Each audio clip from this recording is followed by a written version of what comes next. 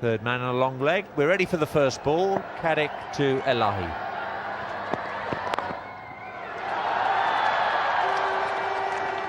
Well, he's not going to get another naught today. Andrew Caddick back into England's colours after that back problem. England still experimenting with their seam attack, trying to discover what is their best formula. I think they got things hopelessly wrong at Edgbaston against Pakistan when they just went in with 4 frontline bowlers.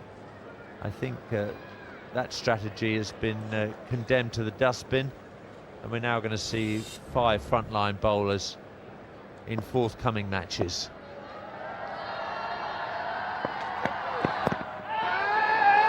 Big shout from behind the wicket, very little from the bowler.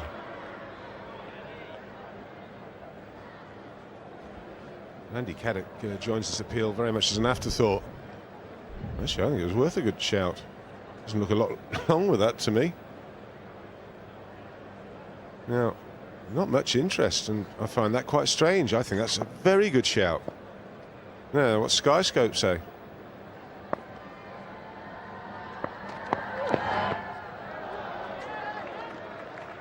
Another look at the Skyscope. This is the skyline, so that tells us whether it hits him outside the line. It doesn't, it hits him in line. Now, the thing that the umpire, Andy Caddick, didn't seem interested, so whether he thought it was going to go over the top. Umpire Ken Palmer, he wasn't interested. Scope says it would have hit leg stump. There you go. Amazing that the bowler hardly appealed, Ian, wasn't it? Very strange. I'd have been screaming.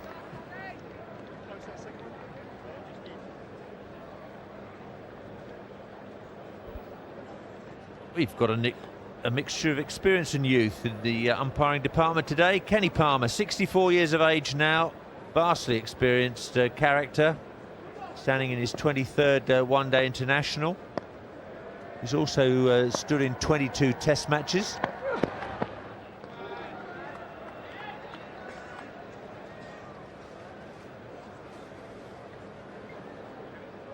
Neil Mallender, standing in his first one-day international today, played for Northamptonshire and Somerset, and twice represented England in tests. That was against Pakistan back in 1992. This is just his third year on the first-class list, so that's a feather in his cap to be standing today. Good ball from Caddick, just a single off the first over.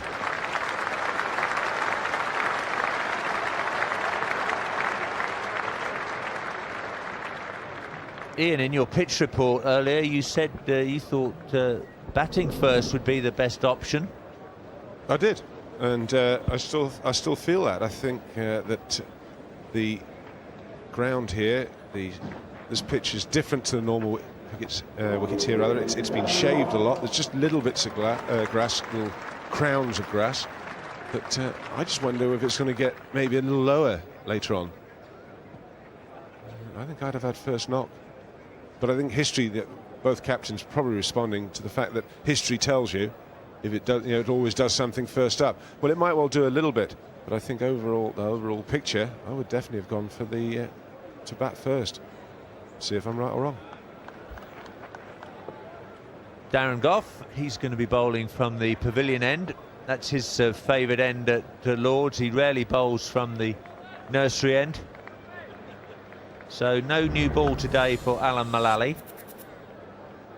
England's seam bowling strengthened by the return of Andrew Caddick, but the tail has a long look about it, with Cork at 7 and Elam as high as 8.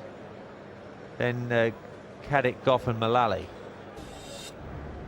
Got a problem behind Darren Gough with the viewing in the pavilion.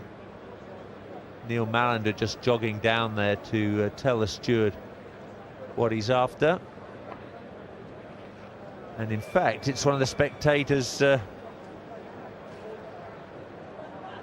wearing white shirts that's the problem.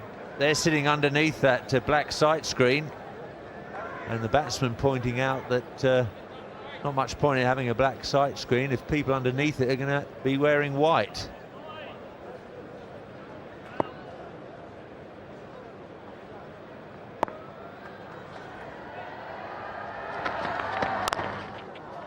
the MCC members are allowed to remove their jackets when seated in the pavilion, but when they're moving around the pavilion, they have to have those jackets on.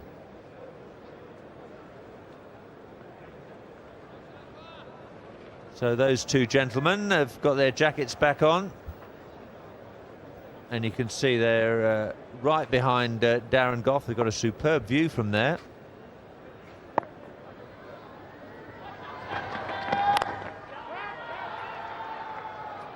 Freedy sent back by Elahi. Dominic Cork with the fielding.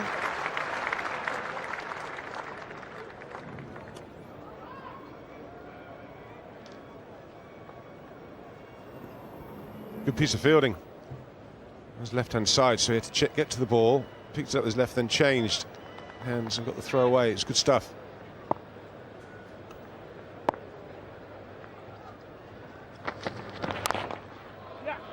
That's beaten mid-off. A much longer chase for Dominic Cork.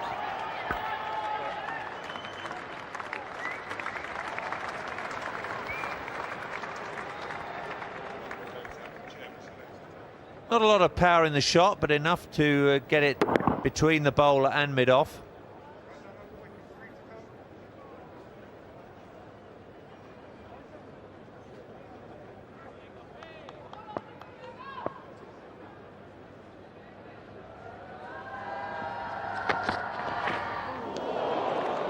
Extra pace from Gough. Darren Gough prides himself as being one of the fastest bowlers in the world. He hasn't registered anything like Lee or Akhtar in this tournament yet. But that was a quick delivery.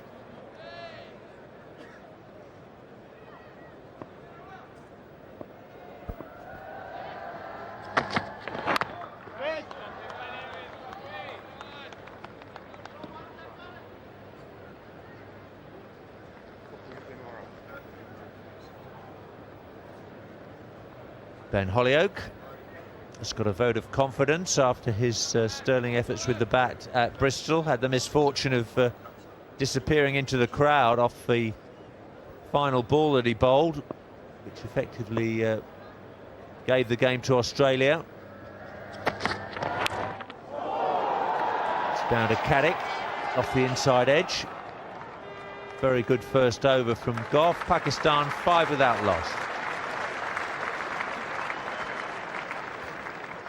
Changes to both teams today. Andrew Caddick and Michael Vaughan returning from injury. Vaughan damaged a finger in practice, and Andrew Caddick had that back problem. They replace Ali Brown and Robert Croft. England going in with an all-seam attack. Pakistan too having to make changes. Syed Anwar missing from the top of the order, and Shoaib Akhtar unfit, and we understand unlikely to appear again in this NatWest series. There's a direct hit from O.A. Shah in the covers. Ken Palmer quite rightly asking the opinion of the third umpire, who today is Trevor Jesty. It's going to be close. Well, I think he'll get the benefit of the doubt. Great fielding from Shah.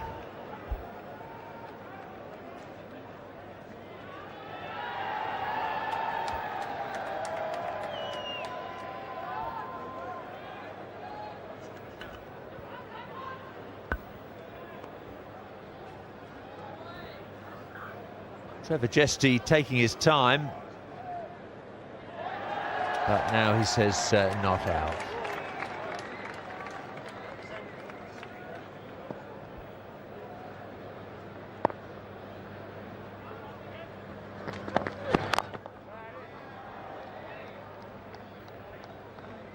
Fielding is one area that this England side have looked to be seriously wanting in one-day internationals, but Shah there.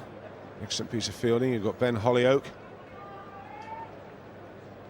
Backward point.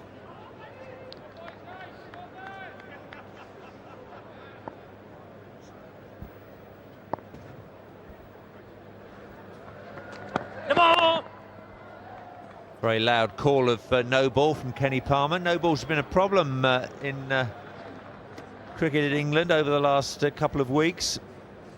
Umpires missing the bowlers overstepping. Ben Hollioake, I was mentioning, he's improved the standard of fielding. There he is at backward point. Nick Knight, of course. That's beaten Elam at mid-on. A run away for at least 3.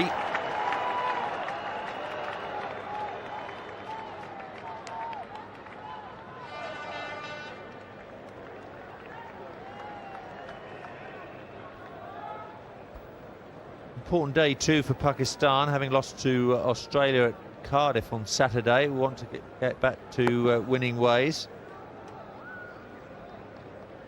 The two visiting teams, Pakistan and Australia, clear favourites to make it to the Natwest Series final.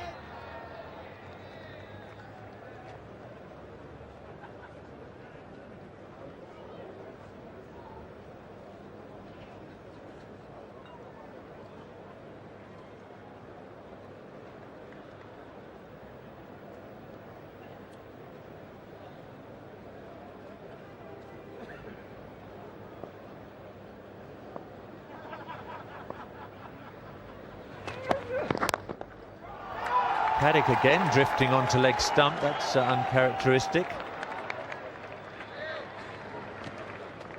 Paddock hasn't bowled since that second test at Old Trafford, where he was rather out of sorts.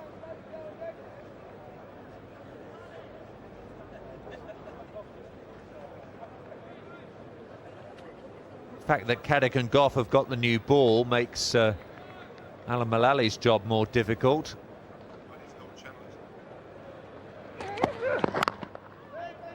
3 overs completed.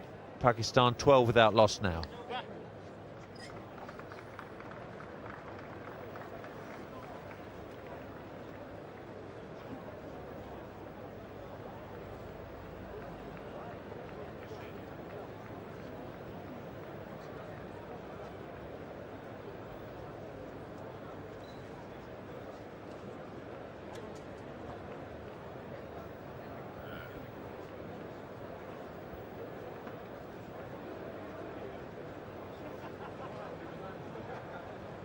Crowd is streaming into Lord's. A lot of people have missed the 10:45 start. 18,000 tickets sold in advance for today's match, so there's plenty of room here if you want to come along.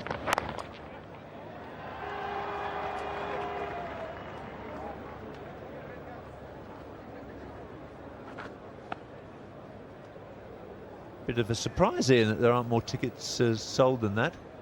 Well, it reinforces the argument about taking the games around the country. And we had 15,000 at Bristol, which is sold out, great atmosphere. Cardiff, great atmosphere. Edgbaston sold out until, of course, that got soured towards the end of the game. But again, full houses. And I think that take it out to the regions. London gets plenty of sport. Test matches and one-dayers and the final and what have you. Why not play at places like Chester Street, where you'll fill it? Taunton down in Somerset, another ground you could fill.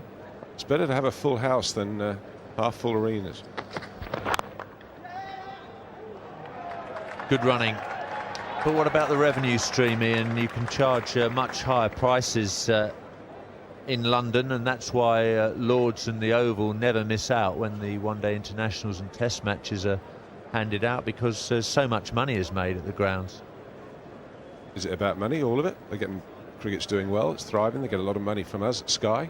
I think it's about taking the game out and showing and parading it to the people that can't get to London. Why does everyone have to come to London to do something? To me, you'll get just as much support at places like Old Trafford. I'll have a bet that's not half full.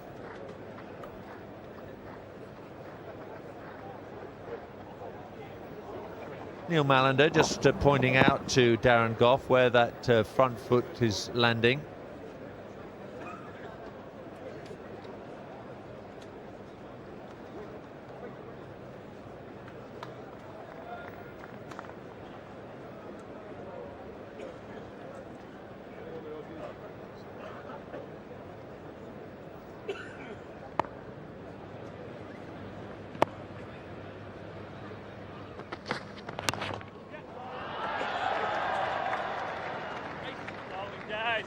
Alan Mullally. Bowled very well with the new ball, Alan Mullally. Tougher task today. He's going to have to bowl in the middle of the innings. Alex Stewart at the toss talked about there being some swing here this morning. He noticed that in practice, but Mullally hasn't got the new ball.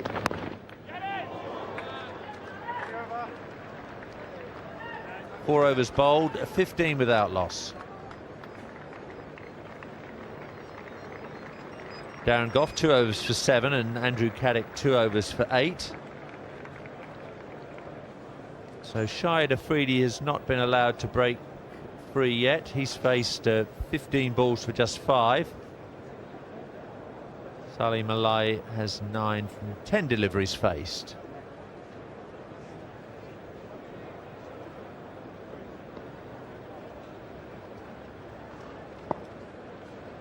No change to the field. Caddick to Elahi.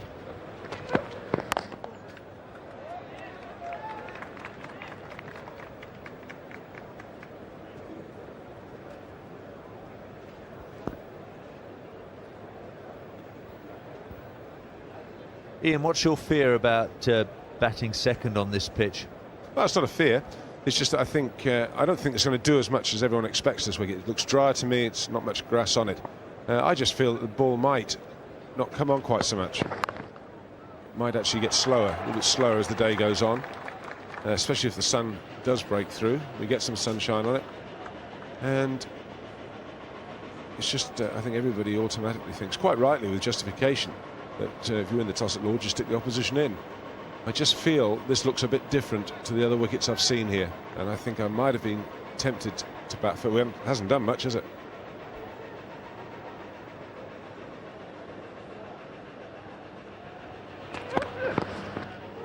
And those cracks aren't going to play any part in a one-day game? I don't think so. I don't think they'll make much difference at all. I don't expect them to open. I just feel sometimes take a little bit of the pace out of the wicket.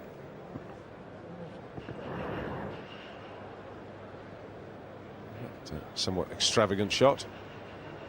Shahid Afridi trying to smack it on the up.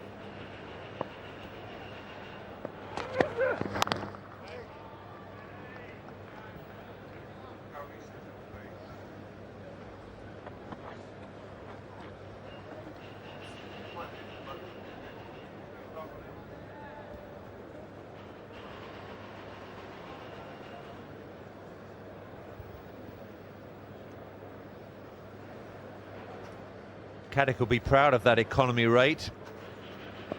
Anything under 4 is really very good indeed.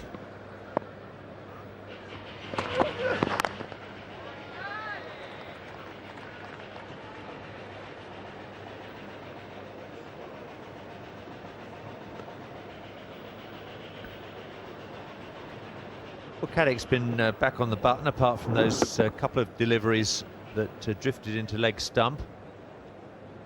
We're coming to the end of the 5th over and we haven't seen a boundary yet.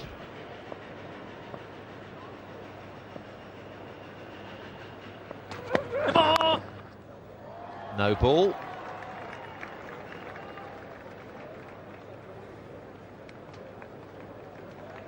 It's a great scratcher of the front line, Andrew Caddick. He can never understand that he has actually overstepped that line.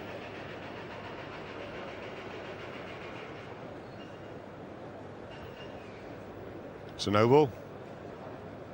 In the story, the line does not belong to the bowler, it belongs to the umpire. It's a no ball.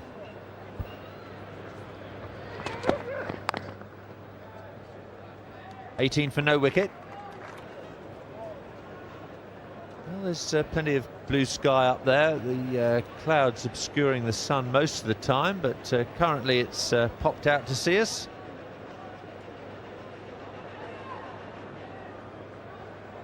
Shahid Afridi on strike.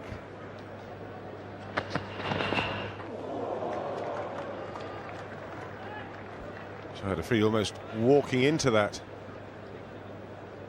Trying to hit it on the up. Watch his feet. Almost walks into it.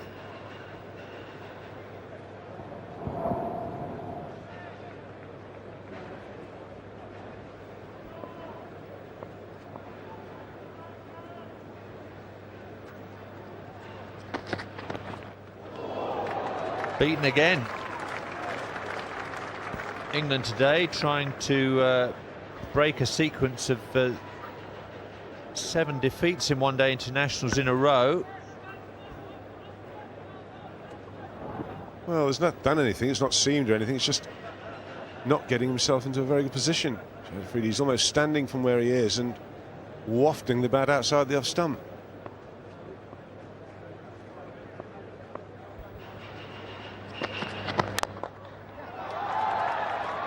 Well, Ali is very wide at mid-on.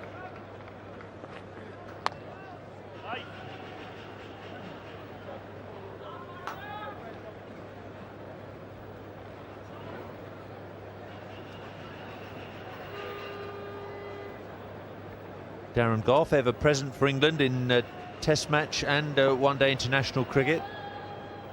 You'd be hoping that central contracts can extend his career.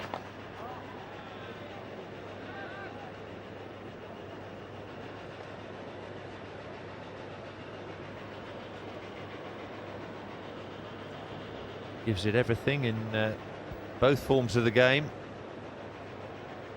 That Test career average is plummeting down towards the much vaunted figure of 25 runs per wicket.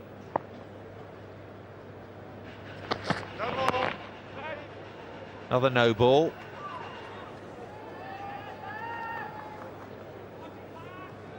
In one-day internationals, economy rate is really just as important as average.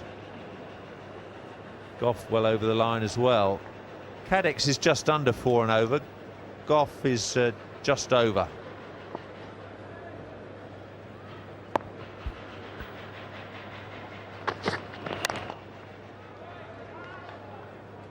Mullally again.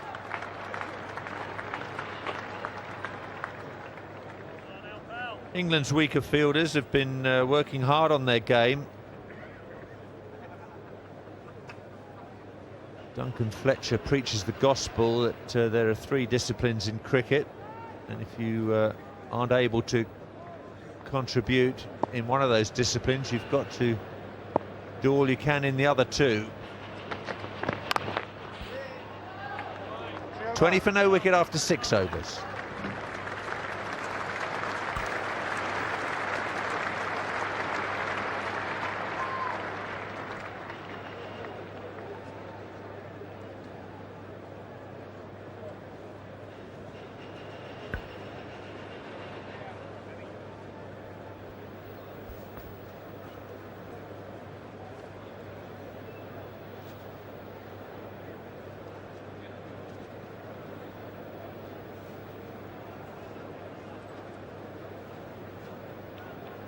Six overs completed, 20 runs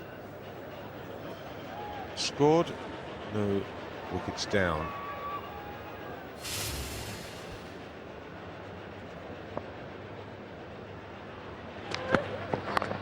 It's edged but wide.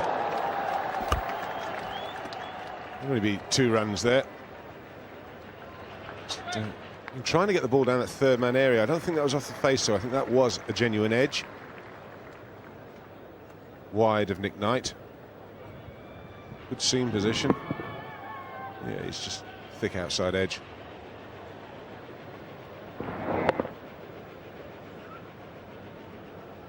Two more to the total.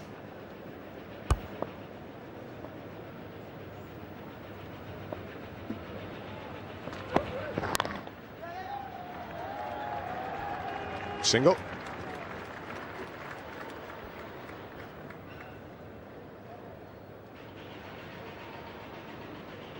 Balcony. Collingwood sitting in the balcony, left out of this game, played in the first one. Alistair Brown also left out, which I have to say, when you look at the England lineup, I couldn't work out why Nick Knight wasn't opening in the early games with Marcus Trescothick. Alistair Brown down at 5 or 6 could do a very dangerous job for England there, not against Glenn McGrath, but against the Simons, Mark Waugh and people like this who played. Top of the order, I think he's wasted, Alistair Brown, at this level. Well, it was obviously a change of plan, Ian, because when the one-day squad was announced at the press conference, England said in no uncertain terms that Ali Brown would be batting in the middle order at number 5. But when it came to the first game, out he trotted at the top of the order. It's a little bit strange, isn't it? I can't quite understand why the way that England have treated Nick Knight in the one-days over the last year or so. He's one of England's best players at the game. He can add something to the fielding. He's averaging over 40. Well, England haven't got a great deal of batsmen lined up that can do that. And an average of almost 41 and a half. Angled down to third man.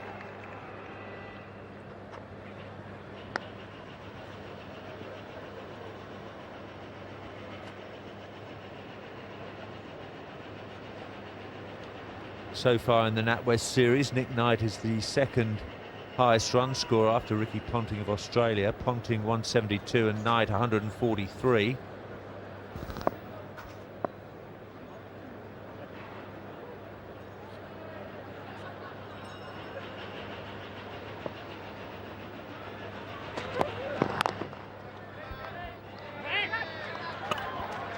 It's well done by Andy Caddick. 4 overs for 15 for him. Goff's bowled 3 overs for just 9 runs, 24 for no wicket. It's going to be fascinating to see when Stewart makes his first bowling change. No frontline spinner in the England lineup today.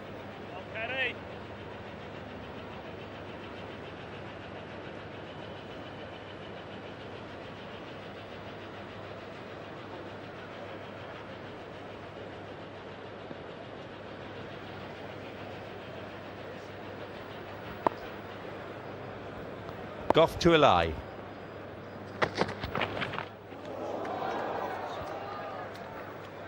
Well, these Pakistani openers have missed the ball a lot. And as Ian was telling you, the ball hasn't seamed around that much. Their choice of stroke has been awry today. Also late on that as well, I feel. Well, it hasn't been that much encouragement out there for the seamers. Just wonder if Pakistan perhaps thought they've been put in there expecting it to do things, and it hasn't. They're playing accordingly.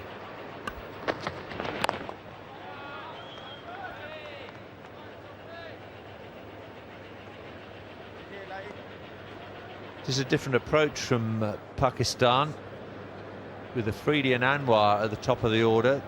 They went out all guns blazing. The quality of the bowling hasn't made that very easy today.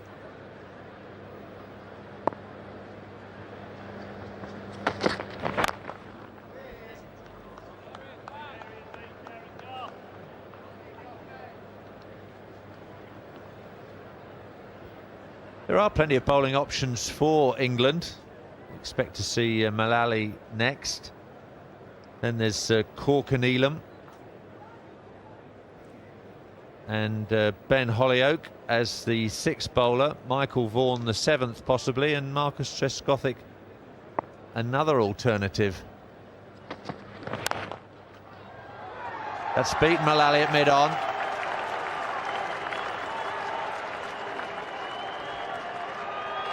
And that's the first boundary of the day. And it's in the 8th over.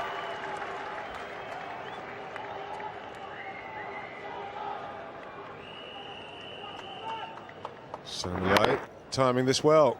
I think he knows it's 4 when he hits it. Quick outfield here. We'll go up the slope. First boundary of the day.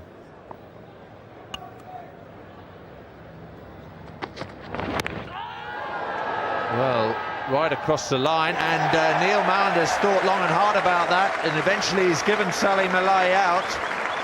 So another disappointment for Eli at Lords. He's gone for 15. And it's first blood to Darren Goff in England. Well, this is a very strange shot. He's trying to pull it. The thing you have to consider is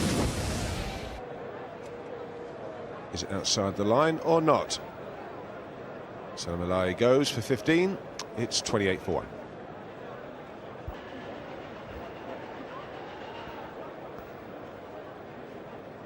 Yusuf Yahan has been promoted up the order to number 3. He made 91 not out at Cardiff in just 103 balls, so he's in good form. He struggled at the start of this tour against the counties and in the first test match here at Lord's.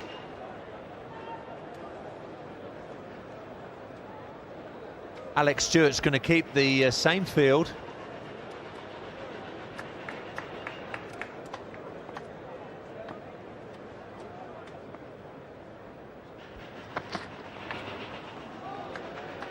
End of the 8th over. Pakistan 28 for 1, and the man they've lost, Salim Elahi, adjudged LBW. Neil Mallender giving the decision, but Ian Botham, was it a good one? Well, my first concern was, did it strike him outside the line? And I think it does. Yeah, that's just outside the line. Might well have gone on.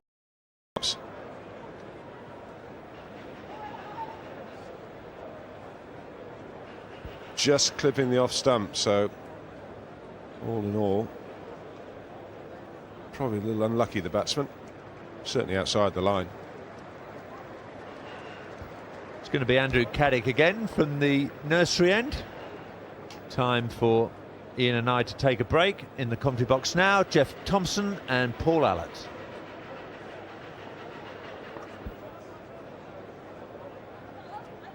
Thanks, Bob. Andy Caddick again. Good confident strokes, just a single, just a push to mid-off.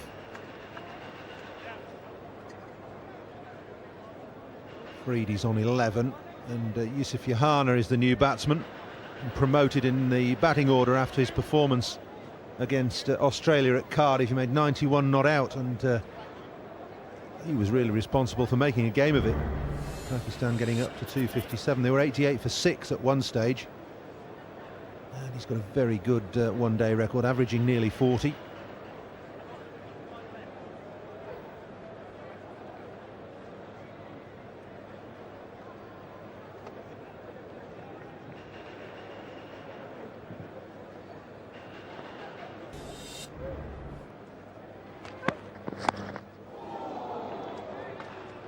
I don't think this pitch has done as much as England would have wanted it to do, or thought that it was going to do, Tomo. They put Pakistan into bat. It's hardly seemed at all, and there's not been an awful lot of bounce. Caddick getting the odd ball to bounce, but he will. He's 6'5" tall. No, it's well, it was a little bit overcast too before the match started. Maybe that bluffed them a little bit. It's lifted now, and I think that does nullify a bit of movement too here at Lord's. But it had that tinge about it too, just from side on. You sort of look at it and it looks a little bit, you know, greenish, not white brown that you usually see for a one-day pitch. But maybe that influenced them a little bit too. And if it's going to have anything in it, I'd say it's got to be first up. Yeah, Ian Botham in his pitch report said bat first, put the runs on the board. There are one or two little green crowns of grass. You can probably just pick them out there. But they're very small areas, about the size of an old half crown or 50p piece. Not really too much to encourage seam bowlers, but very hard surface as well. One or two cracks on it. I think it'll be a pretty good surface. The only thing that perhaps backs up Stewart's decision to put Pakistan in is that perhaps it's an easier pitch to chase on than to set a target.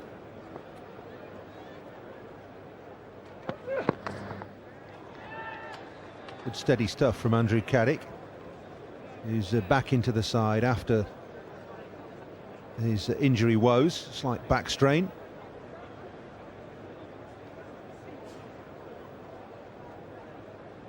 Yes, that bolsters the England attack today too. Caddick back in, that extra bowler. They've just lacked that in the last, well, couple of games that they've had. Been a bowler shy, a front line bowler.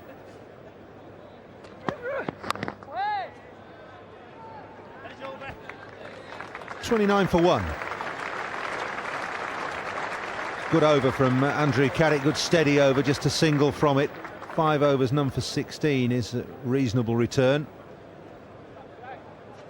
Last year in this NatWest series he got through 8 overs invariably in his first spell. It's always good for an opening bowler to get a few out of the way early on. Yes, well, the other day too against Australia, you ran out of bowlers, well, main bowlers at the end too, didn't it? That didn't help right in those final couple of overs. That'll change here today, obviously.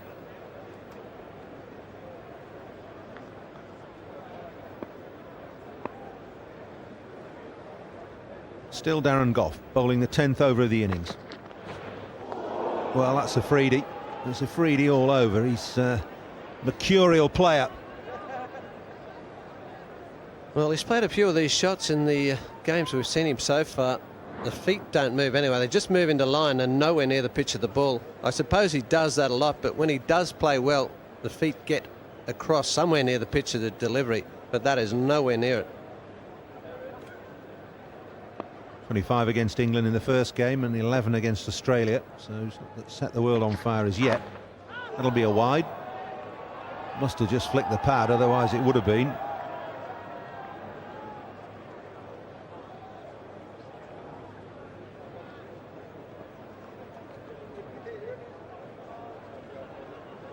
...11 not out from 27 deliveries this morning. On it quicker than a run of ball in the other 2 games. Well, there's the career there, the strike rate. Look at that on the far right.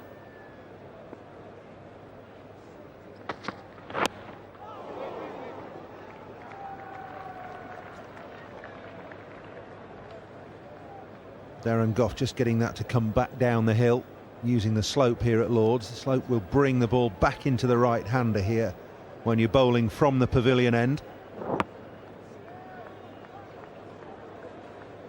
Just flicked him above the roll of the pad too. That stings on those inside thighs. Doesn't do much good for the running between the wickets.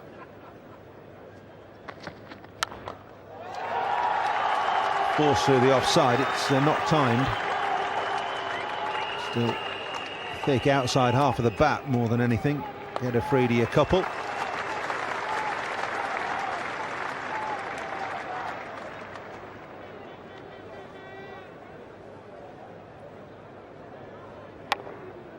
Yeah, just hit high on the blade, that one. Couldn't get the power on it. Got the placing between the fieldsmen right, but just too high on the bat, just that extra bounce there.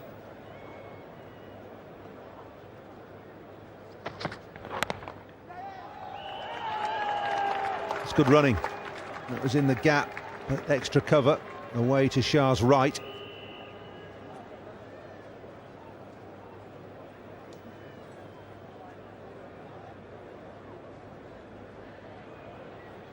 Big day for Owe Shah. On his home ground, Middlesex player, of course. He's 22 years of age. Second game for England today. Started promisingly at Bristol.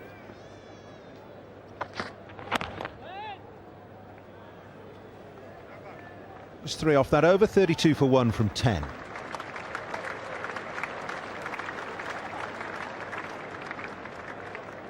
Have a look at Pakistan's progress now. 7 is the highest scoring over, the 3rd over of the morning, bowled by Andrew Carrick, but otherwise it's been pretty tidy stuff from England's bowlers. Pakistan not able to break loose as yet. No, they've just got to maintain that pressure. England, I'm sure they realised that the other day. They did it well against the Australians, and they've got more of an opportunity here too, especially with Anwar missing from the top order for Pakistan.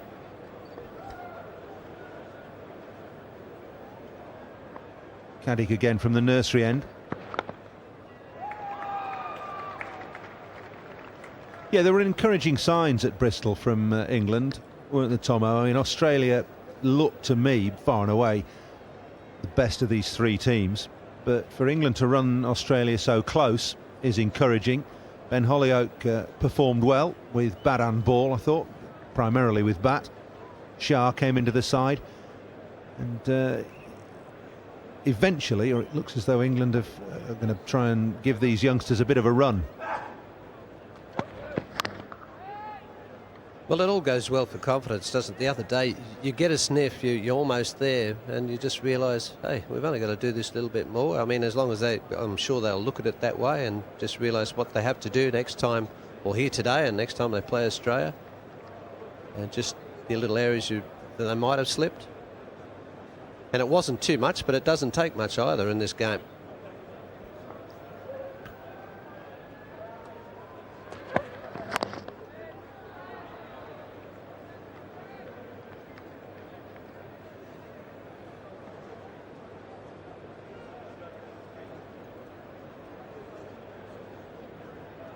Robert Croft on the left, Ali Brown, along with Nasser Hussain, England captain, sitting this series out with that cracked thumb. Became a dad last week. That's a good shot. Good way to get off the mark. Johanna will pick up a couple here.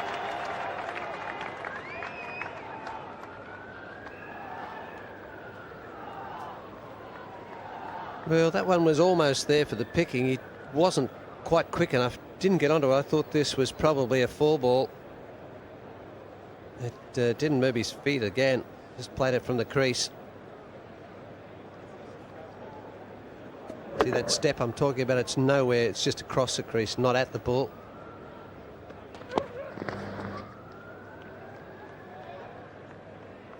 Good field that Andrew Caddick has got. 7-2 offside field. It's the field we saw Glenn McGrath bowl to when he was bowling for Australia against Pakistan and England.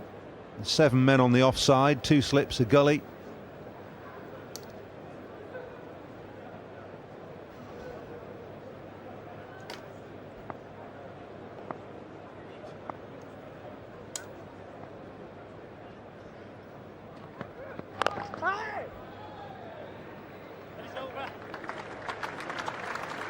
It's 35 for 1.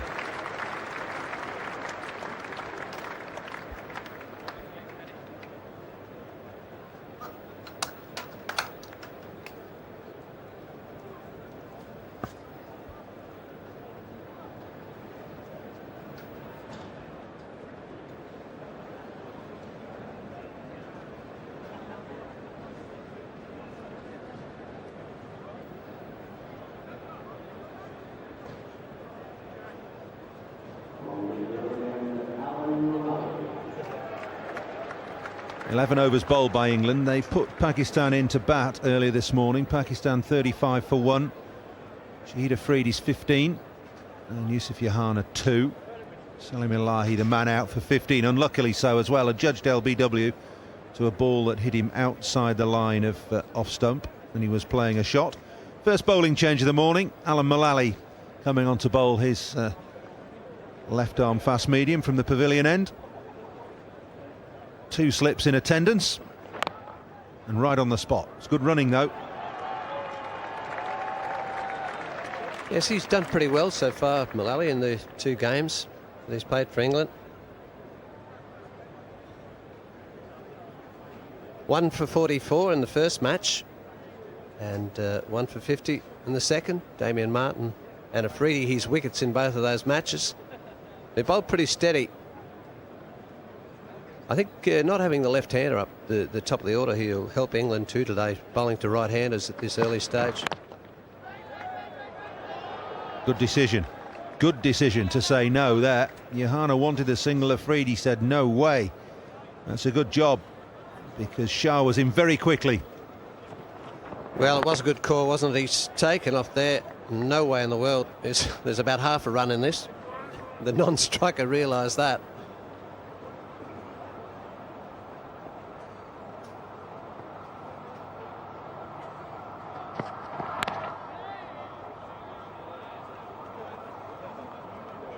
Yeah, it always helps when you've got two right-handers or two left-handers at the crease for that matter always helps the bowler. It's always a little bit more difficult at Lords for bowlers to get their line as well. You'll know all about that, Jeff, having had a season here with Middlesex. It's not the easiest ground in the world to bowl on.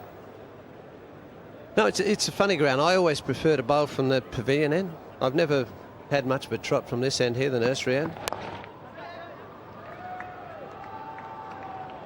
So the end that Mullally bowling from now is the one that I'd preferred, and I think most fellas, I know Goff, you prefer. I've seen him bowl well here. I've seen McGrath bowl well from that end. Well, I think you're right. It's the pick of the end. It's why Darren Goff enjoys bowling from the pavilion end so much. You're always at the batsman, I think.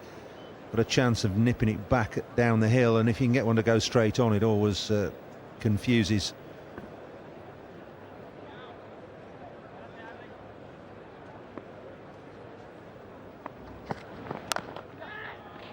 And again,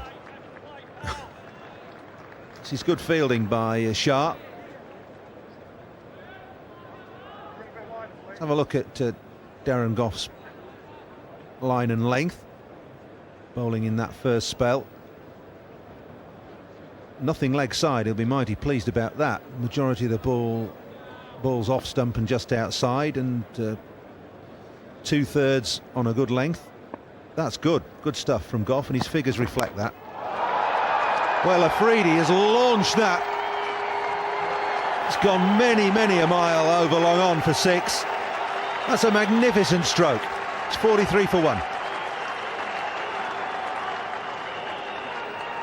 Well, they're pretty happy with that, aren't they? The Pakistani contingent here. Afridi's brought a smile to his face. Just look what he did to this last delivery. And that is typical of Afridi. Tie him down, you think you've got him done, and then the last delivery, see you later. Yeah, we'll not bother about these short singles, he thinks. Won't let me get those, so I'll launch it into the crowd. Much more fun.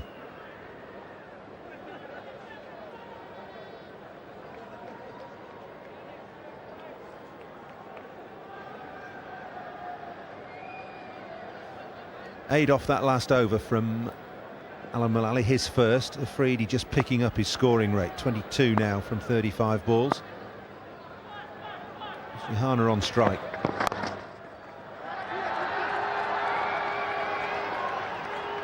Well, there's the single. Let's turn it into a 2 now. The fine leg, big area to cover down there. This ground not quite round in shape, more elliptical more than anything. And down in that corner there's a long chase in for the fine leg. Well, Caddick's bowling to his 7-2 field, and he's fallen into the trap of bowling too straight to Johanna, who'll work the ball away on the leg side. It's just too short, that's all. Worked away off stump. He's crashed that away backward of square. He'll only get a single though. It's gone to a square third man.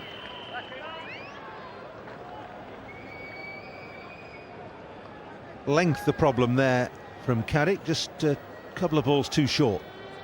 No, that's right, exactly right. Just banged it in too short, and gives you the opportunity to play those square shots, which are much easier to play and much harder to defend, because you can just squirt them off at any angle and you're not quite sure where to put the fieldsman.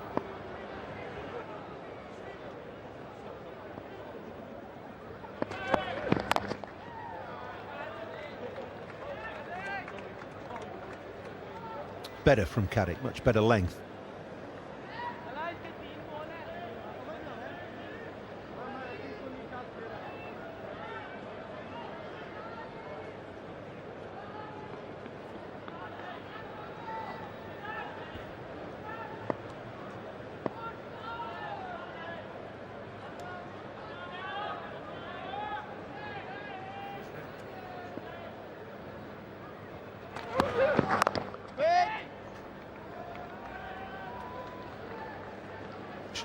Shahid Afridi's scored the fastest century in one-day international cricket. He did in Kenya against Sri Lanka. Just 37 balls it took him to get to 102. I was there. He just kept launching everybody straight out of the ground. It was a stunning innings.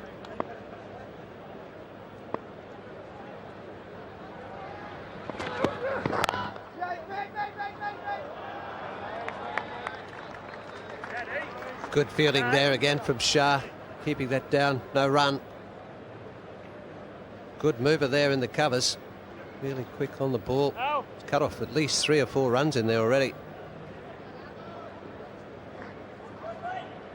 And that 102 was his first innings for Pakistan in one-day international cricket. He played against Kenya 2 days earlier and then opened the batting. 102 in your first innings for your country off 37 balls.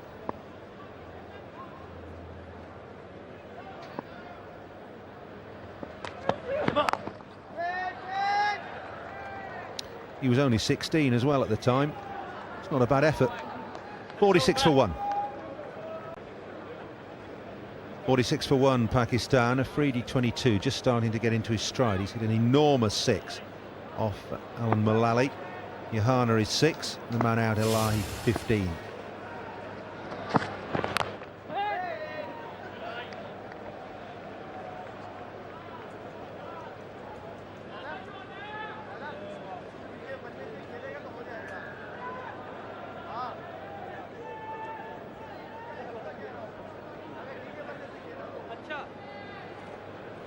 Still a pretty good start here from Pakistan too as well. 13 overs, 46.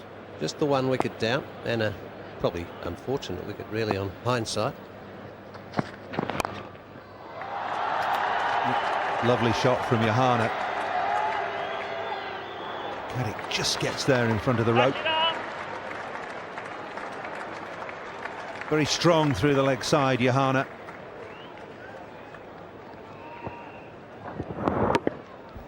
Well, Andy Caddick's down there. He just whips that one off his legs. Caddick just gets this inside the line. Not what you'd call super fast. Now Mullally's going to have to watch his line here. He's bowling to a 6-3 offside field. He's bowling over the wicket. The slope will bring the ball back into the right hander. If he bowls it too straight from that line, there are so many gaps on the leg side. There's just the 3 fielders. There's just mid-on here and square leg there, so big gap through between those two, and a huge gap behind square as well.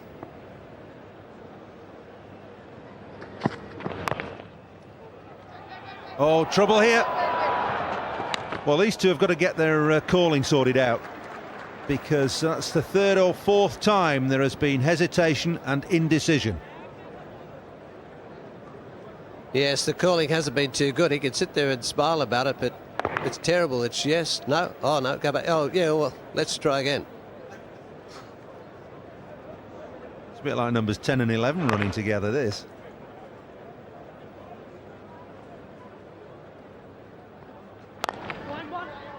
Going this time. That's okay. Aaron Goff doing the fielding after a bit of a misfield. Now then, Afridi on strike.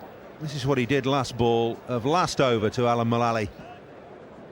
Yes, he bowled a pretty good over, and then the last delivery, over she goes. A big hit, that one. Down the pitch, Mullally dropped it in shorter, and of course that's probably not the good thing to do. You've got to bowl it right at the base of the stumps. Pretty hard to hit him over the fence then. Easy to save from up here, but...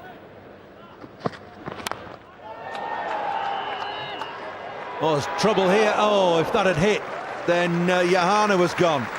Well, he was running on the shot rather than looking where the field was. 49 for 1.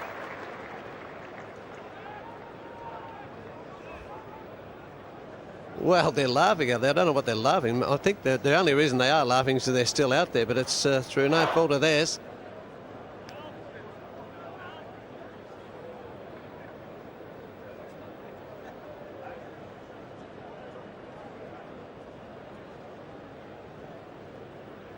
Yeah, Yohana committing the cardinal error there of running on the strength of the shot. It was a great stroke from Afridi.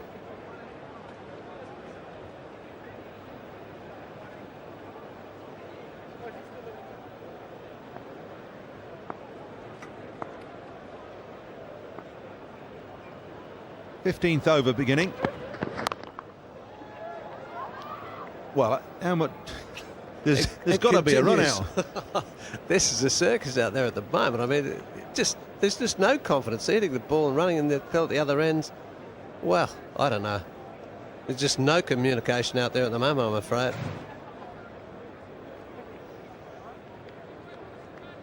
Well, Afridi looks pretty unperturbed about it. There've been smiles and laughter. I'll suggest it's hysterical laughter more than anything else.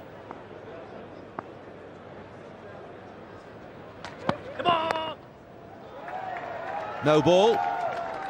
And the single brings up the 50.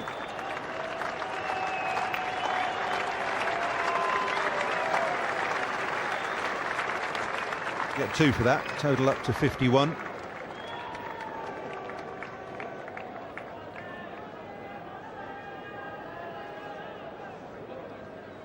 In the 15th over, the 50 comes up for Pakistan. Nice steady start for them. Good conditions out here for batting. England winning the toss, opting to give Pakistan a first use with the bat.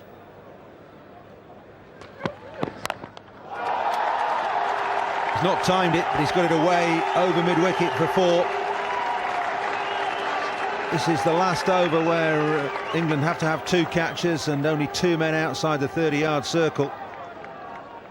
Well, Caddick's hurt again here on the length, has he? Just dropped it in too short. Afridi just waiting back on the back foot. Just hoisted this one in front of square. Again, the length here from Caddick, not right.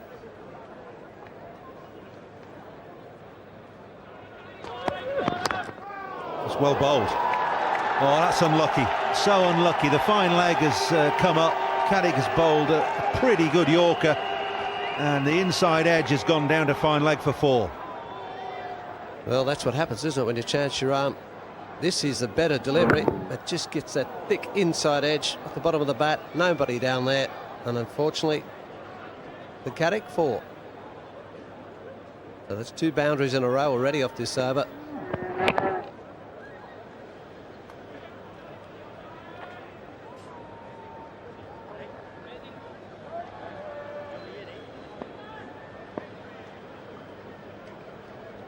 Ten off 3 balls so far in this over. It's better.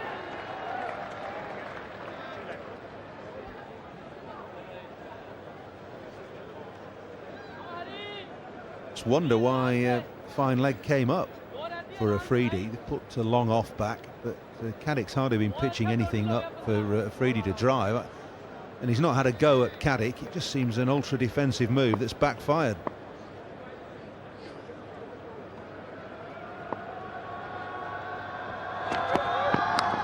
Edged and gone. It's a fairly soft dismissal in the end, but Caddick just got a little bit of extra bounce. Afridi looking to steer it down to third man, has been snapped up at slip by Trescothick. It's a good wicket for England because Afridi was just starting to look dangerous.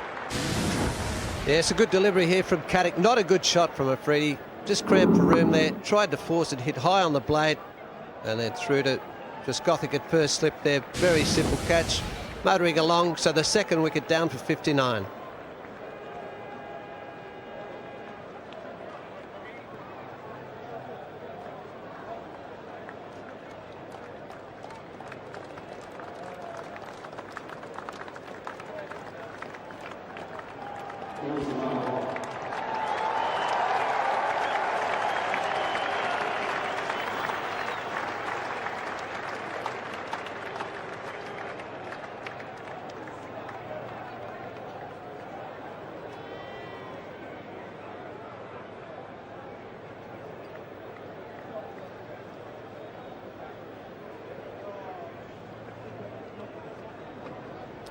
Big cheer greeted the arrival of Inzamam ul Haq, coming in at number 4 for Pakistan. Made 79 against England at Birmingham, and then pretty desperate naught at Cardiff. He's coming to join Yusuf Yahana. 59 for 2 Pakistan, 1 ball left of the 15th over. That is 1 leg. Andrew Caddick has just got his first wicket, got rid of Shahid Afridi, caught at first slip by Marcus Trescothick. think England will be pretty happy with their first 15 over performance.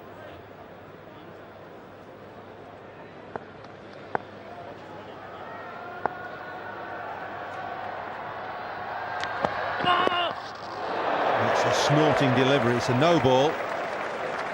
Smile from Caddick. I suppose I think it's worth bowling the no ball just to unsettle Inzamam. Well, it did surprise him, did it? Just jumped off this pitch. Just what happens with that extra height of Caddick there. Well, explodes out of the pitch there. Jagged back too as well. The no ball just over the line. But not all that short really, and jagged back. Surprised Inzi. Oh, bowled him round his legs. Inzamam has lost that completely. Unsettled by the first ball that he faced that wrapped him on the gloves. Caddick has followed it up with an absolute peach of a Yorker, and Inzamam has lost it completely. Out second ball yet again. Naught. Well, fantastic over here from Caddick. 2 wickets in this over, and then that one there, Inzamam leaving the field now. And naught. Absolute beauty. Just look at this. He doesn't pick it up whatsoever. Straight at the base of leg stump. And Caddick is over the moon as the rest of the England side. Now he leaves the field for 0, and that is a very big blow by England. Inzamam makes a forlorn way back to the pavilion. Naught on Saturday against Australia. And that was really his own fault. This time it was a superb piece of bowling by Andrew Caddick that has undone Inzamam.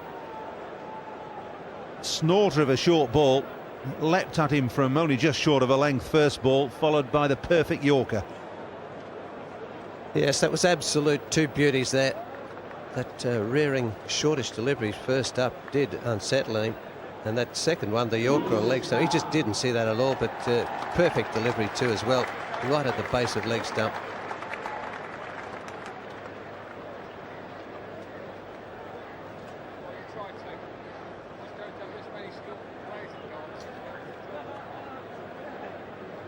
Yunus Khan is the new batsman for Pakistan, 23 years of age, coming in a little sooner than he would have thought after the demise of Inzamam.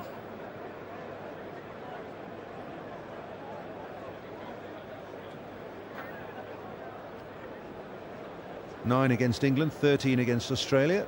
He's got some work to do. Inzamam out of the last ball of the 15th over. Pakistan 60 for 3. To take you through the next half hour or so, Michael Holding and David Gower. Base ball. Big hand for Andy Caddick as he goes down to his position at long leg in front of the mound stand.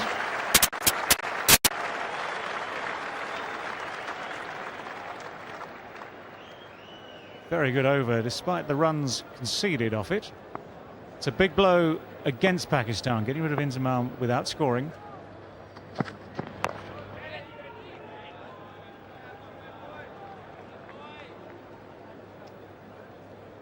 Two wickets in the over. Shahid Afridi first, who'd been his usual aggressive self. Straightforward catch, relatively for Trescothick, followed by this, which Inzamam still hasn't seen.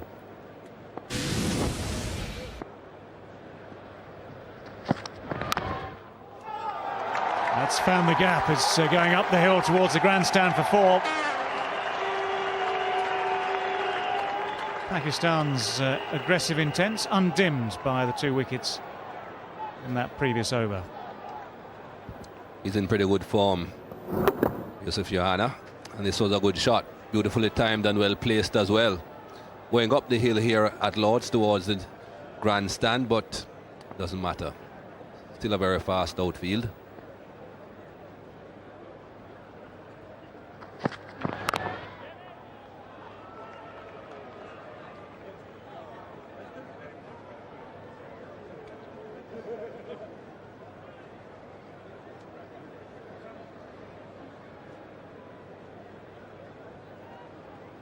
Three wickets down for Pakistan. Just 15 and a half overs gone. They have to try and put a partnership together here if they're going to get a respectable total.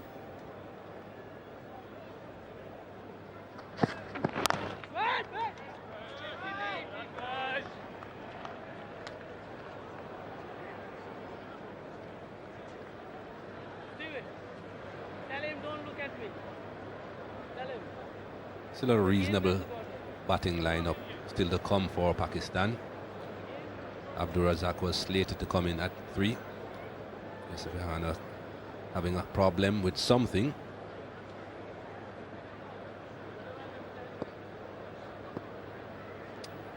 Well, whatever the problem is, Alex Stewart doesn't sympathise, I don't think. He's shaking his head as Yusuf went away.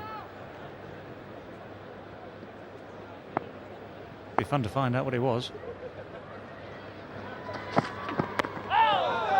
I think there's inside edge on that. Wasn't an entirely convincing appeal. Neil Malander turns it down anyway.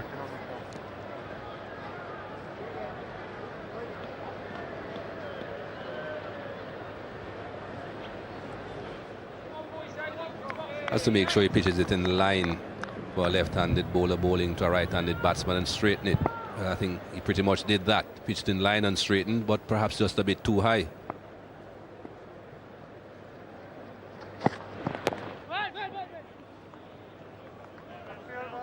Just the one boundary from that over. It's 64 for 3.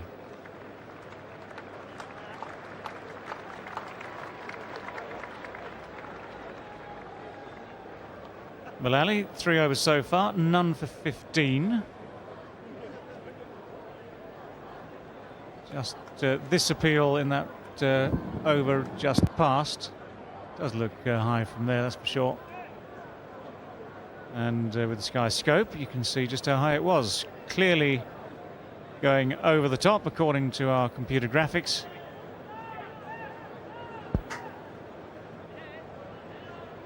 So that's the end of that story. Mullally frustrated, but I'm sure he knew that anyway. Neil Malander absolutely right. Pakistan 64 for 3. Have had 16 overs out of the 50 in this innings, and Andy Caddick resumes at the nursery end with 2 wickets in his last over. And just about to start his 9th over. That's the pattern for Caddick. He tends to bowl out early in these one-day internationals. When he plays, that is.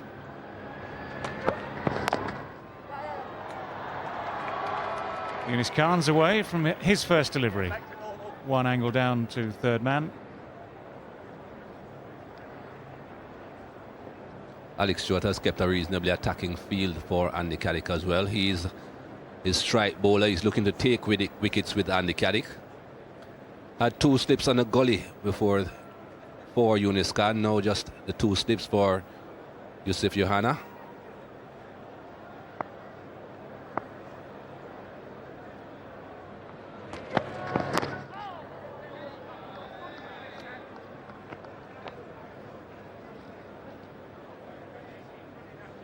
Pakistan have changed their all around today for various reasons, partly to do with injuries. For instance, Saeed Anwar being unavailable. Next in line then, Abdur Razak, who, as Michael Holding was saying, has been up at number 3 so far in the first couple of games they've played. All-rounders, the 3 of them really, Razak, Mahmood and Latif. 2 of them bowl, 1 keeps wicket.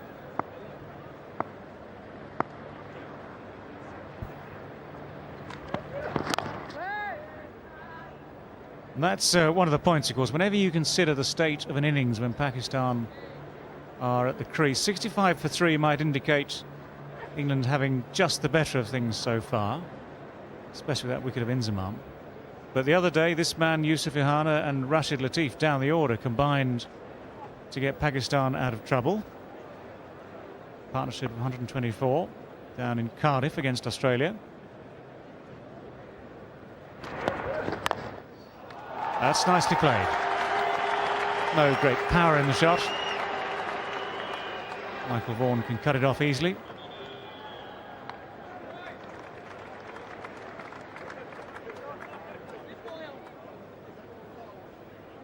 With the 2 slips in place, Andy Caddick will be tending to pitch the ball reasonably well up to the bat. Not right up there for the drive, but full enough.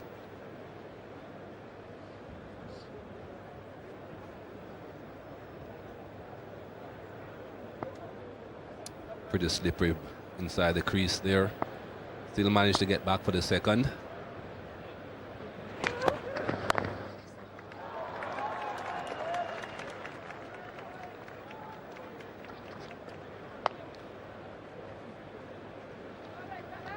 Well, Johanna looking much more confident now than he did during the test match here at Lord's, the first of the international matches Pakistan played on this tour. They were ill-prepared, it seemed, for that first test match. Their form has been much improved since, of course. Victory at Old Trafford in the second test, and victory over England the other day in their first match of this series.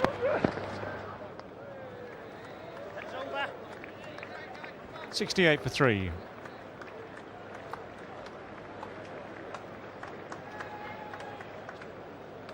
Well, the irony that England's most expensive over was the 15th, bowled by Andy Caddick. Also picked up 2 wickets, though, so on balance you'd settle for the 2 wickets, I think. But overall, Pakistan have been kept under some control. They're going at 4 runs per over so far. Pretty much nowadays you'd settle for that at this stage. I think the only negative there for Pakistan would be the loss of 3 wickets, but as you pointed out before, David, they lost 6 wickets pretty early in their first game and still recovered. Second game, rather, when they played against Australia. Yeah, but I'm saying that one would settle for that. I'm thinking actually as the fielding side. England would settle for conceding 4 runs and over at this stage of the game. 17 overs. We are now into the first ball of the 18th. You see around the world, never since that World Cup in Pakistan, India and all the rest of it, when Sri Lanka set new standards for aggression in the first 15 overs, you expect to see more of a flurry of runs. So 4 and over constitutes a peaceful start. Well, Shahid Afridi went out there to try and hit over the top in the first 15 overs. Didn't get too many deliveries that he could hit over the top. Did hit 1 big 6, of course. But I think the England bowlers certainly bowl very well to him. Bowl just short of a length when he's at the crease. 30 from 44 balls is very good going, but not all that brilliant for Shahid Afridi.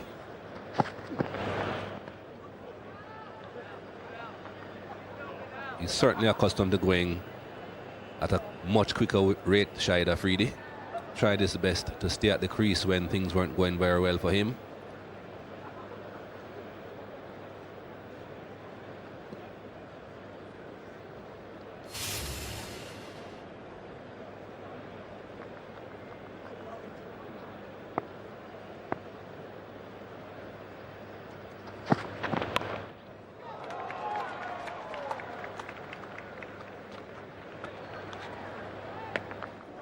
It's always a pretty consistent area of scoring, isn't it, in one-day cricket? Down towards third man. Settle for 1. Next on. Left arm over the wicket, 2 to come. All seam attack for England. 3 bowlers used so far. Andy Caddick will soon be finished. Apparently he'll be bowling his 10 on the trot.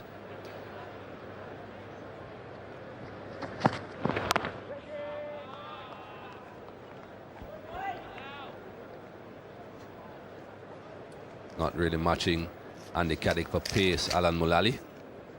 Mid-70s, but bowling a pretty healthy line and length.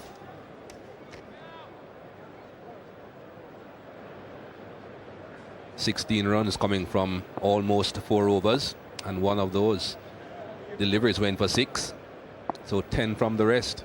That's not bad going.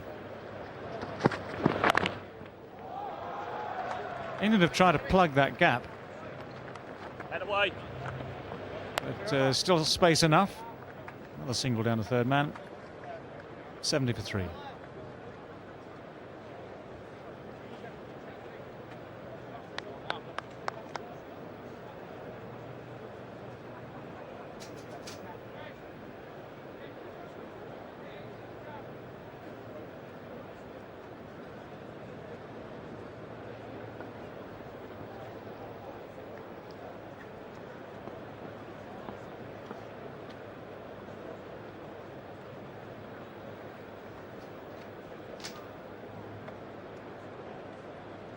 Andy Caddick is definitely going to bowl out his allocation of 10 overs.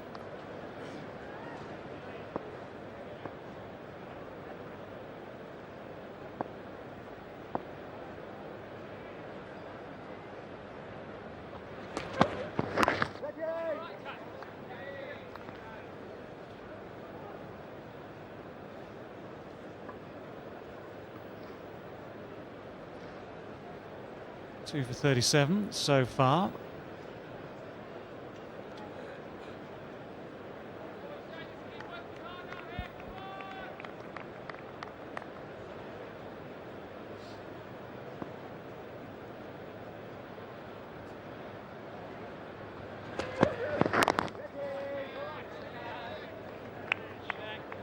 Nice and steady Andy Caddick.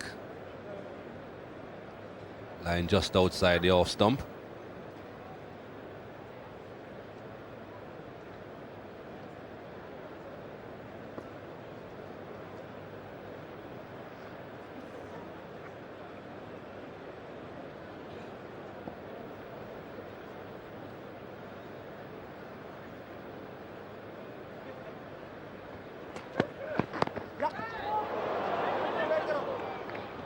No run, it's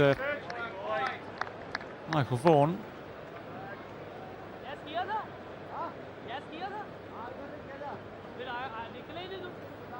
As you said, David, it seems to be the norm for Andy Caddick to bowl his 10 overs at the very top of the innings, with someone able to produce Yorkers like the ones that he produced to Shahid Afridi. That one went for 4 runs off the inside edge, and the Yorker that got rid of Inzamam ul Haq. It will be interesting to see him bowling those at the end.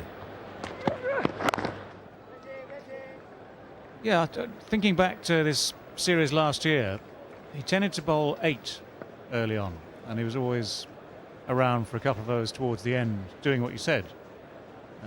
Today, you know, playing his first game of the tournament, whether there's anything in it to do with his back, I remember he was missing from the first couple of games with a niggle in his back, whether he's asked politely of the captain that he might bowl his 10 over straight through and not have to come back when his back might be a bit stiffer. I don't know if that's something to do with it. I will say this, how I understand it, it's always a relief to get your overs out early, isn't it, as a bowler? The prospect of bowling near the end is very, very different.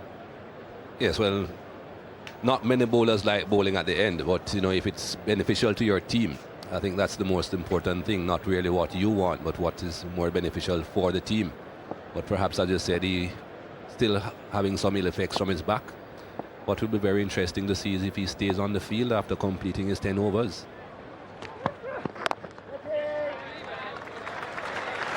Well, it's a maiden, the first of the day. Nice way to finish your 10 overs. It leaves Andy Caddick with some good figures. 10 overs, 1 maiden, 2 for 37.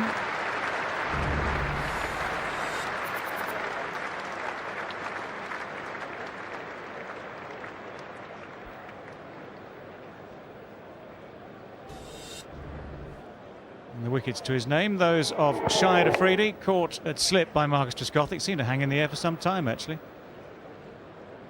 And then the Yorking of Inzamam ul Haq. Inzamam unsettled maybe by his previous delivery. Certainly not picking that one up.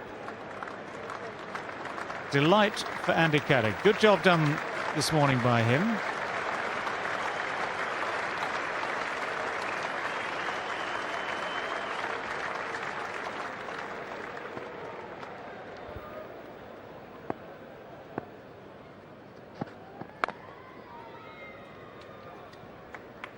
Shake of the head from Alam Mulally. He's bowled the right sort of line again. That's his pretty consistent line there, just on or outside off stump. And it's down to third man for 1 again. It's been, well, I get the feeling that's where a lot of the runs have come off Alam Mulally.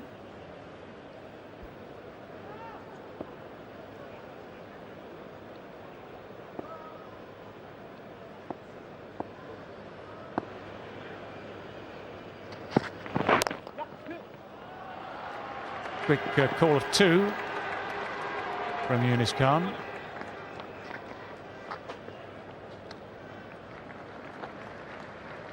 Most batsmen will assess almost instantaneously what's on. Sometimes they hit it a bit harder than they think they have. But most of the time they know what's on, they'll call for 2. Unless the ball starts to pick up pace down the slope on a good day. A shot like that is always going to bring 2.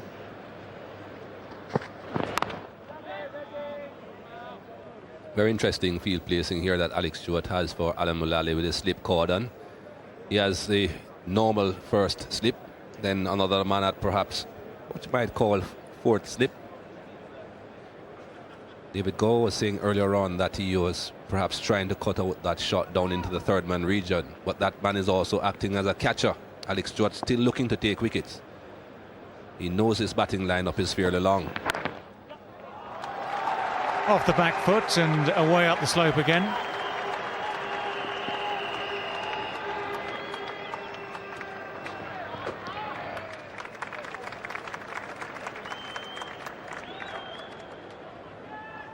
Three runs this time.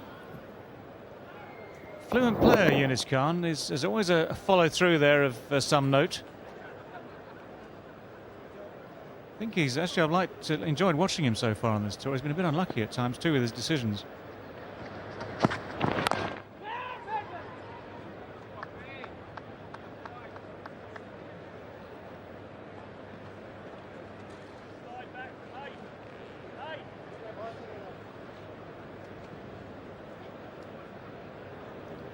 That's what he's contributed to this tour so far. First in the Test series, 58 here at Lord's in the first Test, a losing effort for Pakistan, but then 65 in the first innings at Old Trafford, where of course they won.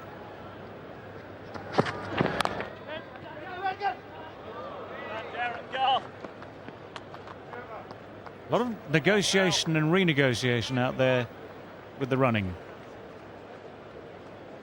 It's one of those ones where I'm sure they'd have got the one if they'd gone together and straight away. And it's certainly the subject for discussion now.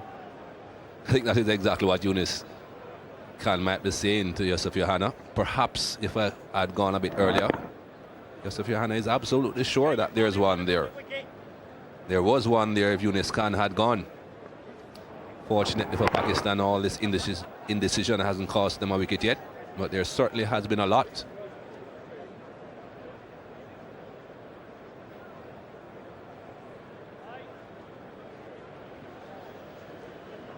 "20 overs gone, and Pakistan 3 down now for 76. Yohana is very much a key man here for Pakistan. On to 19 so far from 41 deliveries. It's not an electric pace he's setting, but it's far more important for Pakistan that he hangs in there and is around at the crease until the end of the innings if possible.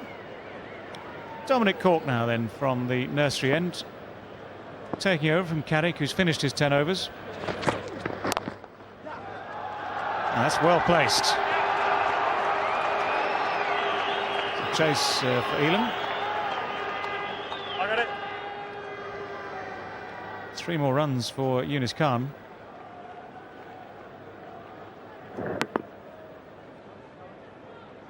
More times than not, you see batsmen from the subcontinent coming onto the front foot quite regularly and playing very good shots off the front foot. But Yunus Khan certainly is very strong off the back foot. Through the offside, the onside, doesn't really matter. He times it well.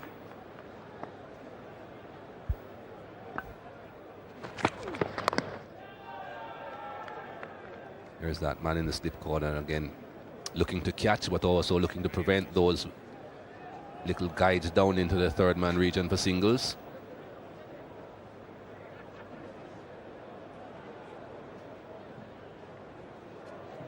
Marcus Trescothick is the fielder there. Took a good catch earlier on.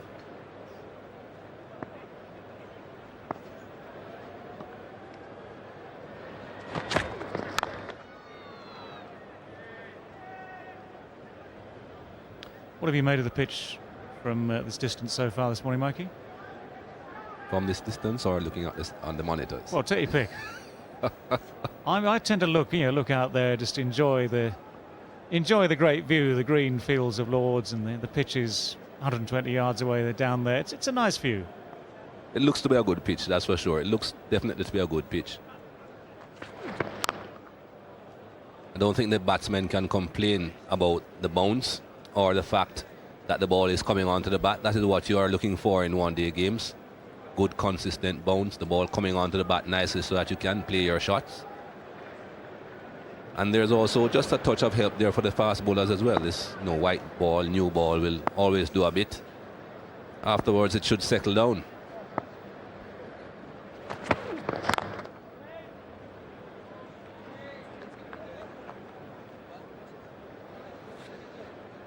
Well, we can look at the monitors, we can look out of the window. Lovely, plenty of glass here to look out the windows as well. Tend to operate from these television monitors in front of us, for especially, of course, the replays and the analysis. But for the rest of the time, this wonderful new media centre, it's a couple of years old now. You look out over Lords like this from high at the nursery end. Fine shot again. They've just not plugged that gap. Or rather, I suppose, give credit. Yusuf Ohana has found it.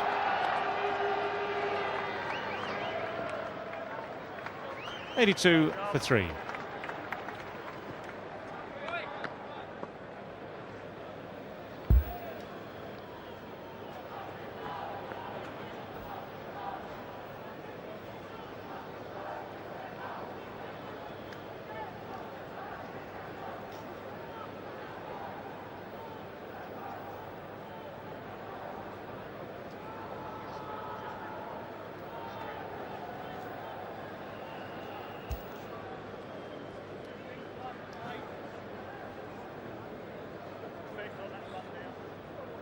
.82 for 3. Time for another change in the commentary box now, where once again it's Ramiz Raja with Paul Hallett. Thanks, David. 82 for 3 Pakistan from 21 overs, just hovering at that 4 and over run rate. It's Mullally again. Fairly even contest at the moment.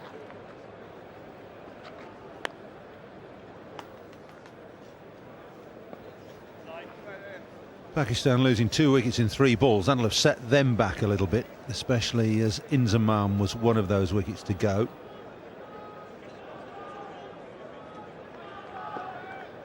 It's the NatWest Media Centre here at Lords. Splendid facility. Affords one of the best views any ground in the world for the media, probably the best.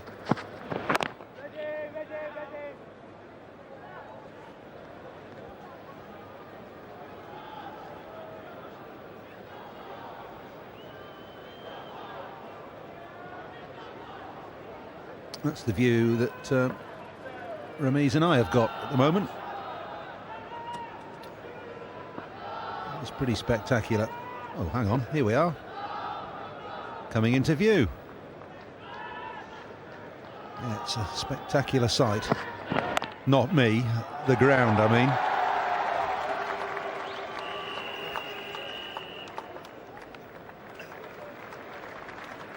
It really is a fantastic view.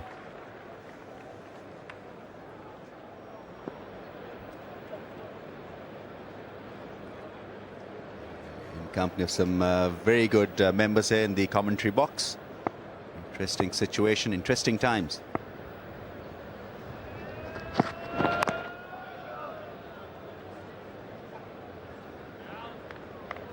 Now then, what about Pakistan's effort this morning, Ramiz? I think they were going on smoothly until that 1 over from Andrew Caddick, where he picked up Afridi and then the big wicket of Inzamam. I think that have set them back a little. The current run rate will get them to 194. Not really good enough. Eyeing that target of 254. 6 and over. That is if this partnership can blossom. An excellent crowd once again here. Lords. Yeah, 18,000 tickets sold prior to today's match. I think there's a few more than that in now. It's a lovely day, and people coming along can buy tickets to get into the ground.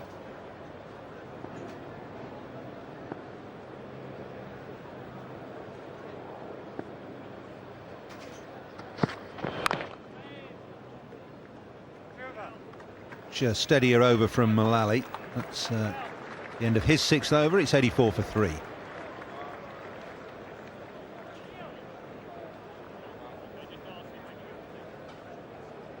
Tidy work so far from Alan Mullally. Just 25 runs given. He's bowled to one side of the pitch. Shahid Afridi looked threatening when he hit him through long off for a huge 6. He's got things under control after that.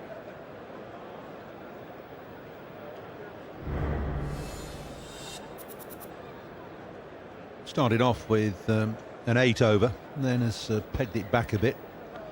Went for 6th off his 5th over, yet to take a wicket. Dominic Cork, bowling from the nursery end, has just bowled a single over and gone for 6.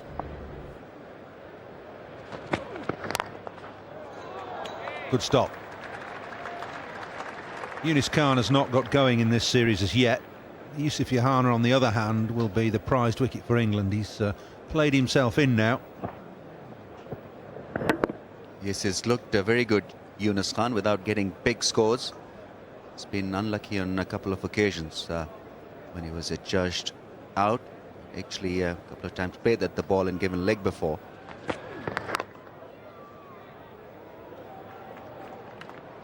It's good running. Yusuf Yohana and Shahid Afridi had a bit of a nightmare 15 minutes or so running between the wickets. Not been as many problems since Afridi has got himself out.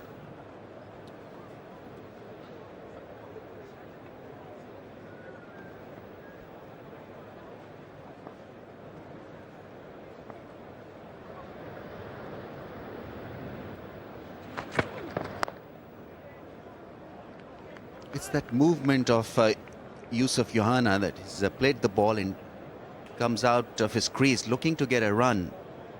It's instinctive. That can be dangerous for your partner because you feel that he's probably looking for a run.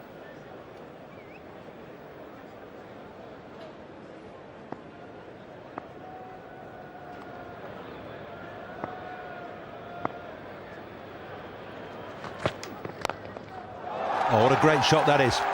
Almost lazily picked up over wide mid-on. But it's given Yohana a boundary and it's taken him up to 2,500 runs in one-day international cricket. It was a glorious way to bring up that milestone. It's a very, very good shot from Yusuf Yohana. Covered his stumps and played that one away from wide outside the off stump. Over mid-off, in fact over mid-on and mid-wicket.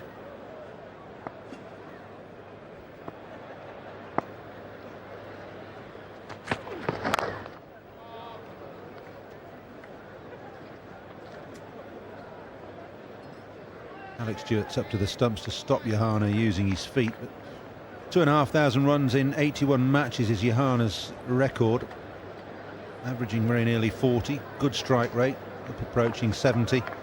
300s, 1650s, and he's in good form here in this Natwest series. Work that away into the gap at square leg and pick up 2 more. 7 from the over as Pakistan pick up the pace. It's 91 for 3. So Alan Mullally, after 6 overs for 25, no maidens, no wickets, gives way to Mark Elam. Elam yet to take a wicket in this series. That's Collingwood, who's on as 12th man.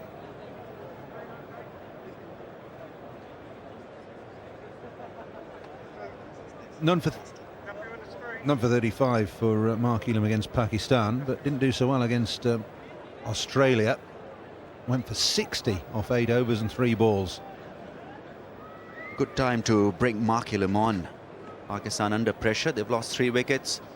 England looking to get some good overs done with as quickly as possible. Less pressure on the bowler at this stage of the game. Allows him to settle down.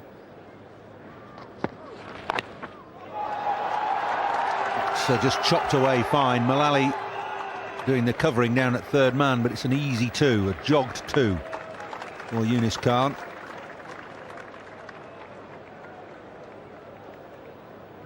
It's a typical one-day shot from Yunus Khan. Moves on to 14 of just 19 deliveries. Waited for the ball. Discarded the ball away nicely.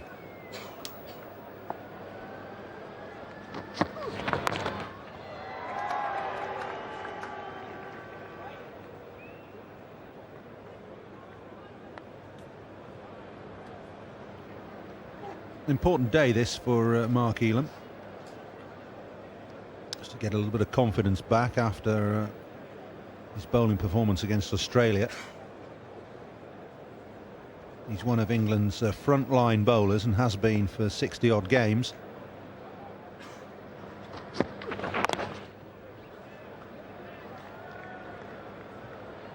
Pakistani pair playing it extremely safe, not really going for those drives that you normally set yourself up to a medium pacer. Mark Ilham just a little short in length, trying to get a little bit of movement help from this pitch. Both these batsmen quite willing to just pick him for singles and twos. Get it! You're winning easily, Stitch. Nick Knight in quickly at extra cover.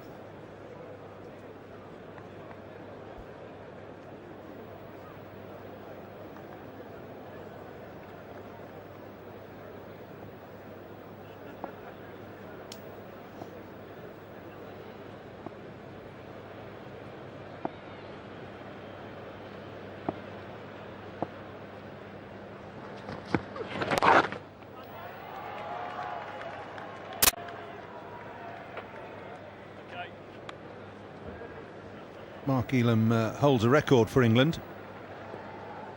He's got the best bowling performance by an England bowler in one-day internationals. 5 for 15 at Kimberley against Zimbabwe. He's on that chart a couple of times. 5 for 32 in Perth against Sri Lanka. You wouldn't expect him to be a wicket taker in Perth. Quick bouncy pitch.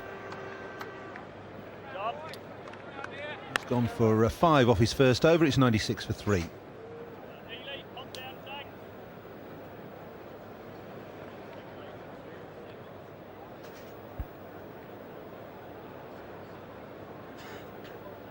In front, Malaysia.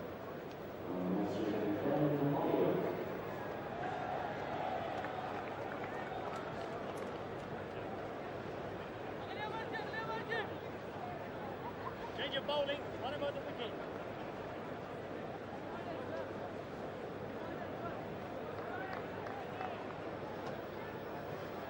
Yusuf Yahana looking ominous there. 31 not out from 56 balls. He's continuing his good form of Saturday against Australia. Double wicket strike by Andrew Caddick set Pakistan back at the end of the 15th over. We've got another bowling change now. Alex Stewart rotating his bowlers. Ben Hollioake coming on to bowl in place of Dominic Cork, who's just bowled 2 overs for 13.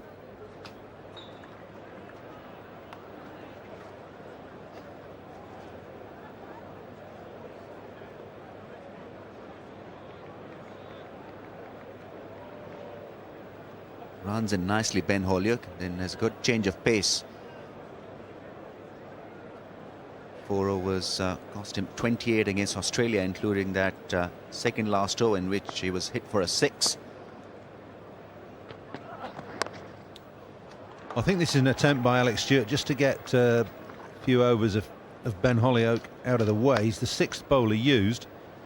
England playing 5 frontline bowlers: Caddick, Goff, Mullally, Cork and Elam. And then Hollioake, Vaughan can bowl a bit as well. So too can Trescothick. I'm surprised he's not just bowl the odd over at times. Stewart seeing this as a chance to get in a couple of surplus overs from his 6th bowler. It's in a good move. Pakistan just a little on the defensive, not looking for big hits. It's trying to consolidate through Yusuf and Yunus. Last 5 overs have been profitable, a good run rate as well. Still a couple of good players to follow. Good 2 all-rounders, Razak and Azhar Mahmood. And then Rashid Latif has been extremely good touch. So they've got a bit of batting.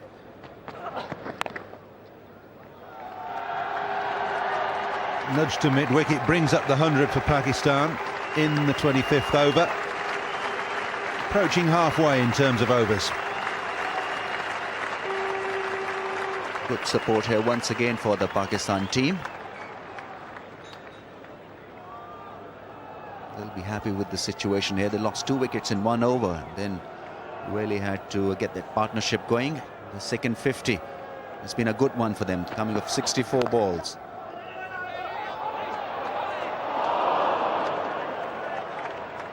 Well, the feature of this Pakistan innings has been that they've not run well together, any of them.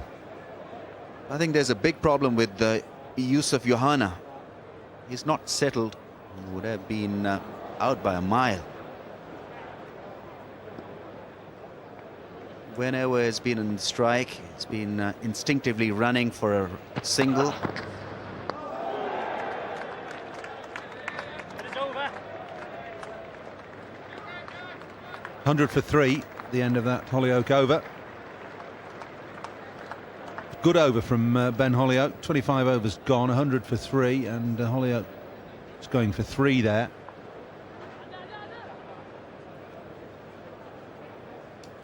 So running between the wickets hasn't been a terribly good one from the Pakistanis, especially from Yusuf Yohana. They are backing up a long way, had no chance in the end because his partner wasn't just interested in the run. No, and Paul Collingwood, the 12th man, was the fielder. Holyoke asking for the ball. If he'd thrown to Holyoke, then I think Yohana would still have been out. Split-second decision, of course, for the fielder, whether he throws at the stumps or gives it to the fielder.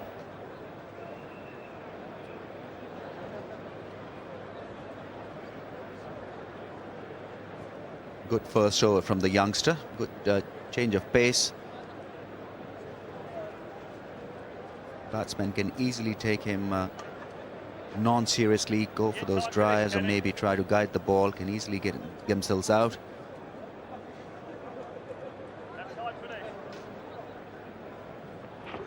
These are the wickets to fall today. First one, Salim Alahi, LBW to Darren Gough. Neil Mallender thought about it for a long time and then raised his finger. I think Alahi was a little unlucky there. Nothing unlucky about this. Afridi the next to go. Good catch from Trescothick, and then second ball after a fearsome lifter from Caddick. He followed it up with the peach of a Yorker.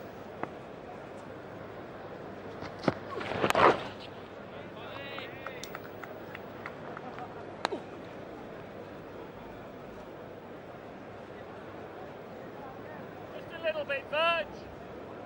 Alex Stewart in charge. Boys are ice. Marshalling the troops, getting this field in the right position. That man at deep mid-wicket, he's just moved a fraction squarer. Just wonder, Ramiz, if Pakistan side have got any bowler in particular that they'll look to target, look to attack more than others in this England lineup.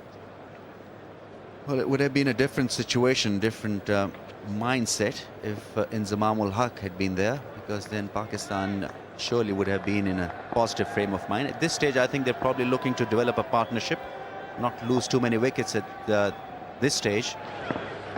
Get it, you're winning. It's a crucial phase where they're looking to consolidate, looking to get the pressure off themselves, and also try to maintain a decent scoring rate. But this pair in particular, Mark Elam and Ben Holyoke, would be probably the weakest of the link. And so far, both these batsmen are quite willing to just work the ball away and pick up singles and twos, not really bothered with the boundaries, which is the right approach.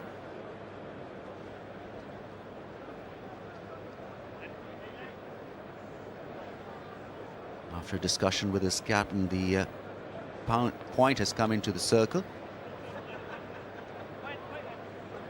So 4 men in the circle on the offside.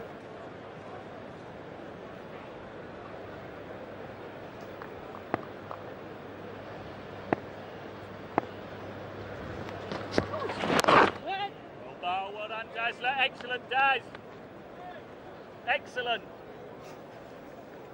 I think Mark Elam would be looking to get that ball come back to the right-hander more often than the away movement, because both these batsmen have guided him away for a single in that third man area. With the ball coming back, it will be touch difficult to work that ball away in that direction.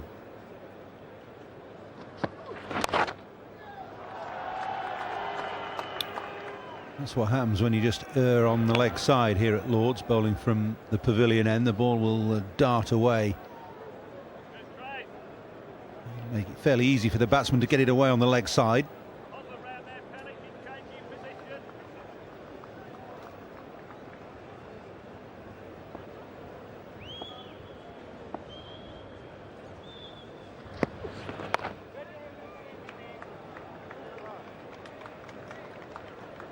103 for 3. Partnership worth 43 now between Yunus Khan and Yusuf Yohana. Been together 3/4 of an hour and faced 66 balls. Have a look at that partnership now. Yohana with a bigger share of the cake.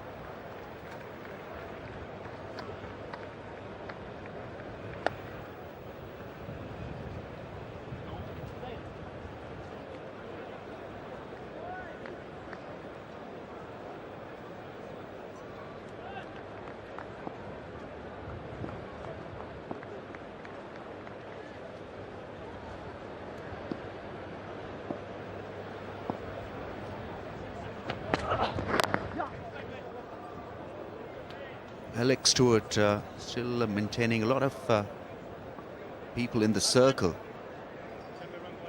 especially mid-on and mid-off is still up there, and that is because he wants the batsman to take a bit of risk, maybe go over the top or look to drive extravagantly in that area, because England would want a wicket at this stage. Will really put them back in very, very good touch.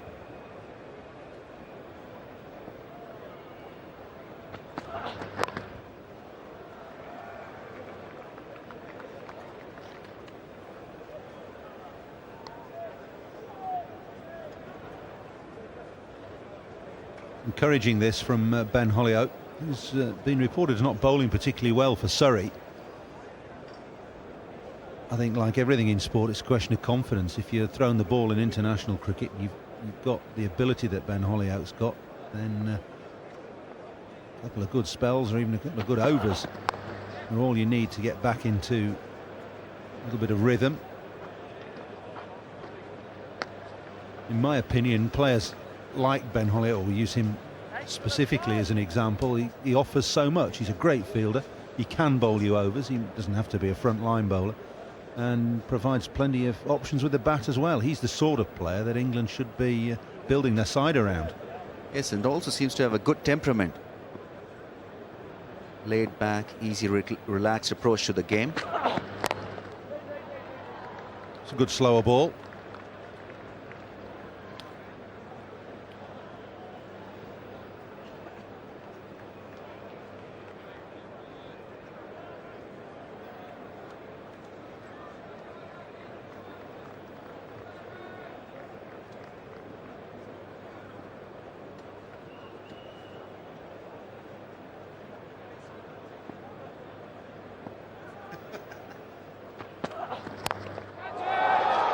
Gone high, not particularly well timed by Yunus Khan. He's coming back for 3 and just got there. 109 for 3.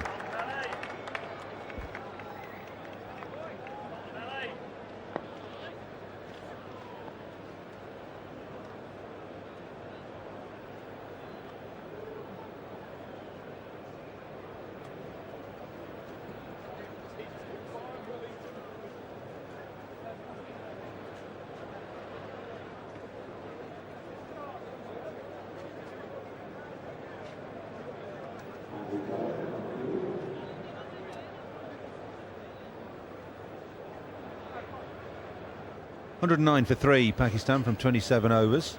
Partnership building. Ben Hollioake's bowled a couple of good overs, plenty of variety there.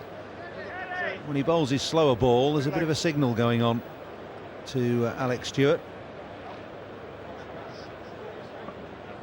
There we go.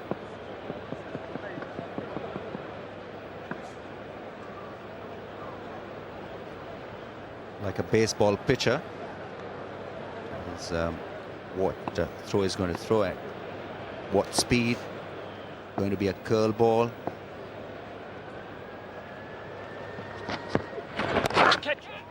In the air, but safe. Brings up the 50 partnership, that single, in just 50 minutes off 73 balls. Good work done by both these two batsmen. Good positive cricket. Methodical cricket, in fact. 50 of 73. It's kept the momentum going.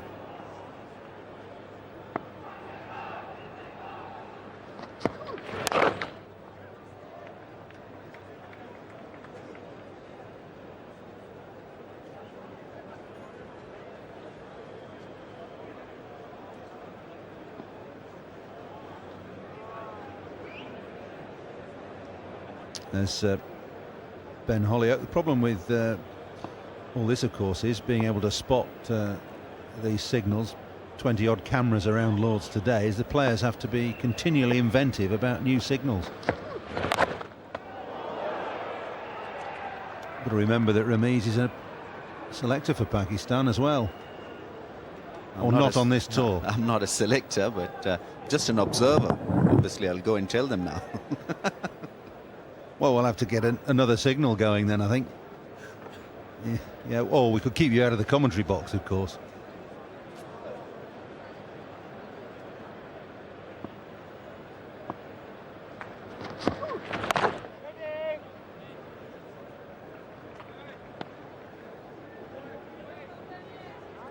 This pitch has provided a little bit of extra lift every now and then.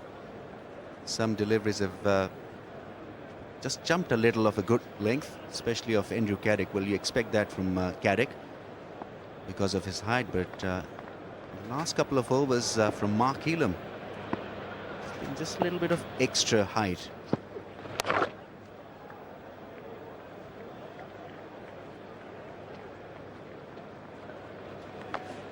I think this is a well-set field that Elam and Stewart have combined to produce. The leg side especially, with two men in close saving one and a fine leg fairly square and a mid-wicket out on the boundary.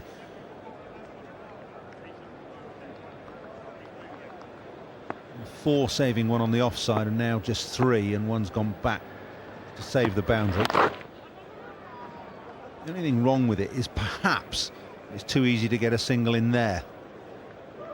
Four off the over, it's 113 for three.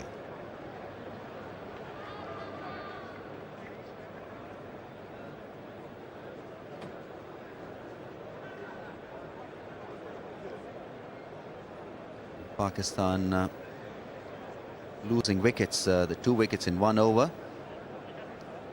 It's kind of a sedate start, nothing exciting about it. Shahid Afridi hit a wonderful 6 over long on, but other than that, it's been quite beginning by the Pakistanis. 4.04 runs an over, which is decent.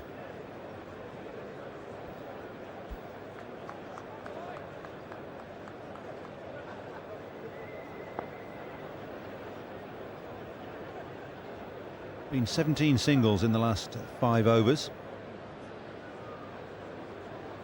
So Pakistan batsman picking the gaps reasonably well.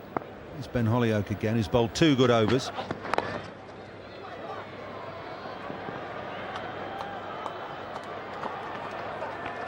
Back for 2. That's good running from Yusuf Yohana. No hesitation this time.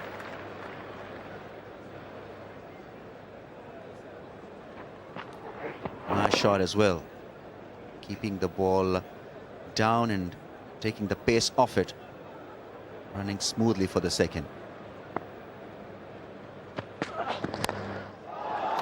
Bit of width. It's Collingwood out there.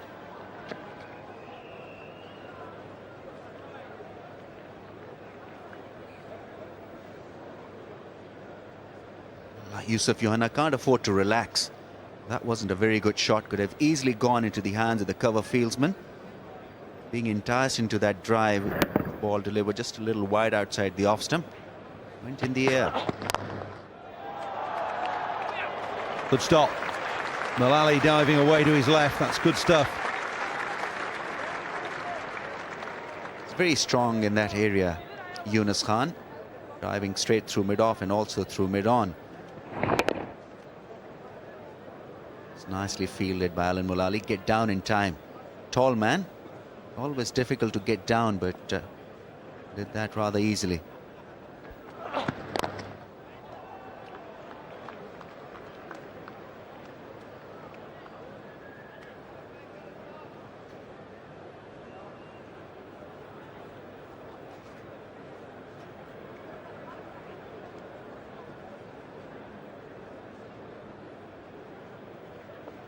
Yunus Khan just building quietly, 24 from 37 balls in nearly an hour. Played well here in the test match.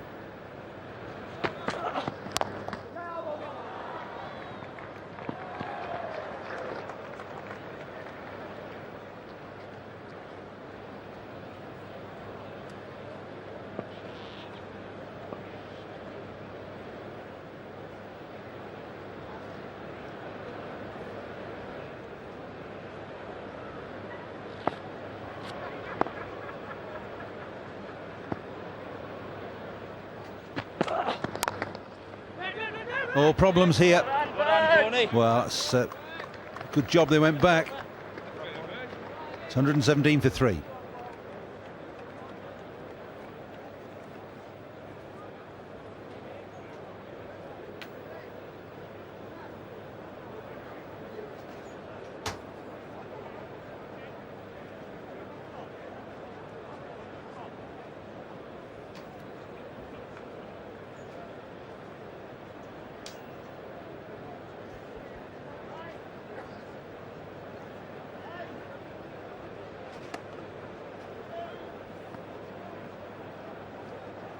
$117 for 3 from 29 of Pakistan. Yusuf Johanna's 42 and Yunus Khan 25. In the commentary box now, Jeff Thompson and Ian Botham. Thanks, Paul.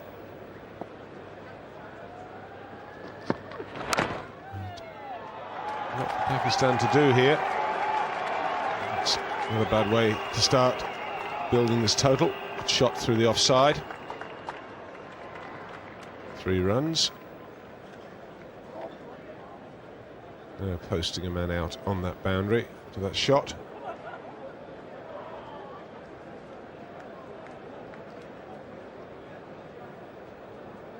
And when you look at the projected score,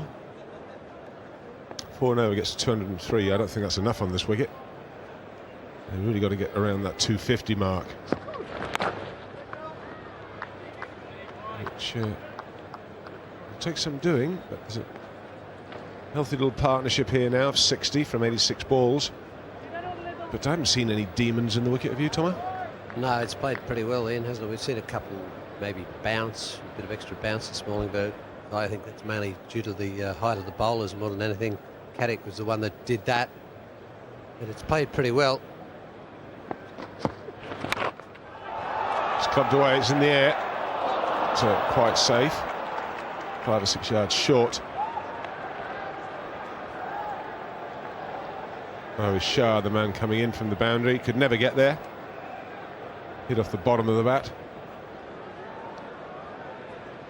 No, that's always the danger here, isn't it? If you stray anywhere to middle and leg, that boundary down the hill there, but he's mishit it. Shah, no chance of catching that one.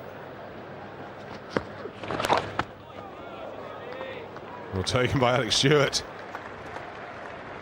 Would have raced away for buys if it hadn't got a hand on that. Just maybe a fraction more bounce than was expected.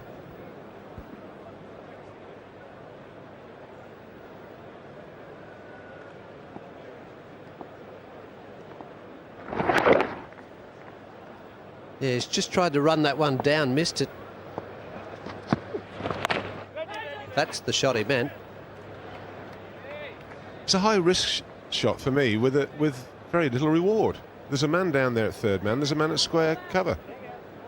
Well, you won't get an argument from me, Beefy. That's right. He gets it past that man in close, and right to the left side of your screen is the man to cover the miss. So it's only one, and you've got every chance of nicking it. But down the ground or through cover is a much better option for me. Yeah.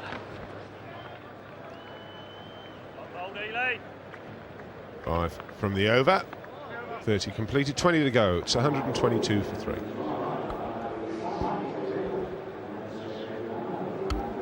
Well, good partnership just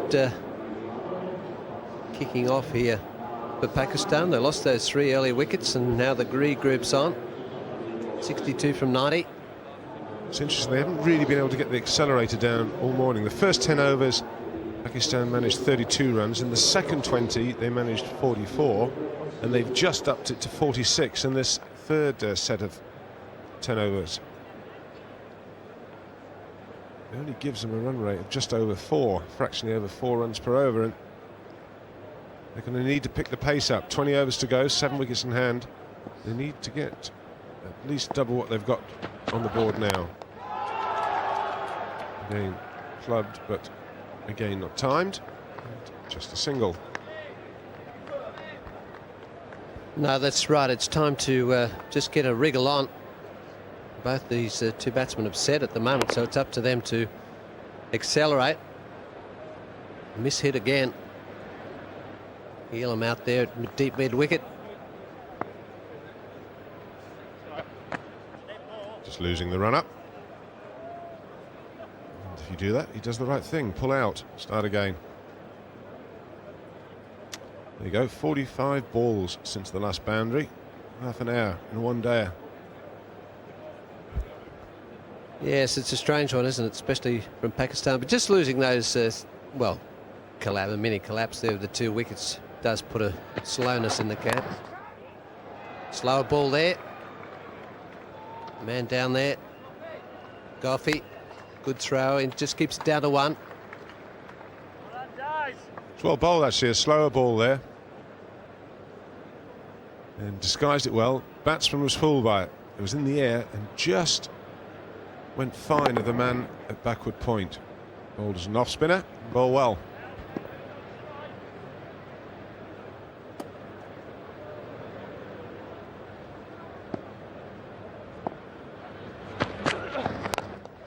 This one's in the air again, but this time he's got it more mid-wicket than square leg. Should just pick up the 2 though. Yeah, good fielding. Keeling the man making his way round from that just in front of square position on the boundary. He's got a bit of ground to cover out there, hasn't he? Elam's fairly square. Just see him there in the picture now. That one's hit a lot straighter. He's got a bit of territory to cover in that outfield, especially with the mid-on up.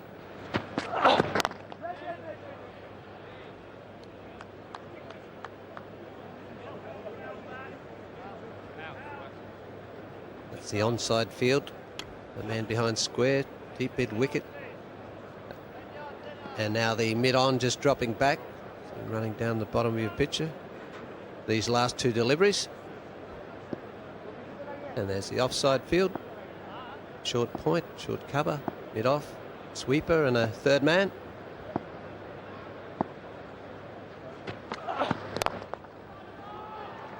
Well played. Knew the man there was back, so we'll have the single. Picking it up a little bit. 5 runs off the first 5 deliveries. Just need the odd boundary to come, Pakistan, don't they, to get the board ticking over. Add a little bit of thrust to the innings. England won't mind singles.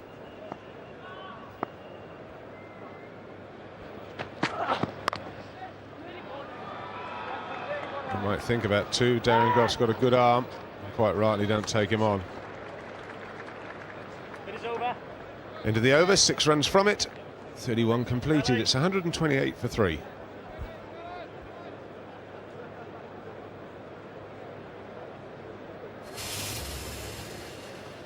The batting card for Pakistan so far. Lahai, first man out. Freedy And Enzaman, the bonus wicket there for England. And now this partnership just starting to form for Pakistan. There's a bit of batting to come there, Tomo, as well, isn't there? Razak, Mahmood, Latif, who's been in fine form. That's right, Latif batted well with Johanna the other day against Australia down at Cardiff. Razak, well, maybe he might be suited to just batting a bit lower down the order, but he's a dangerous bat too as well, and the England bowlers used so far this morning. Yeah. Okay, that's fine.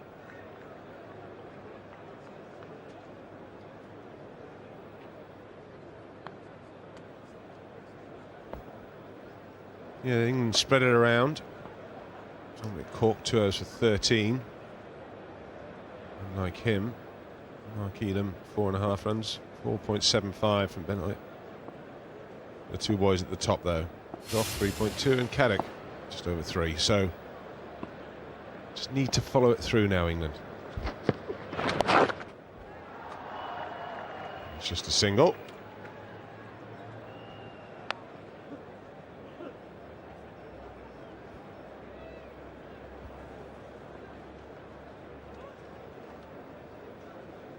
Well, England, on the other hand, will be trying to make sure that the boundaries don't come. They don't mind the ones, the laps and those sort of shots, but it's the big ones they want to contain.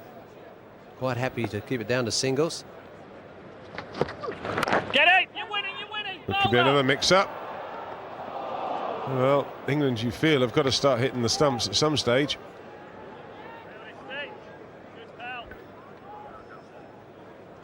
Oh, Mark Elam here just doesn't, for mine, hurry back to the stump stuff. Look at this. He's only a medium pacer. He couldn't follow through that far. And desperation, I call it.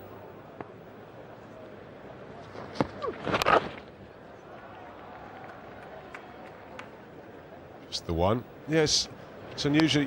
It's little things like that that just put the icing on the cake in one-day games. Fielders now, Elam should have been sprinting back there. There's a man coming in.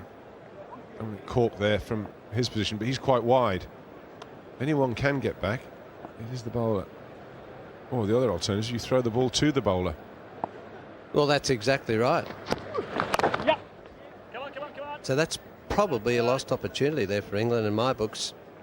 I think the bowler should have either been back or fielder just throws it to the bowler, and I'm sure he still would have been out. Well, he could have thrown to him and just catch it. He was there, but mine. It's quite easy from up here, isn't it, Tomo? Well, it always is.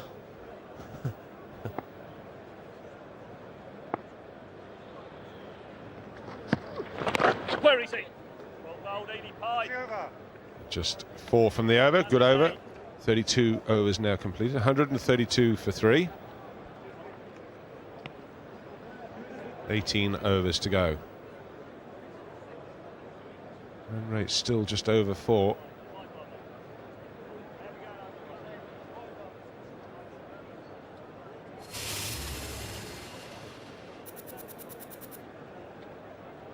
Well, this is really the only major partnership so far of the innings. England want to break it. Of course, Pakistan will want it to keep on going. 72 this partnership's worth now from 102 deliveries. England will be looking to keep a bit of pressure on here, just take the wicket. Just require a wicket to just slow down proceedings here too as well. Yeah, it was an interesting thing as well. If you look at it, 32 overs gone in a one-day international. There've just been 5 4s and 1 6. Well, that's not good, is it? If you consider the well, the wicket. I think the wicket's pretty good, and this outfield is always good. The conditions have been pretty good for batting, is what we're saying. The wicket's well, it hasn't swung at all, the ball, and done very little off the pitch.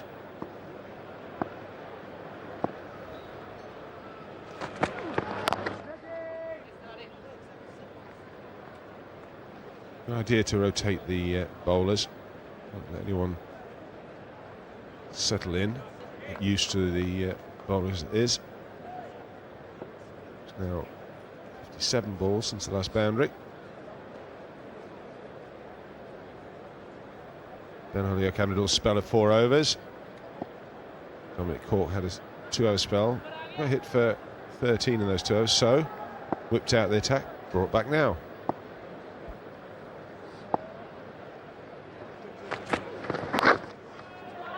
That's going fine. There'll be at least 2 here, probably only 2 to Andy Caddick. It's a good arm. Just drifting down that leg side. Yeah, he's got to get it across, hasn't he? You don't want to put it on the legs. It just makes it too many options for the batter there. He realises himself. Just tried to bowl a bit of an off-cutter, but started it on the stumps.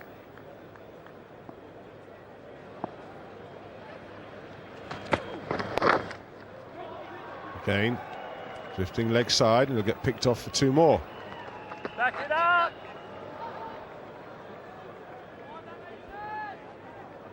Well, a bit of a wild throw in there, but it's always better to get it in quicker. It puts that doubt in the batsman's mind rather than take your time to line it up. More often than not, once the batsmen see you winding up, they'll settle it, especially if they know you've got a good arm, which Caddick has.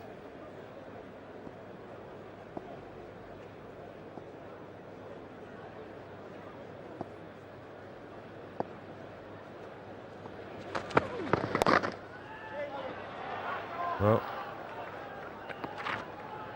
3 of the 4 deliveries that have been bowled have been drifting into the legs. It's cost him 5 runs from 4 deliveries. Yes, he just hasn't been able to get it across. He's very closed off when he bowls too, Beef. I reckon that, that's part of the problem. It gets very side on, sometimes too much. He's probably angled at fine leg when he lets it go.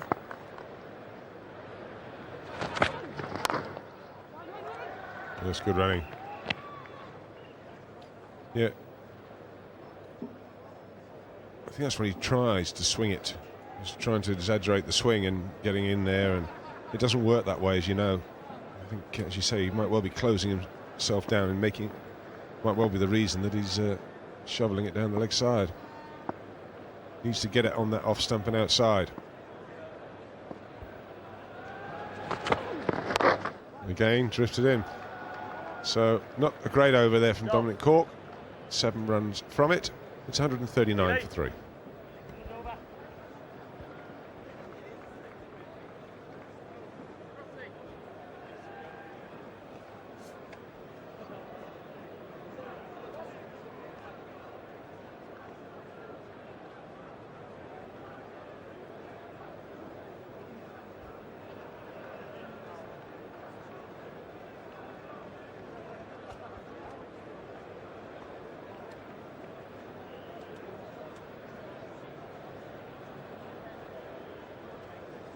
.33 overs completed.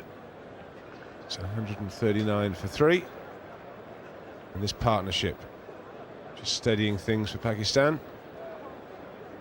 Partnership of 79, and they need to pick the rate up. Even if they get up to 6 runs and over now, it's only going to give them 241.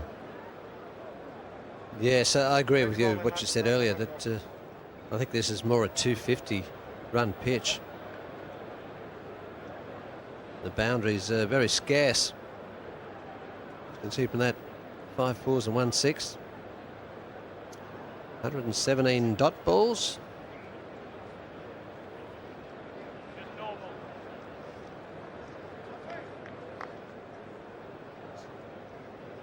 It's something we haven't seen for the last few days either as well. Batsmen out there wiping themselves with sweat. It's been rather cool the last few games that we've had. It is actually a lot warmer today, and just hope that we're meant to be having a very good summer, Tomo, especially for you. Well, it looks that way, doesn't it? Especially cricket-wise, but the weather-wise has been good. No rain since I've been here. I hope I don't bring that around for the weekend. Well, when are we playing golf? Friday morning. When's it going to rain? On the weekend, I hope. Mark Edom taken out of the attack. I didn't know they ideally love to break this partnership, so bring your best bowler into the attack. Darren Gough. 5 overs, 1 for 16. Straight away. Right on target.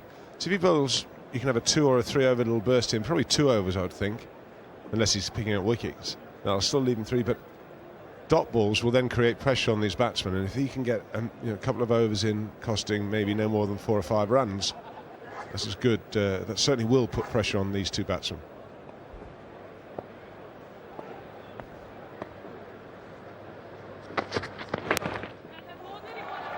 Do you think the leg side is off the thigh pad? There should only be one. It's just Gothic coming around. It's a leg by. Croft. A little bit of camera work. I think he's probably, I rather think he's a little unlucky not to be playing in this game, Robert Croft, but chose to go in with the seam attack.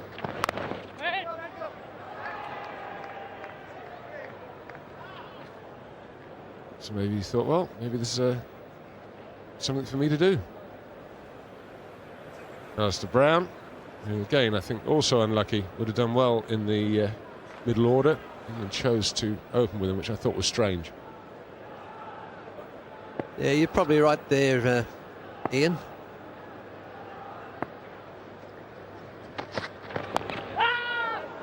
He's outside the line, looking to pick that up on the short leg side boundary.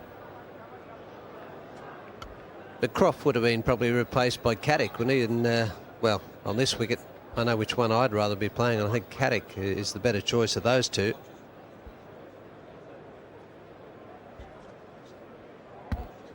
That was the last ball. As you can see, outside the line and high as well. Well, that one worked earlier. Got a wicket earlier, that ball.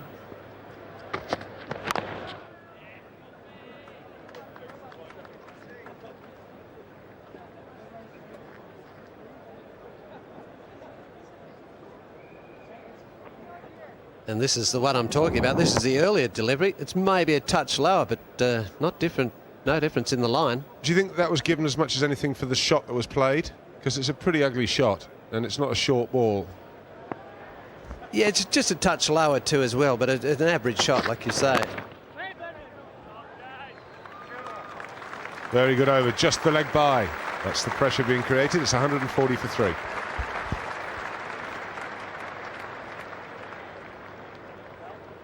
Good over there from Goff. Just what's required. Keep the pressure on. Hopefully take a wicket. Probably only get one more over in this spell, should he, unless he takes a wicket in this next over that he does bowl. He's done pretty well so far. Took the in the same situation the other day against Australia, came on for those couple of overs and took the wicket.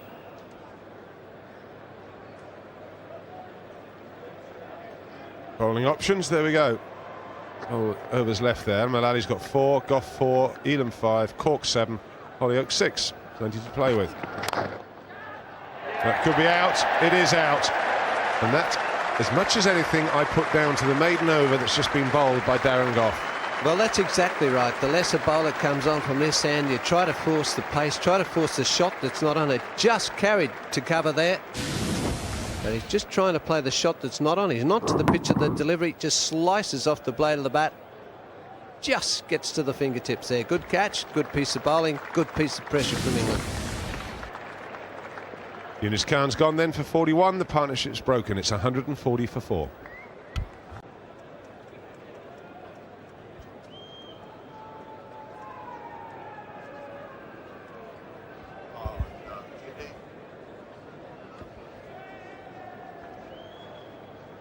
Rashid Latif comes out to bat, the man in form. Didn't bat in the first game, wasn't needed at Edgbaston, but was very much needed against Australia. And he came in with 66 from just 68 balls. That's the kind of thing that Pakistan need now. England, of course, will be thinking we need to get rid of him, and quickly. Well, he did that the other day with Johanna, wasn't it? But he hasn't got Johanna. He's the man that's just been dismissed. Sorry, Johanna's there. Look, Yunus Khan was the man. Now, a good bit of pressure from England and a good catch there. Nick Knight just diving forward, just ballooned off the bat, sliced shot there. And that's an important wicket for England, the 4th one down. The most important thing is it broke that partnership. That's what they needed. As I said earlier, Darren Goff should get a pat on the back.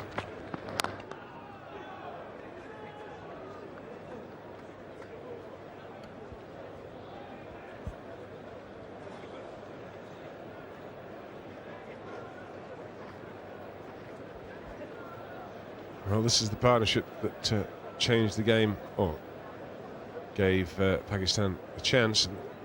Latif and Johanna putting on 124, the 7th wicket off just 127 balls. And they were 85 for 6 when they came together, and they were 209 when they were separated.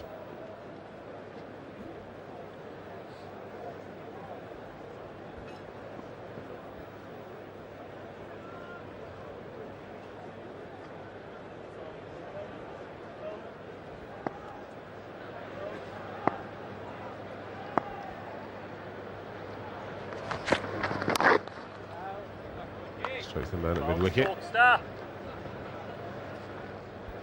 Well, he's been steady, hasn't he, Yusuf? 48. It's taken him 84 deliveries.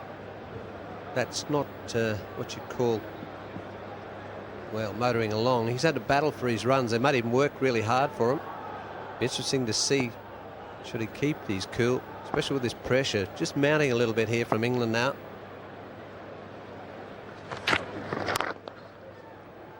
Well, takes him to 49. If we wanted to keep the strike, there is one more ball to go. Let's cork over.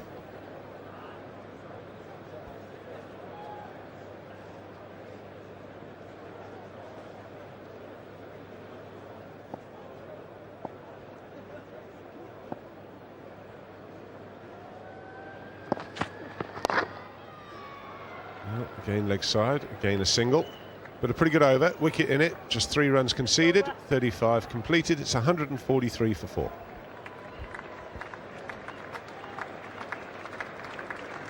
Just has a knack, Dominic Cork, of just winkling out a wicket or two.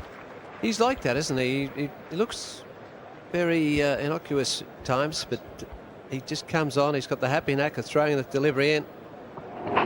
And this is how he got that wicket, the very first delivery of that over. And a good diving catch there from Nick Knight.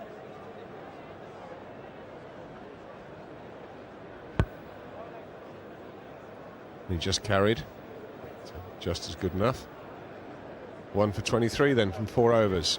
He won't be that happy with the economy rate, but he's got a chance now to bring that down.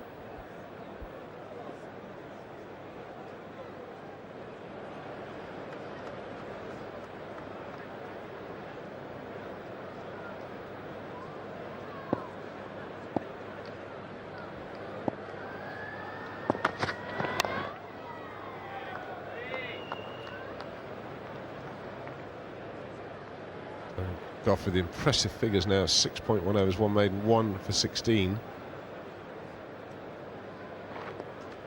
Bowled a maiden last over, which I think might well have contributed to the downfall of Yunus Khan. As Jeff Thompson and I were saying, dot balls create pressure, particularly later on in the innings. Good variation. Well, he's just bowled well from that members end here at Lord's, just bowling him outside off stump, and he bowled from that end. They tend to come back in towards the batsman too as well. Follier, he's bowling just outside off stump, getting him to tail back in.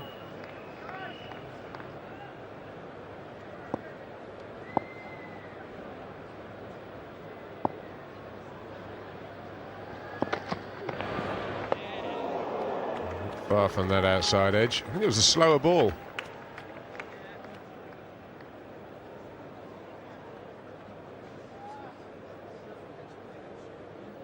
Latif, the new batter too as well. Yeah, that's the slower one, bit like an off break. Just poking at that one. Probably looked at the umpire then, I think, looking for the wide too as well.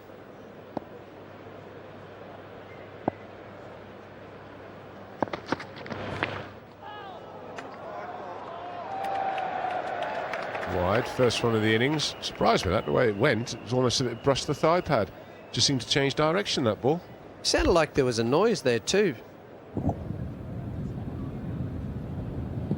Oh, she's just gone down the leg side. That's fair enough.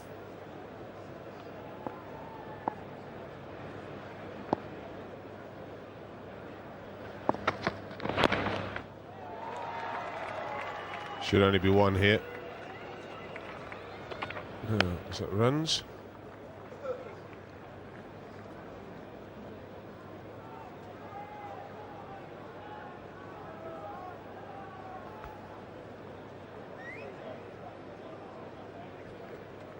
One off the bat, and a couple of wides.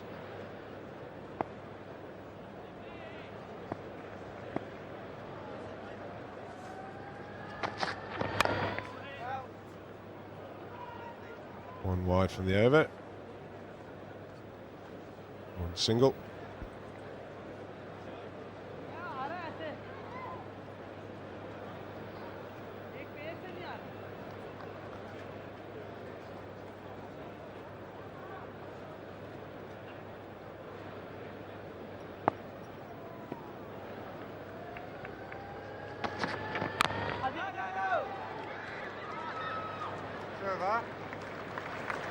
End of the over, good one. Pressure building, 36 completed. It's 146 for 4.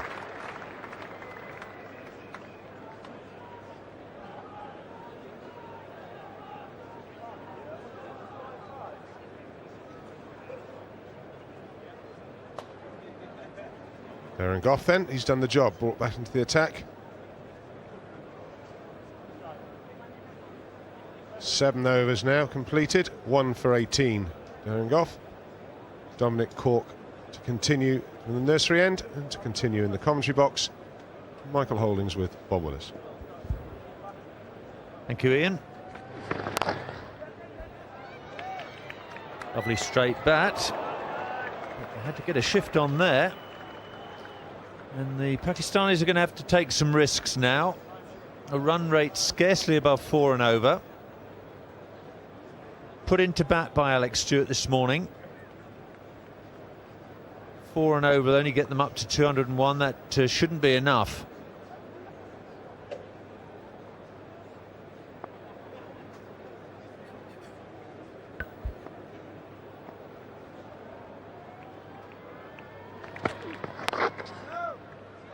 Yusuf Yohana's on 49. He's only hit 2 boundaries.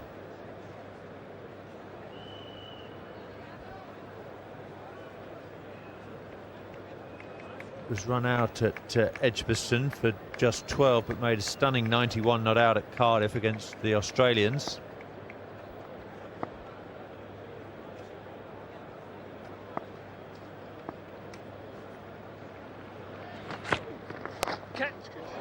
Lofted over the top of the infield. And that is 4 and 50.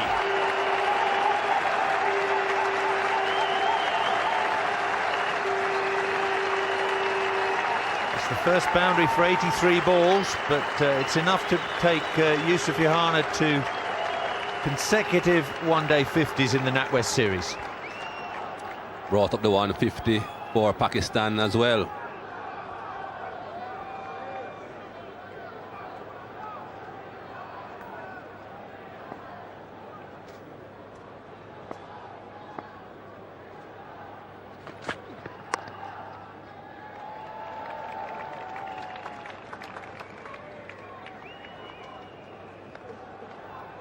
Not scoring rapidly, Yusuf Yohana, as Jeff Thompson said earlier on, but it's very important for Pakistan that he stays there until the end. Strike rate of 60 is okay, but nothing to write home about, but still a very good innings. 4 wickets down, he has to bat through 13 overs after this one.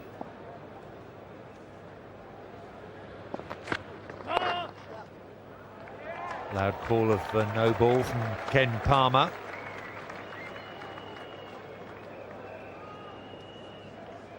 It's been a bit of a problem for England today, no balls. Goff and Caddick both overstepped in their opening spells.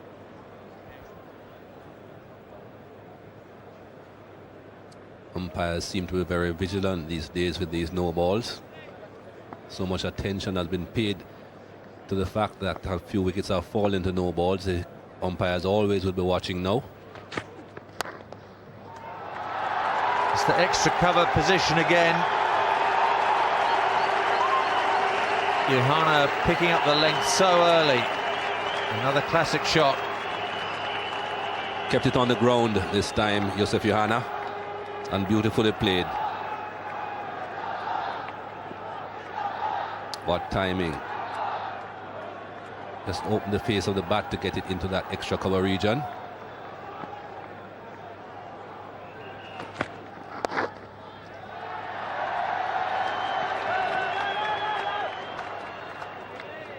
Latif says no to the second run. 158 for 4. And that last Dominic Cork over, the most expensive of the innings. 13 coming from it. Johanna on to 59 and Latif 5. 4 fours to Yusuf Johanna altogether, but just 3 in his 50.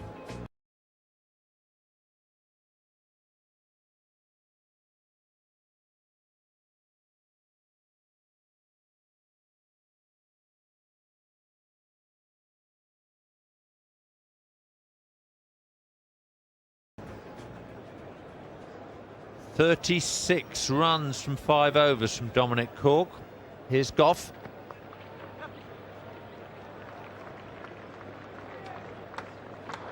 Alex Stewart spread the bowling around. He bowled Andrew Caddick out at the start with the new ball. 2 for 37 Caddick.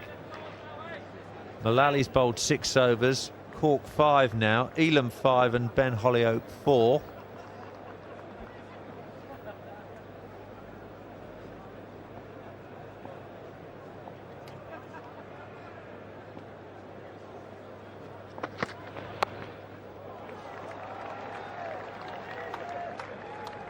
Latif cannily using the pace of the ball, just angling it down to Mullally at a fine third man.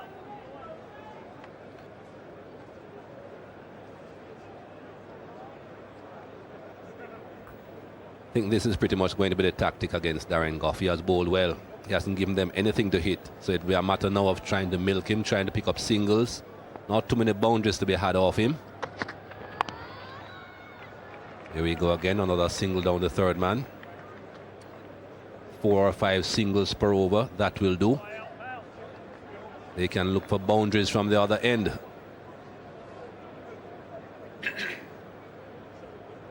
Those are excellent figures.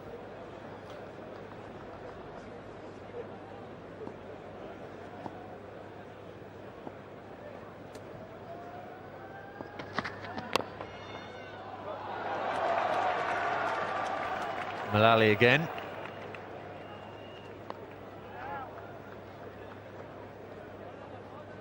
Four singles from 4 deliveries. 12 overs to go after this one. Caddick already bowled out. This is Goff's 8th over. Mullally will presumably return, but with who later on?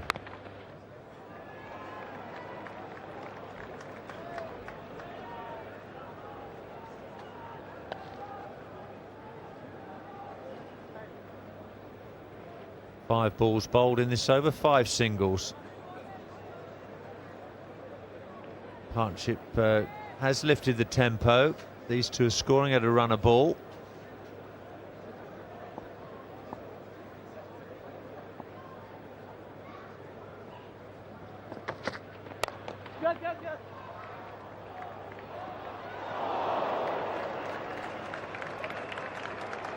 Mark Elam at mid-off. Would have been close if he'd hit the stumps. 164 for 4.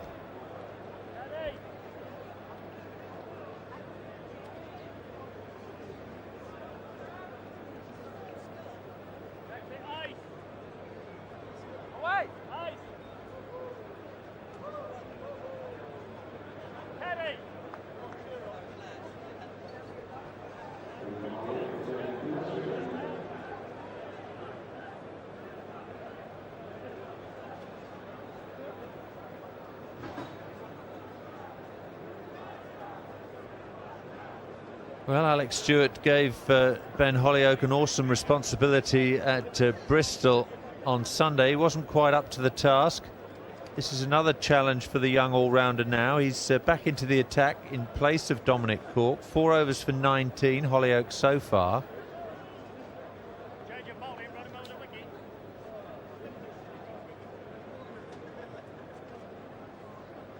same field, cover on the square leg boundary and out on the offside at deep cover.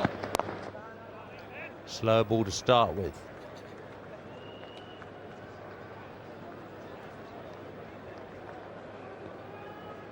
Keeping 5 fielders inside the circle for Holyoke. Alex Stewart, at least perhaps for the first 4 deliveries or so.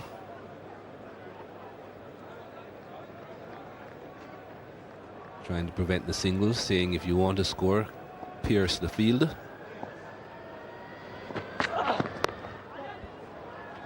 Bit of extra bounce there. Very unorthodox player, Rashid Latif, but he's been mighty effective since he's arrived in England for this tour. Scored 71 in the Test match at Old Trafford and 66 at Cardiff in this NatWest series against Australia in just 68 balls.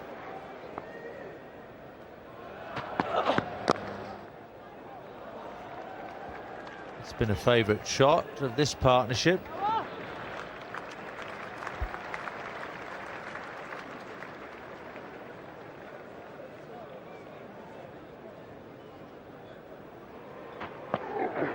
That's the sort of length that he wants to be trying to bowl. But he needs to be a bit straighter, one would think, Ben Holyoke.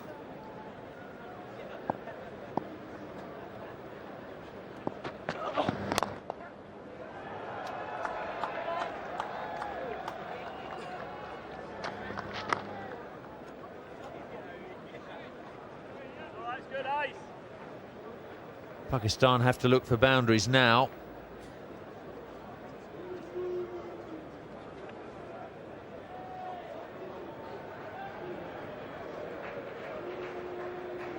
Latif has been rewarded for his good efforts so far on the tour by being promoted up to number 6. There's still batting to come for the visitors.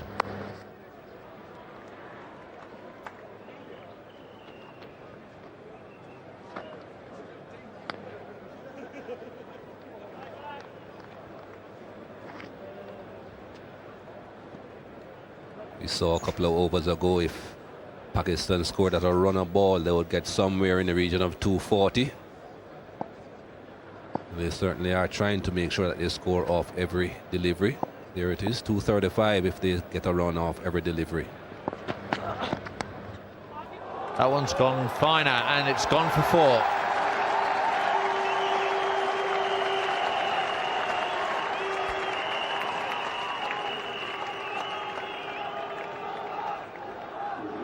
There is Mr. Rashid Latif again. Very unorthodox, very unusual, but got 4 runs. This is what I was referring to when I was talking about the line. You have got to be a bit straighter. You don't want to be giving batsmen too much room.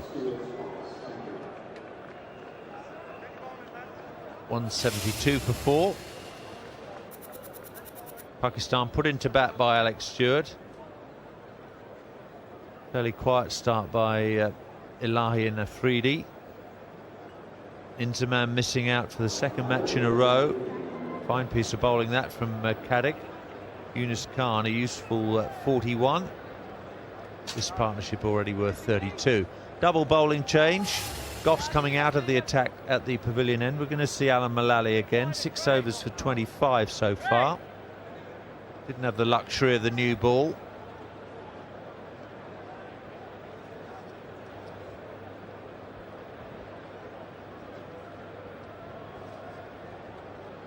Pakistan are upping the rate. 27 have come from the last 3 overs bowled.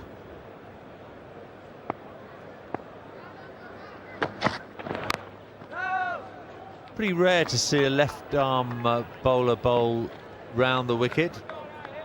Nearly always see left-arm seamers bowl over the wicket to right-handed players. Mullally feels comfortable coming round the wicket, trying to tuck the batsman up, not to bowl with any width outside the off stump. And of course, the aforementioned slope here at Lord's will help him to do that.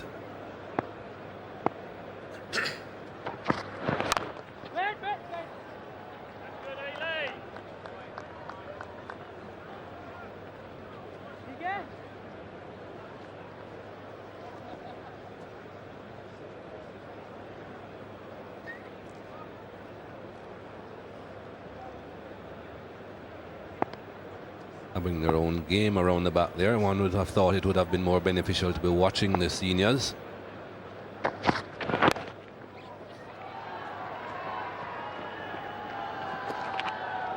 Okay. Hello. Seems to be a very formal game as well. Ties on.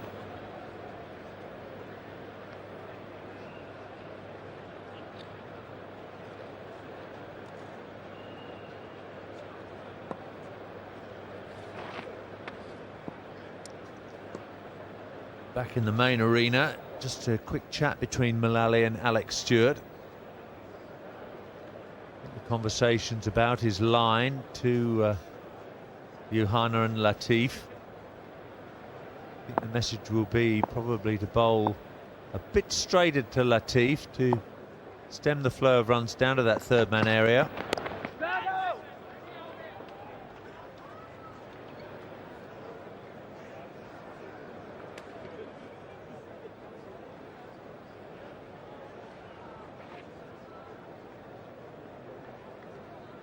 Saw Mullally pick up a wicket, bowling round the wicket to Damien Martin on Sunday at Bristol. It's an important partnership breaker, that delivery. Still it goes to third man.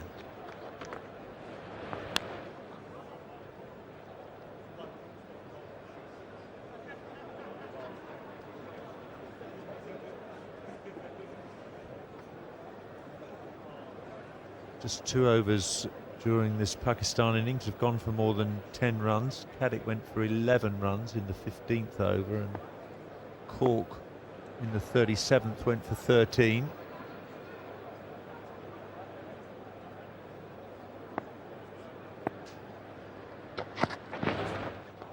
That'll be wide.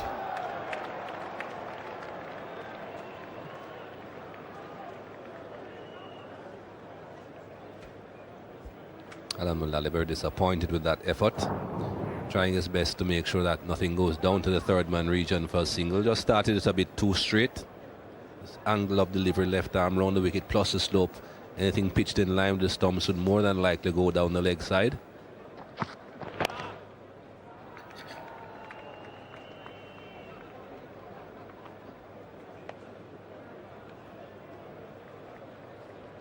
.176 for 4. 10 overs to go then. This is how the Pakistan innings has progressed. Fairly sedate going by their standards. Inzamam going early was a shock. Afridi didn't really set the world alight today.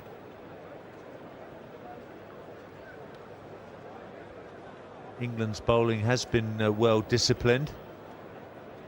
First 10 overs went for 32, the second 10 for 44, the third 10 for 46, and the pace up to produce 54 from the fourth set of 10 overs.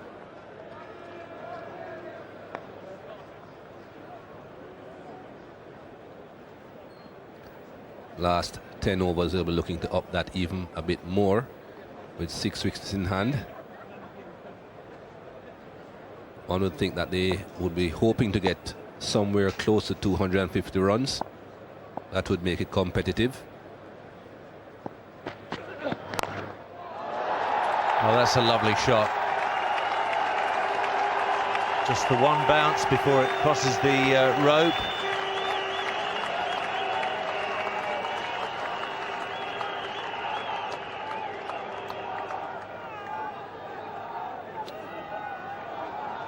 Mid-off is up. Once he got enough bat on that, it would always clear mid-off. Even if he didn't time it properly, it would have gotten at least 2, possibly 3. That was well timed. He got 4 for that.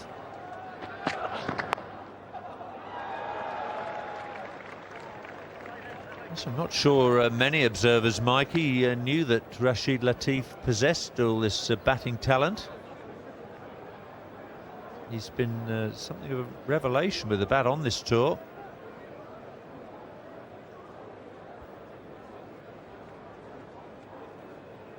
I don't think Pakistan have really missed out with the batting. Moin Khan certainly was capable of hitting a few boundaries in the latter stages of any Pakistan innings. Rashid Latif is batting very well.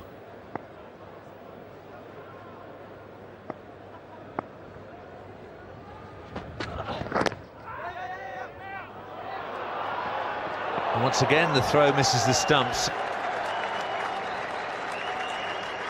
Rashid was looking desperate as he tried to make his ground. Yes, England haven't really been spot on at all today.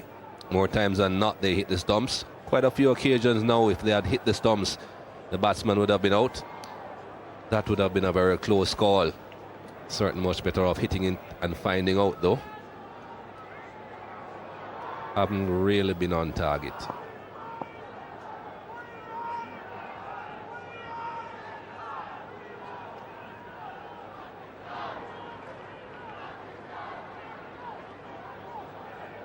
Now, Stewart is taking the gamble of bringing the deep fielder on the leg side behind the wicket up into the circle. Mid-off drops back to a long-off position.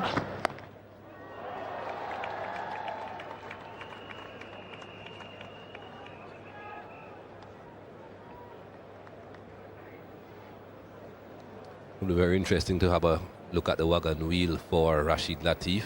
I think that single down the third man again has just made Duncan Fletcher wince a bit more. So many runs down there.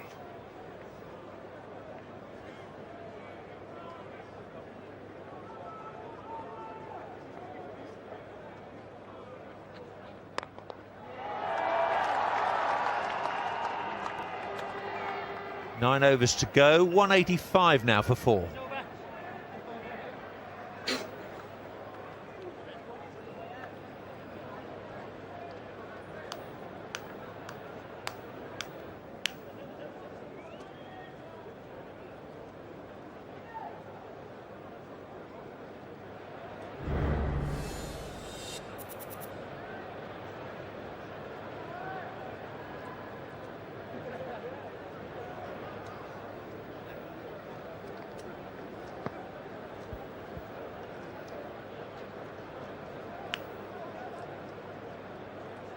.185 for 4 then, with 9 overs to go.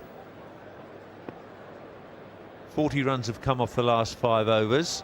Pakistan are stepping on the accelerator. There are very few dot balls now. That's a leg by. Pakistan won't mind how they come. Rashid Latif is on strike again. Where will his next run come from? If this is any indication, it will be coming behind square on the offside. 90% of his runs on the offside, but I would think perhaps 65% of them behind square.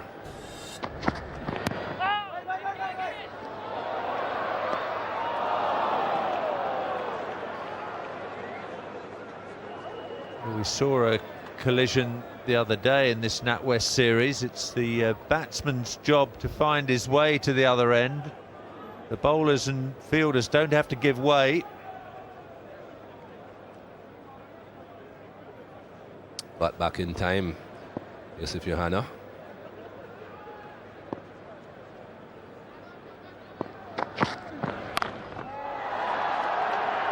One bounce out to Vaughan.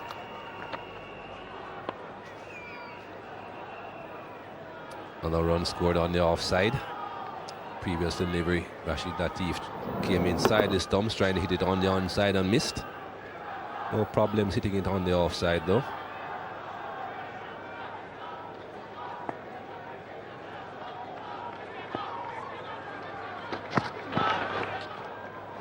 Good change of pace from Mullally, but it's adjudged wide.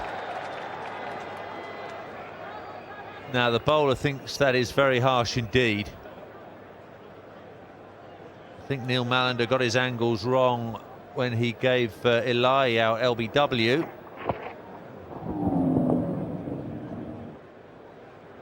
I think he's made another mistake there. Yusuf Yohana moved a long way across his stumps there. You could see leg stump and the mid stump behind him. I think that was a bit harsh.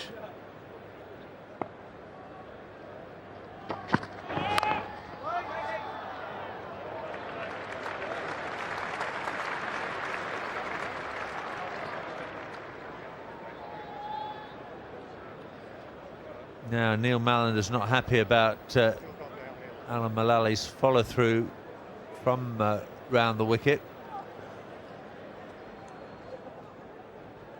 It's often a problem a bowler has when he changes side of the wicket from which he's bowling.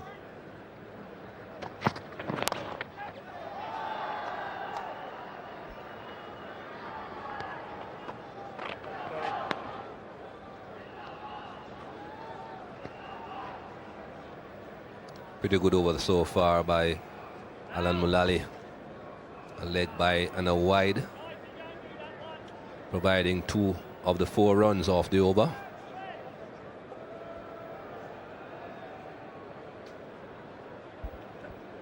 All change again. Trescothick this time up into the circle at short fine leg.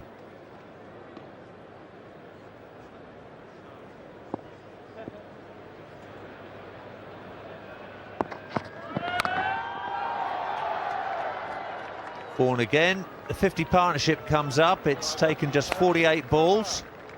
190 for 4 from 42 overs.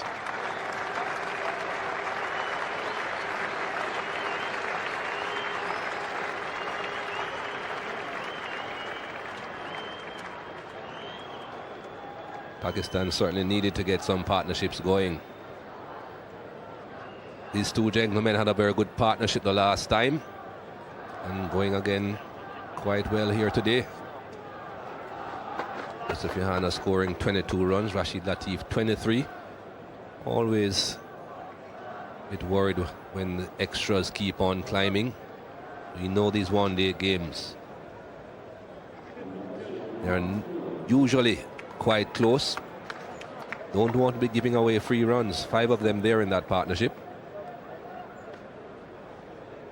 8 overs left then. Mullally can bowl 2 and Goff can bowl 2. Hollyoaks come out of the attack and Elam is back. Change your bowling, run him over the wicket. First spell, Mark Elam went for 22 in 5 overs.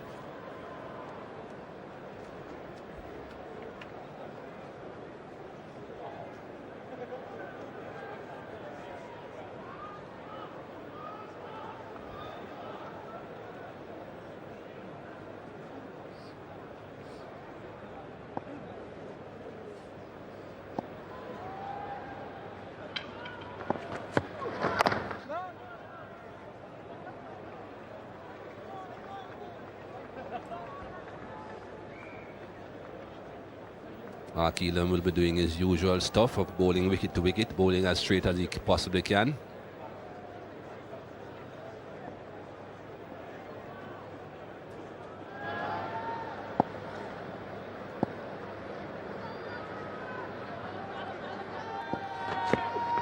Yes, thank you. Bowled him out. Frustrated by not being able to get the ball down to third man. Elam got his direction absolutely spot on, but that's a useful innings from Rashid Latif. But he departs now for 23. Bowl straight, you miss, I hit. And that's exactly what happened. Rashid Latif bowled. Good bowling by Mark Elam. 190 for 5.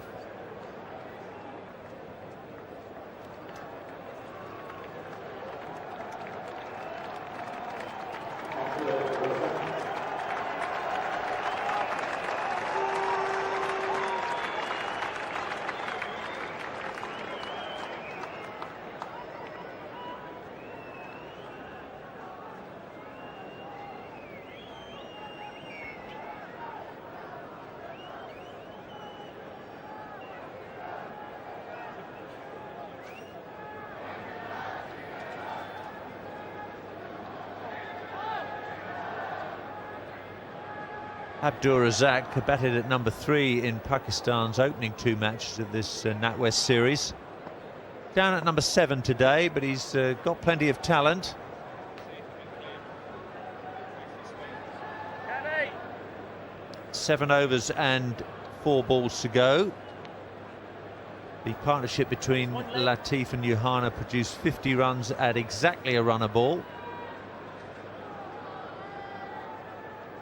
Come on, with your 4 left.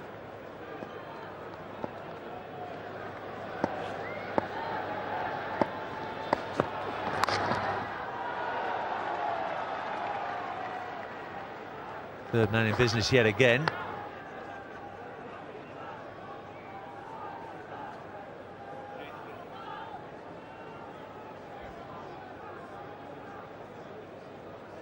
Rashid Latif looking to give himself a lot of room here against Mark Elam. Middle stump.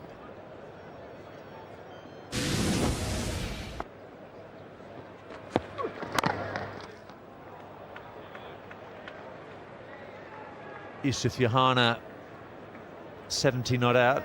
Looks at the moment as though he wants to bat most of these overs out for Pakistan. That has to be the right tactic if he can stay in.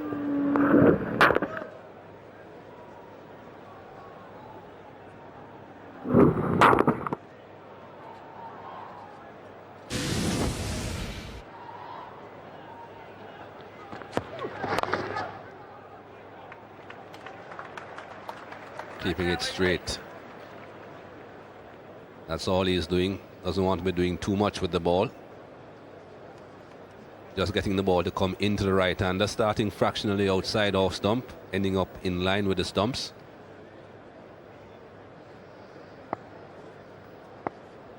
It'll have to be 8 runs and over now to get them up to 250.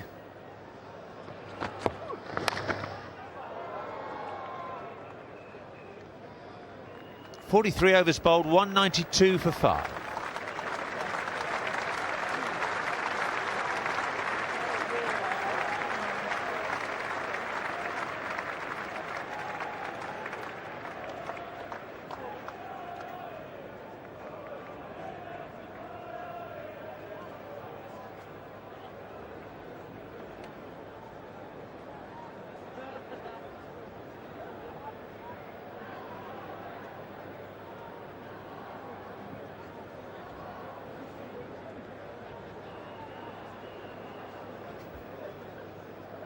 Five wickets in hand for Pakistan. 7 overs to go. 192 for 5. Time for Ramiz Raja and Paul Allott to take up commentary. Thanks, Bob. Yusuf Johanna is the core of this Pakistan innings yet again. 71 from 110 balls, just 4 boundaries. Following his 91 not out against Australia on Saturday at Cardiff. He's still there. And he's on strike. Alan Mullally will be bowling to him. He's 2 overs left, Mullally, of his allotted 10. 8 overs, none for 33.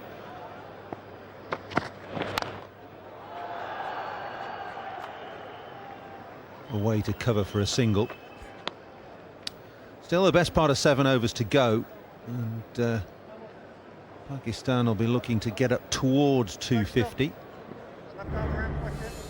Abdur is new to the crease and he's batted everywhere for Pakistan from 1 to 11. Versatile, I would say. A real utility player.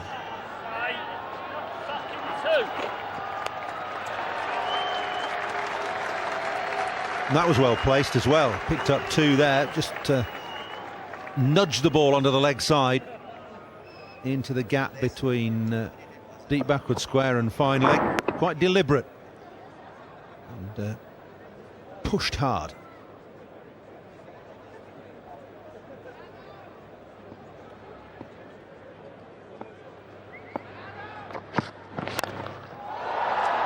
He's launched that mid-on, he's under it, and Darren Gough takes the catch.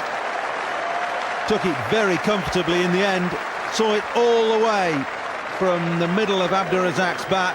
It's a brief stay from Razzaq. He's gone to a good catch from Gough off Mullally. Yes, Pakistan struggling to hit boundaries in the last 10 overs or so. Abdur Razzaq going for the big heave. Failed to clear long on, where Darren Gough took a nice easy catch. Straight down his throat. It's the end of Abdur Razzaq. Gone for 3 in Pakistan, 195 for 6.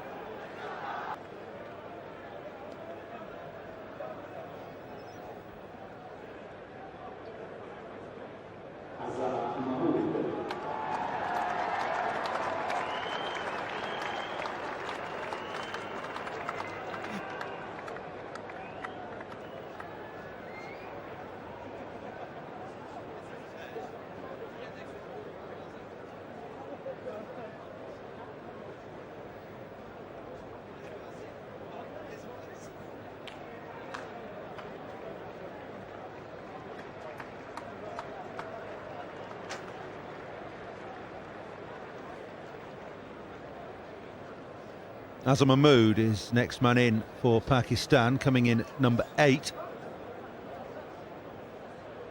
He's 38 not out at Edgbaston, was a little gem.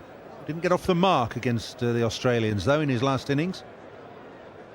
One would have liked to see Azhar Mahmood come ahead of Abdur Razzaq, 2 legs. because he did play a wonderful cameo against England at Birmingham. He's the kind of player who can hit boundaries. Abdur Razzaq more tuned to just picking up the singles and play the ball in the gap. 38 not out versus England of just 24 deliveries.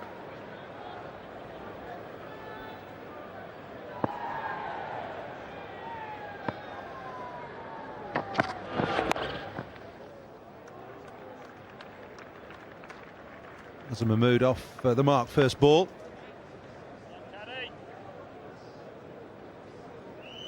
Abdur Razzaq failing to clear long on. He had to take the chance, take the big risk, because the fielder was positioned there. So really he had to clear the fielder at long on. Didn't do that.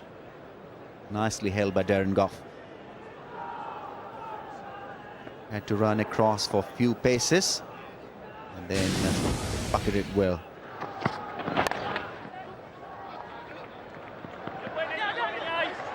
Coming back for 2. We'll have to hurry here to the bowler's end now. If that had been a good throw from Owe Shah, Azhar Mahmood would have been struggling, I think. Yes, Azhar did stutter a little bit, waiting for his partner's signal. And let's throw wayward, away from the target.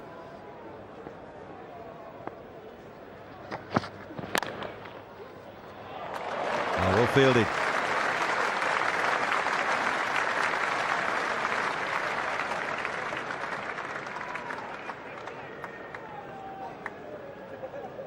Well, look at the position of the umpire here.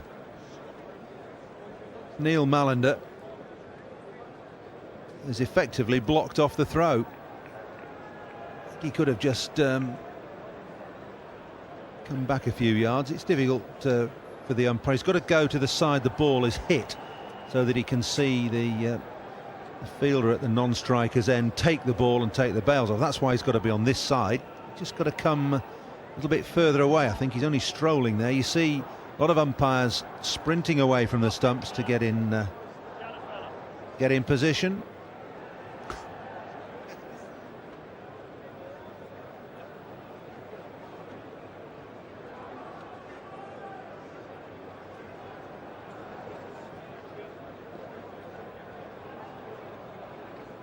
So 6 overs left, 198 for 6, Pakistan. Azhar Mahmood taking guard here. More. That is 1 leg.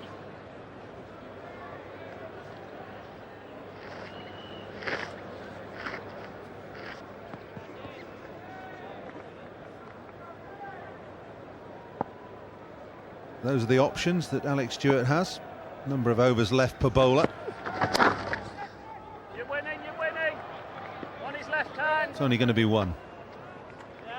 Mark Ilham really will not bother about the singles at this stage. All the 35 runs have come in the last 6.1 overs, but not enough boundaries, not enough big hits. Alex Stewart really would be quite happy. He's got plenty of options left. 5 from Dominic Cork, 4 from Ben Holyoke, 2 from Goff and 1 from Mullally. Good shot over the infield. He'll bring up the 200 even if it won't go for 4. Michael Vaughan cuts it off.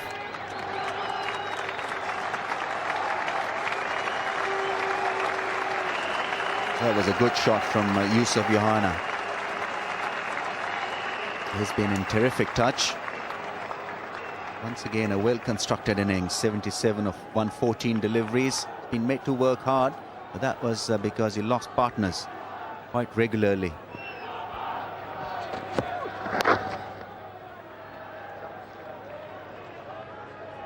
Another single, just a little bit leg side this from Mark Elam. It's been a good spell though from him. In his 7th over, 1 for 29 so far. Even though his length and direction is predictable, yet it's been pretty difficult to score off. Bowls well within himself, varies his pace a little as well.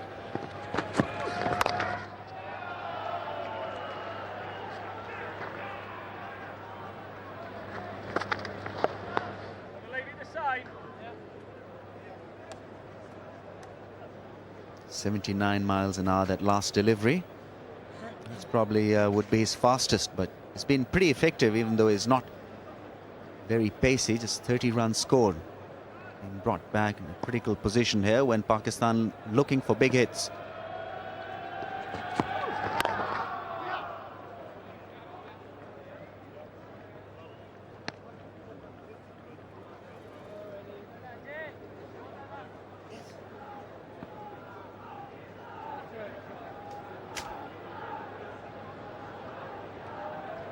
With the keeper up, it'll be a touch difficult for the batsman to take a bit of risk by coming down the track.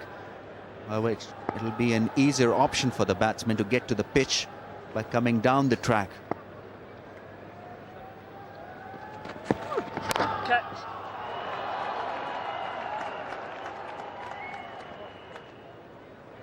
Eight off the over, runs off every ball there from Mark Elam. It's 206 for 6. Talking about this pitch all the way through the game, Ramiz, there have only been 9 fours and 1 6 in 45 overs here. You compare that to Edgbaston the other night, 26 fours and 3 sixes in the whole innings. Yes, it has been difficult for the batsmen to score off briskly, to hit big shots. That is the reason why Pakistan have not really been able to accelerate at the pace they were hoping they would. Good bowling by England. There was some initial movement for the fast bowlers and they picked up wickets. 2 in 1 over from Andrew Caddick.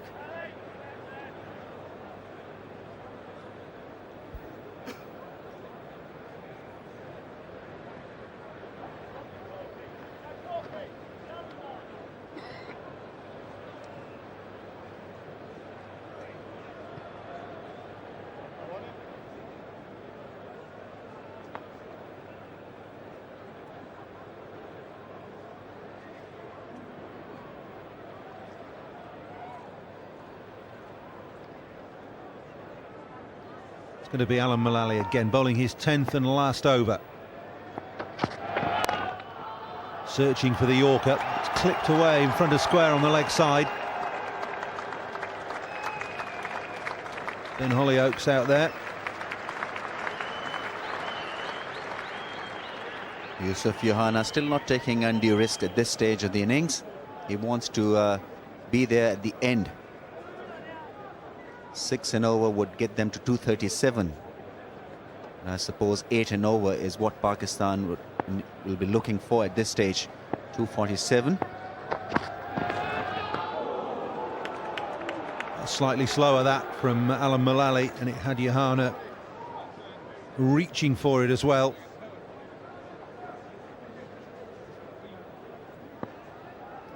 Very good slow delivery. Always is handy at fag end of the innings. Yusuf Johanna probably looking to guide that one away for a single. Didn't connect.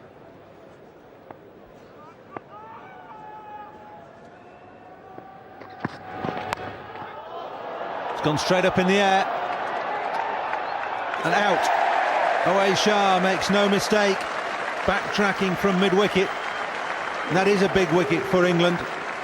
Yusuf Yohana has gone for a fine 81, but that's the wicket that England wanted at this stage with 4.5 overs left. Yes, that's a very, very big wicket for England. Once again, undone with a slower ball. Skied it high in the air. No problem whatsoever for Waste Shah. Nice soft hands. Just eye on the ball. And Yusuf Yohana goes after playing another wonderful innings. It's been a magnificent touch. 81 he scored, and Pakistan 208 for 7.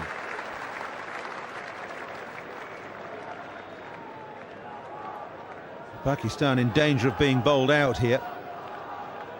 Just 3 wickets standing. It was well bowled by Alan Mullally. 2 slower balls in succession. Sure that Yohana was expecting the second one, looking to hit it high over mid-wicket, bowled out of the back, the side of the hand again. Just got right underneath it, and Shah had to backpedal from mid-wicket. Just half a dozen strides or so to take a comfortable catch. It's good bowling from Mullally. It's Yusuf Yohana looking to flick the ball away rather than hitting it with a flat bat towards square leg. Shoaib Malik now comes in. He's a handy cricketer, Shoaib Malik. An off spinner, very young, very good fielder, can bat a bit as well. Yeah, he's only 19 years of age. Last game for Pakistan was against Sri Lanka in Sharjah. He made 44 there. His highest score in his one-day international career, which is only 15 matches old. This is his 16th game. Facing Alan Mullally.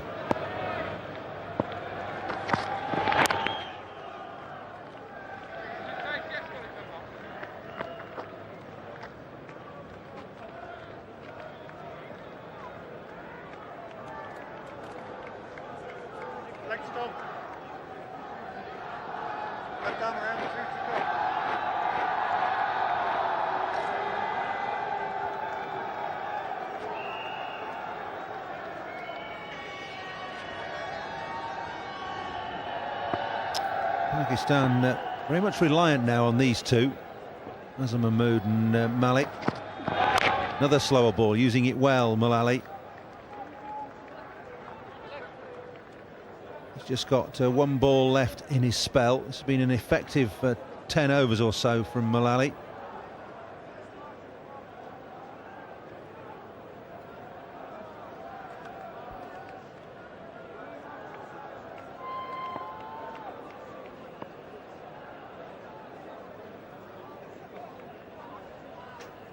Mullally asking the fielders to come from the edge of the circle.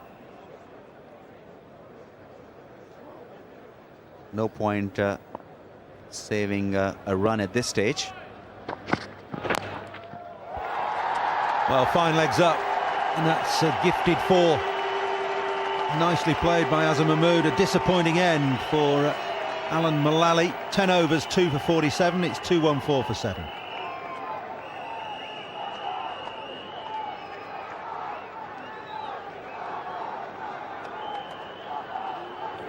This is Abdul Razak, who was trying for that big shot. Couldn't clear Darren Goffett long on. And this one was a big wicket. Yusuf Yohana trying to flick the ball away in the deep. Got a leading edge. Went high in the air. Aware Shah safely underneath that one. So that's the end for Mullally. He's bowled his 10 overs. Just 4 overs left in this Pakistan innings. England have to begin that 50th over by 3:15. That is 1 leg. Sorry, 2:15. It's Mullally's breakdown. 8 off that last over, 8 off his first, and pretty good in between. 2 for 47. Wickets coming in his 9th and 10th over.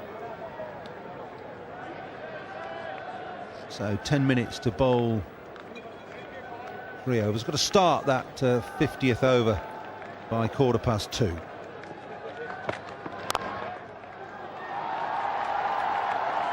Good shot. Knight is out at long off and does well to keep it down to 1. Good fielding. Nice drive by Shoaib Malik through the offside.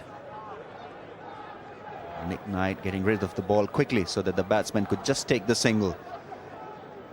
Throw on the bounce always is comfortable for the bowler.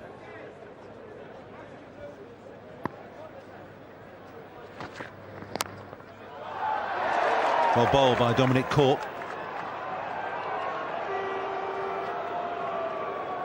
Fuller in length, a little bit of swing in the air. Jamming the bat of Azhar Mahmood, really, who had to hit the ball very hard and hit it in the ground as a result of that length.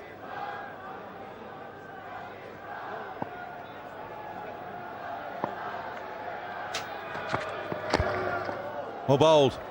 Searching for that Yorker right up there in the block hole. This is very good cricket. Once again, the length absolutely perfect. The Yorker length almost hitting the off stump. Azhar Mahmood clearly late in bringing the bat down to the ball. Looking for a run to rotate the strike, not there.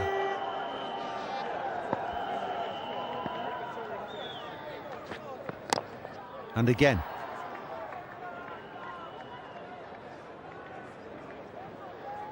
Two singles and 2 dot balls so far in this over. It's good for the 47th over. Yes, he'll be very happy with his effort so far in this over. Just 2 runs taken. And importantly, bowling the right length. He hasn't so far bowled the slow delivery. Didn't have to.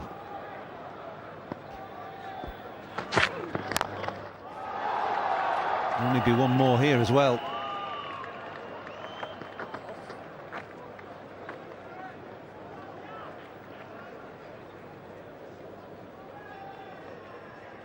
Pakistan would be disappointed with this total.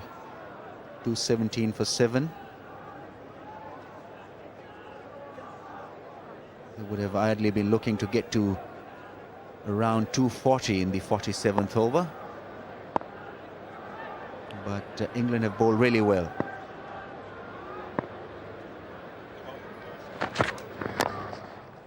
Another Yorker. It's a fine over from Dominic Cork, just 4 singles from it. 218 for 7.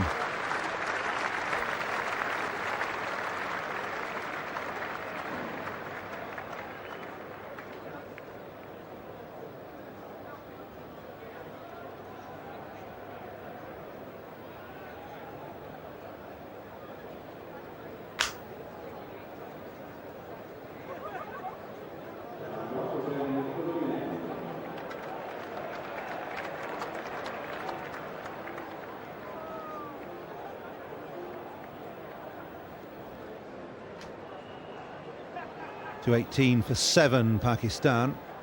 Major contribution from Yusuf Yohana, 81. Ennis Khan, 41. And the lower order left with the responsibility of trying to get this total up to 240, 250 maybe. 3 overs left. Azhar Mahmood, 11. Shoaib Malik is at the other end. There's Nasser Hussain on the balcony, exercising that broken thumb. Itching to get back into the action, no doubt.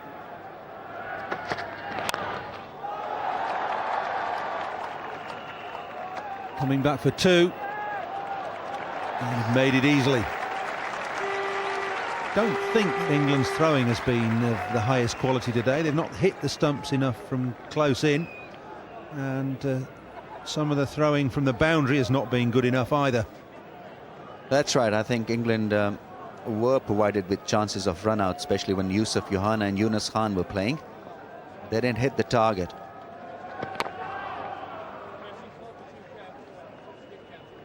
Singles all over the place. The closer fielders are right on the edge of the 30-yard circle. So they're singles every ball.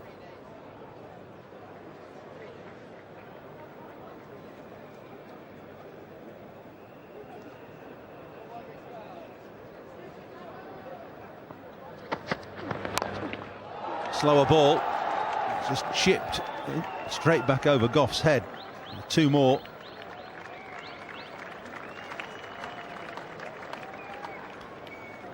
Good cricket from the youngster Shoaib Malik, hitting the ball straight, even though he didn't time it. But that straight swing of the bat saved him from being caught.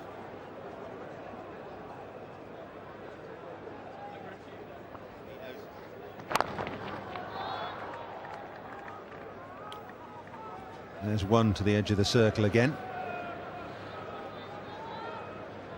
Have a look at the projected score. Run a ball gets Pakistan up to 238.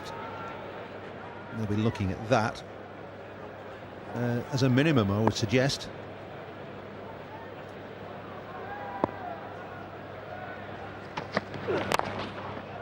Or bowled. Azhar Mahmood not been provided with the width that he's looking for. England have bowled the right length to him. He likes to hit through the offside.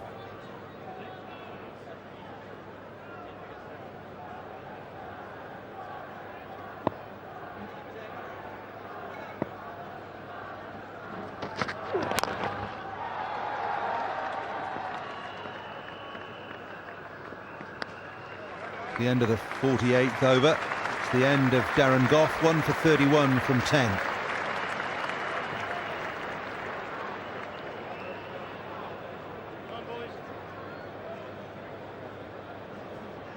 Well, Darren Goff.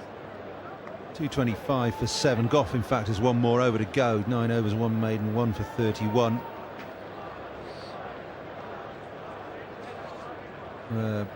2 overs to be bowled, and really by rights England should be starting their last over now if they're not to suffer a penalty in terms of restriction of overs. If they only bowl 49 by 2:15, then they should only receive 49. But there have been 1 or 2 delays in terms of sight screens and spectators, and 1 or 2 interruptions, so the umpires may be lenient. Cork to bowl the 49th. Edged away down to the pavilion for 4. Still no slow delivery from Dominic Cork. A fast full toss, and all it required was an edge. Went away very, very fast. Azhar Mahmood looking for some room. In the end, edging that one past Darren Goff.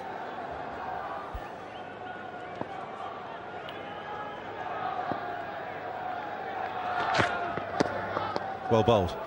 There is in fact no panic for England in terms of getting these overs in. They've got 7 minutes of leeway, the match referee Brian Hastings has informed us, and the players will be aware of that as well.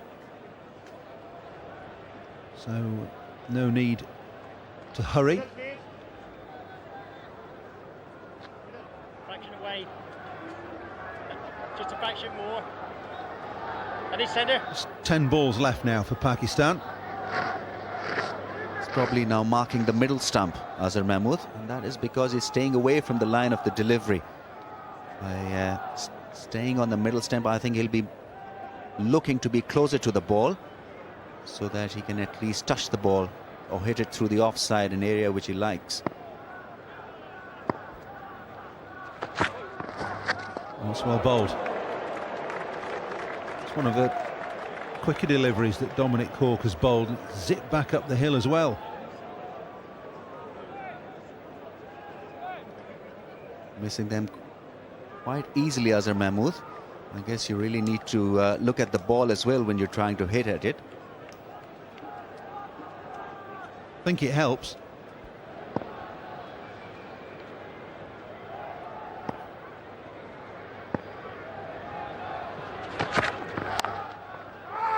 Sliced away. Cork going for the Yorker again. He's just over pitched. A bit of width as well. It's 4 more. He'll be disappointed with that delivery, Dominic Cork. Full toss just outside the off stump. Azhar Mahmood not been able to middle anything Once again, a good healthy edge. There you see that despair. A little too late.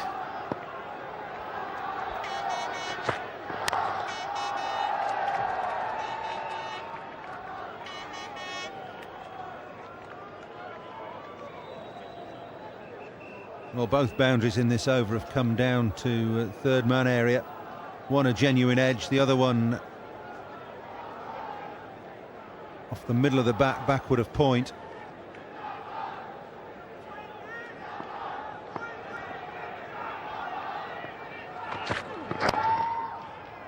It's a good finish from Dominic Cork, but 10 off that over, the 49th. It's 235 for 7. Cork has finished for the day. 7 overs, no maidens, 1 for 50. Just a touch expensive. Yes, he'll be disappointed with the last over of his. 2 full tosses, 2 edges, 2 boundaries.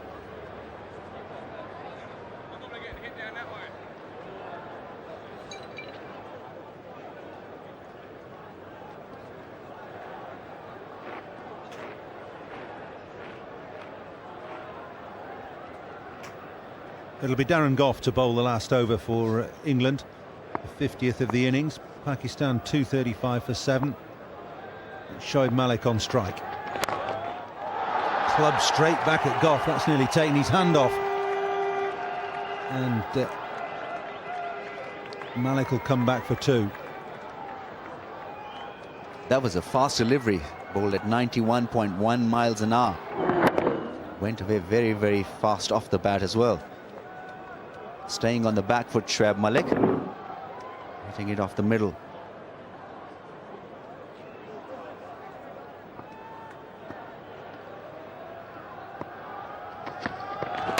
Bolt, top of middle and off, hit by that Darren Gough delivery. You miss, I hit, and he's hit there. That's the end of Malik. Didn't have to bowl at that 91.1 miles an hour, that delivery. Slow one. Ball at that 73 miles an hour. Hoodwink the batsman. Shoaib Malik trying to look for that room. Not there. Completely disguised slow delivery from Darren Gough, hitting the off stump.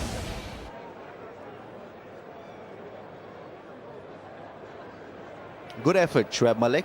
Scoring 9 of 8 balls, and Pakistan lose their 8th wicket for 237.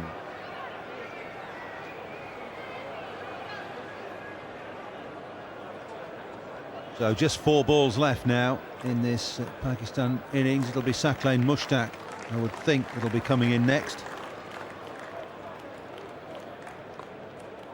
Oh, captain's taking the responsibility.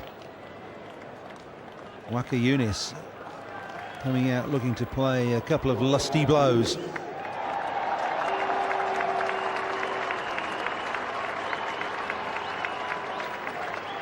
He'll be looking to hit some boundaries, although it'll be up to Azhar Mahmood really to hit them. Just walked in. Yeah, well, there's not much time, is there? Just 4 balls. 14 against Australia for Waqar. Does he get the single and get Azhar Mahmood on strike for the last 3, or does he go for it himself? That's his dilemma.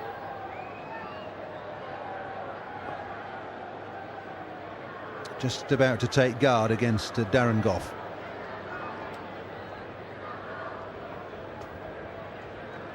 It'll be interesting what pace Darren Gough bowls to Waqar. Will it be a slow delivery or a quicker one?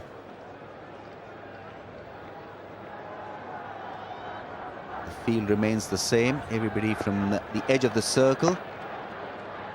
Long off, long on in place. Deep backward square leg also there. And cushion through the point boundary as well.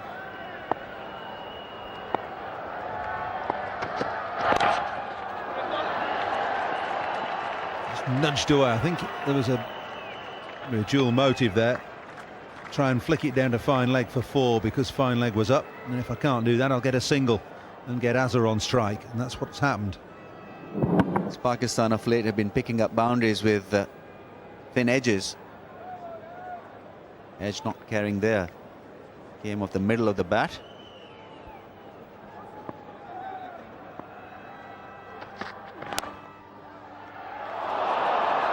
Well, that's gone through, backward point, literally. Away Shah at backward point. Should have held on to that. Had a good time to look at this one. Curling away from him in no position. Always is difficult at that point position to judge the line of the delivery.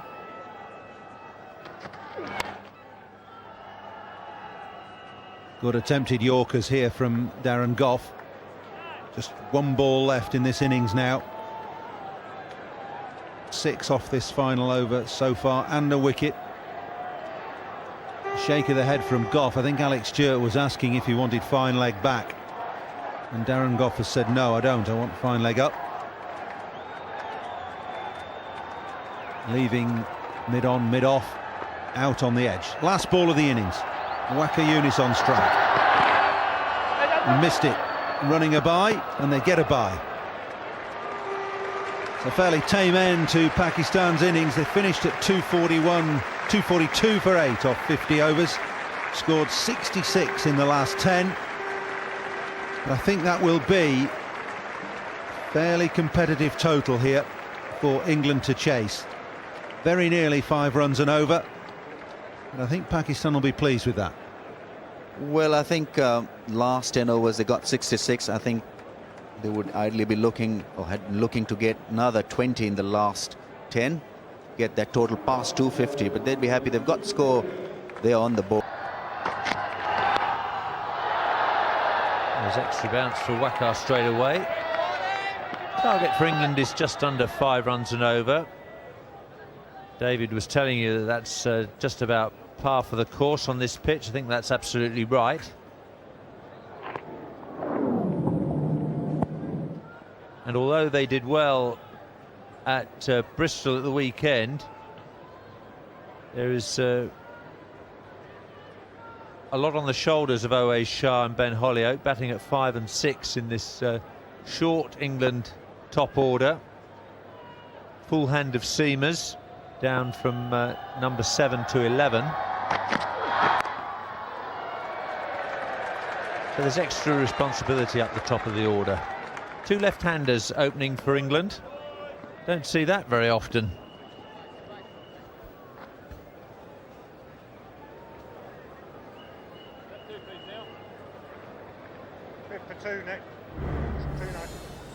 Nick Knight, a real star in the one-day game. It's been messed around a bit by England for my money over the last couple of years. Has been a brilliant player in the one-day game. Struggled at test level.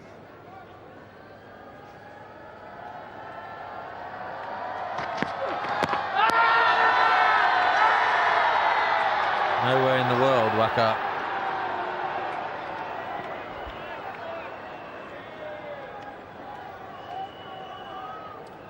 Quite a few things that Waqar Yunis has to do to get these LBW decisions going in his favour. First, it has to pitch in line with the stumps. Just pitched in line there, but it has to keep below the height of the stumps as well.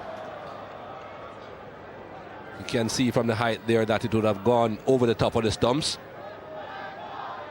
Good delivery though. Pitched in line and straightened.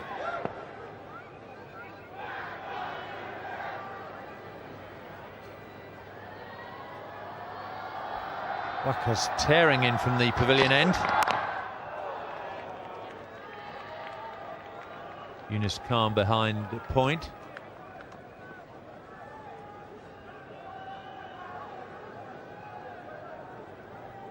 Vital day for England. They really do have to win this match. With Australia having beaten both opponents, it's really looking like the side out of these two that wins most of their qualifying matches against one another that's going to make their way to the final, presumably to join the world champions.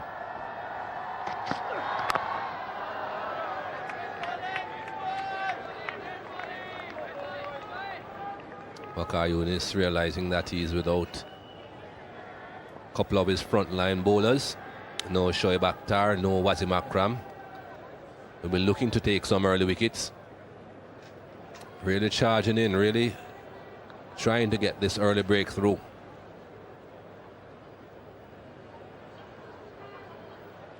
Wasim Akram apparently giving a couple of signals there to his fast bowling partner Waqar Younis as Waqar Younis was walking back towards the pavilion. Just bouncing short of Yunus Khan. Single off the first over.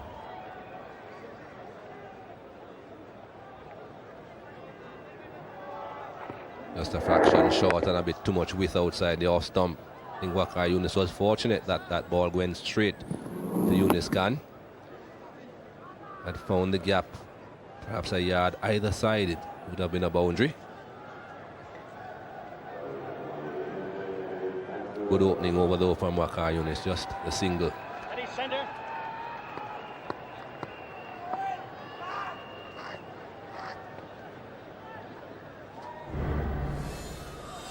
Wasim Akram continues to be absent from this Pakistan side, so it's Abdur Razzaq with the new ball from the nursery end. Similar looking field, 3 on the offside, saving a single, and 2 on the on. Looks as though it's only the likes of Brett Lee and Glenn McGrath who are capable of bowling to 7-2 offside fields.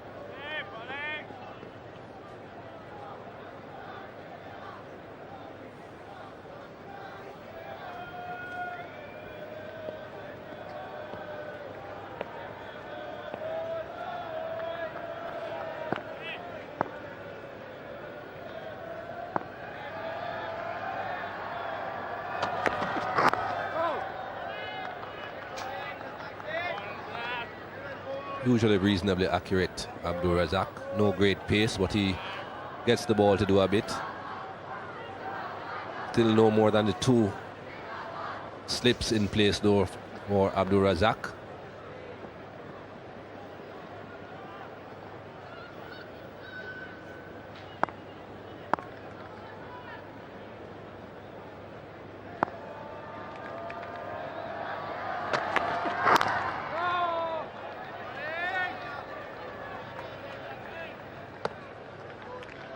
Pakistan opening batsman had a look at the pace of this pitch before trying anything too exciting.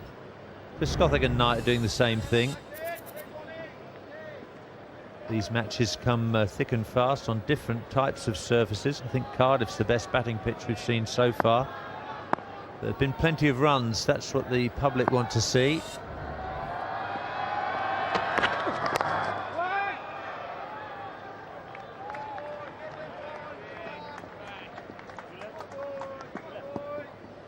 Don't think anyone could complain about this pitch here today either. Just a little bit of help for the new ball bowlers. We'll always expect that, but as the ball gets a bit older, batting certainly becomes a bit easier. Good bounce here though. We saw the fast bowlers getting quite a bit of bounce.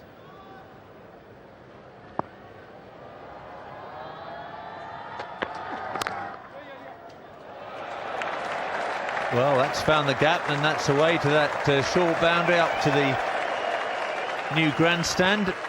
So an early first boundary for England.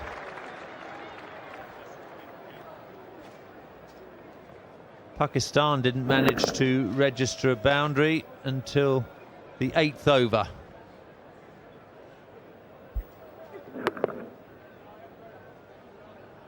Very fast outfield. No great effort there again from Marcus Trescothick.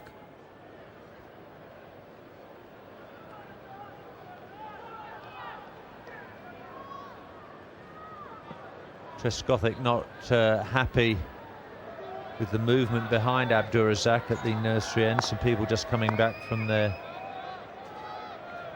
luncheon break.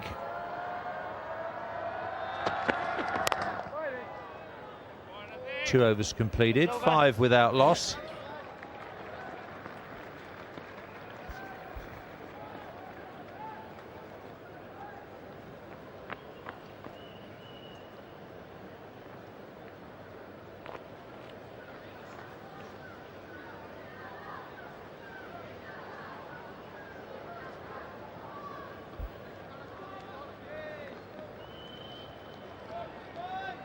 18,000 tickets sold in advance for this match, but we've got a bigger crowd than that in the ground.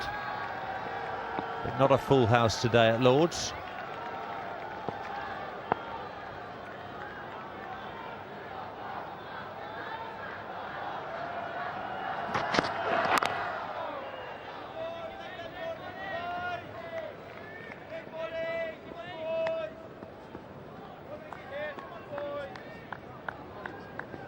Neil Mallender just telling Wacker it's getting quite close to that front line. Hot topic these days, that pop increase with bowlers and umpires.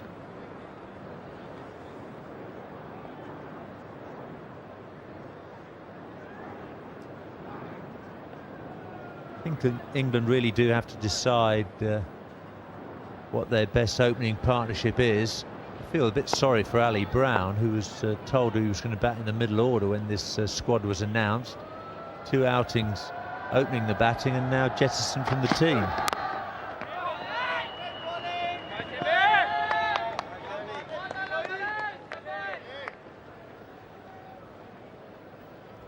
Was, in my opinion, given a pretty difficult task, Ali Brown at the top of the order, to try and go out there and hit over the top in the first 15 overs. Fine to say that it can be done, but it depends on the nature of the pitch. Pitches so far have been quite bouncy.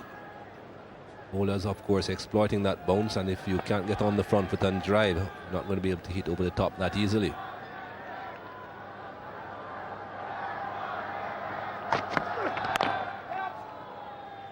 Single tonight, Yusuf Yohana fielding. I'm not sure how happy Brown will be, nor Paul Collingwood for that matter. Collingwood just had the one outing at Edgbaston. It was LBW to Razak for 2 runs. But since then, O.A. Shah has come into the picture and grabbed the number 5 berth for England.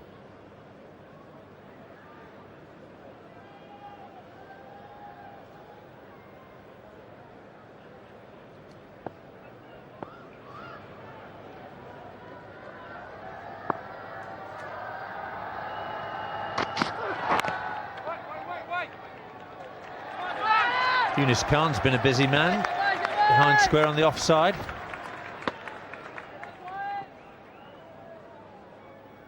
Well, if you certainly want to rest, that's not the place to be in these limited over games. That backward point position is always a very busy position. Eventually prevented a run.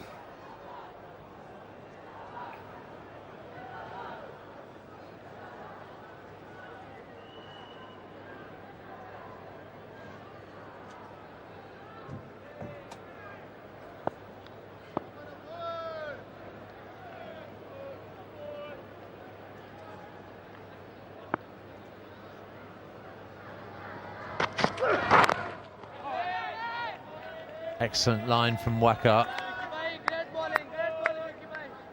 Saw later on in the Pakistan innings, Rashid Latif angling the ball consistently down to third man. Wacker maintains that line. Neither Trescothick or Knight will be able to take that liberty.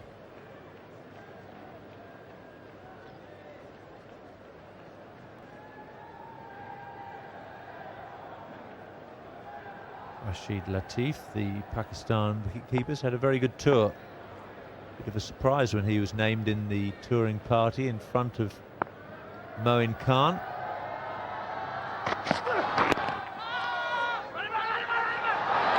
Well, this time the stump is broken, and surely Nick Knight is a goner. Shoaib Malik, the fielder, and Knight's taking those gloves off. He's fearing the worst.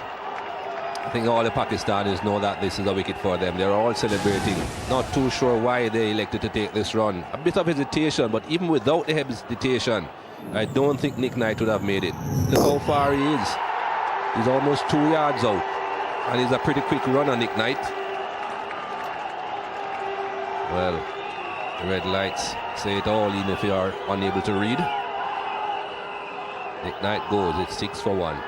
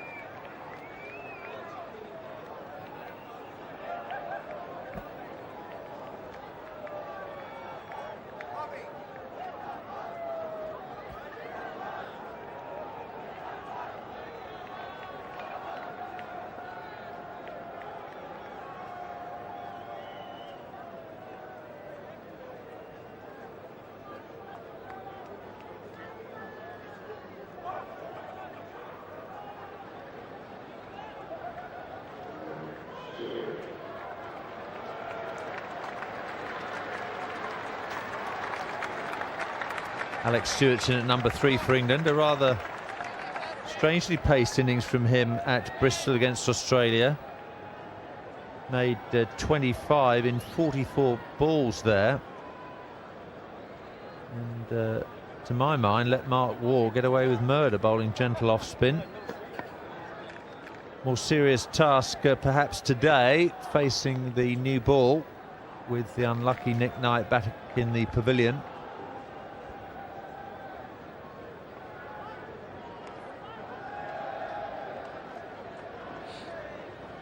As always, plenty of pressure on the stand-in England captain, keeping wicket, skippering the side and batting in the top 3.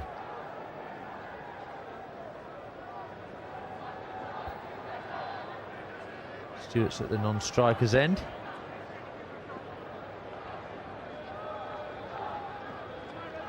Still problems behind the bowler at the nursery end. Trescothic's ready now.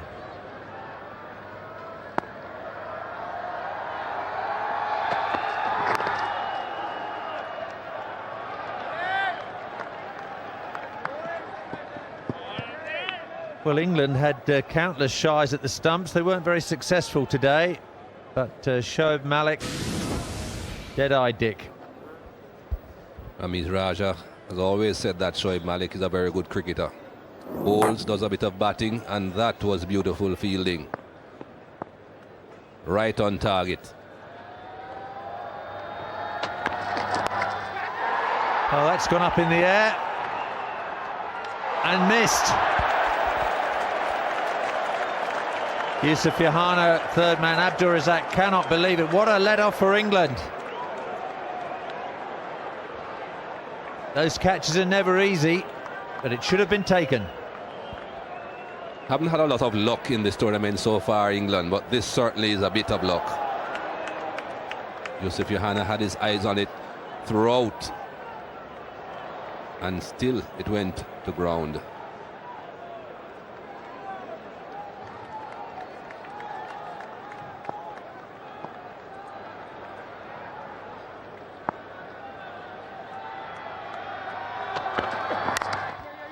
Away through extra cover.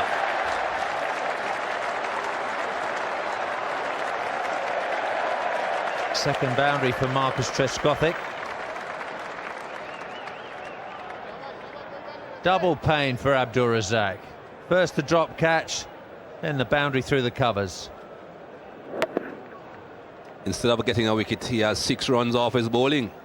2 runs for the dropped catch, and then this. How painful is that?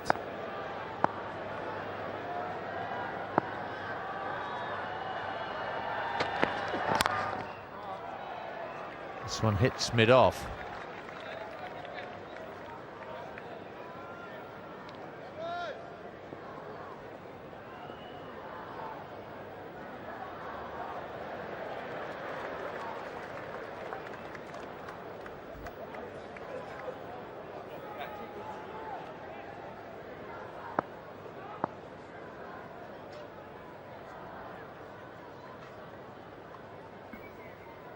Second slips come out to short extra cover.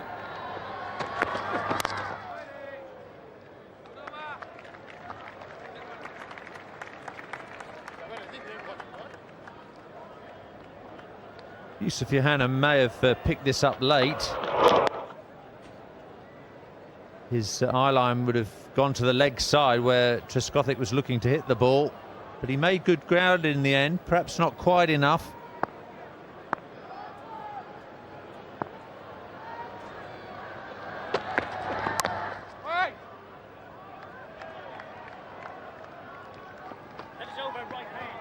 Four overs gone. England 12 for 1. Pakistan were 15 without loss after 4. Razak had 2 overs for 10. Waqar 2 very good overs just for 2 runs. Brilliant knock by Yusuf Yohana, but that dropped catch could be very costly.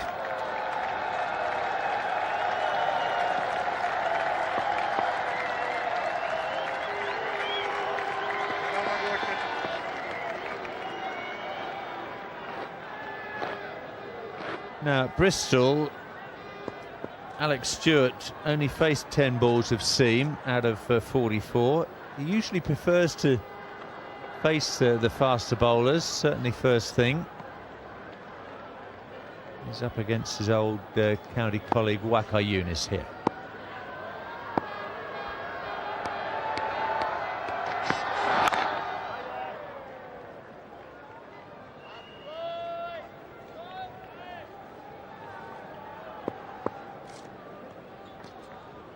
Stewart's one-day record isn't as impressive as his test match return.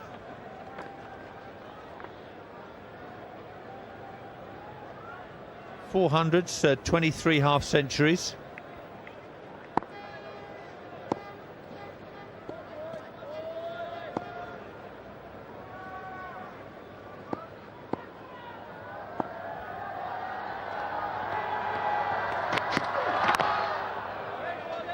Alex Stewart had a great run in the Natwest series last summer.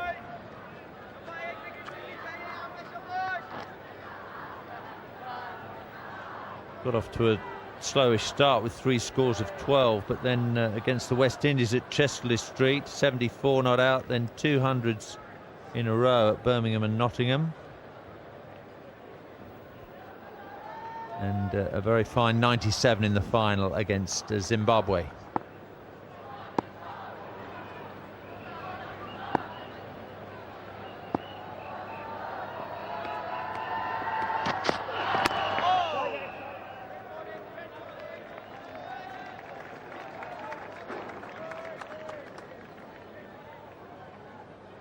Waqar Younis is the only real frontline strike bowler, fast bowler that is, that Pakistan have in this game. England have got to be mindful of that. Make sure that he's not too successful with the ball. Try and get some runs off the other bowlers. Of course, there are 3 spin bowlers in the lineup as well. The Pakistani spin bowlers have been quite economical. That's the main man, Saqlin Mushtaq.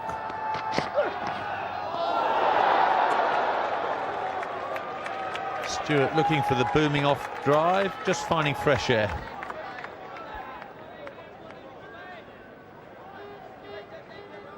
That's what I was talking about. Doesn't need to be playing shots like that, I think. Not at this stage at any rate.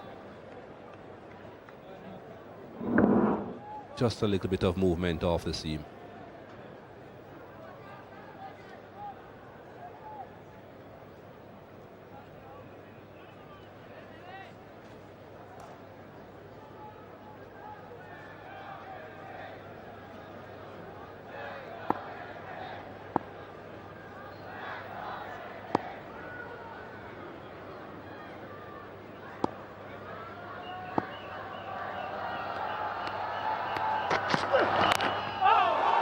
Pretty close.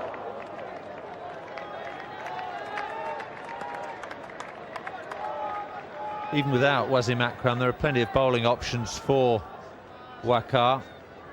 He's decided to use himself and Abdur Razak with the new ball.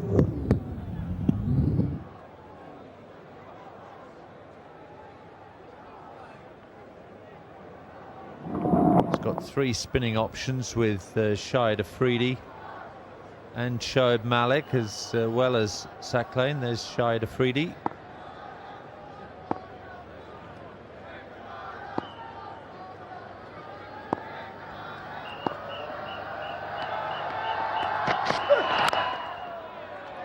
A maiden for Waqar, 12 for 1 England.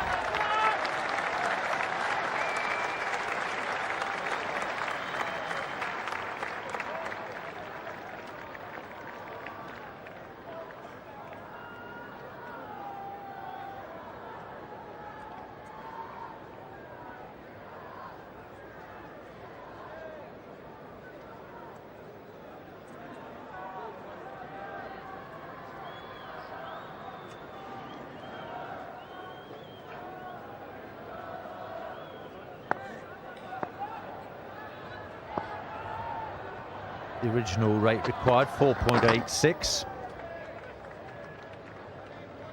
It's already up above 5. really excellent bowling from Waqar. 3 overs for 2 runs.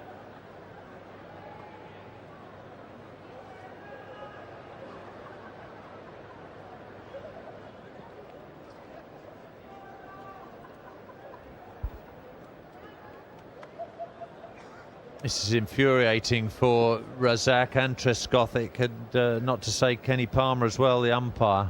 People moving around behind the sight screen, and indeed the sight screen itself not behaving at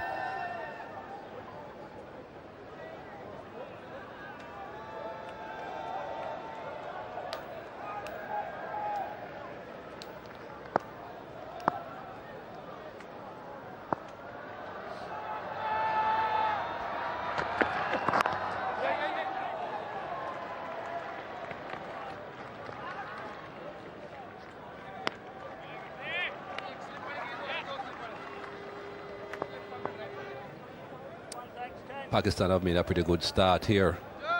Both Abdul Razak and Waqar Yunis bowling very economically, giving nothing away at the moment.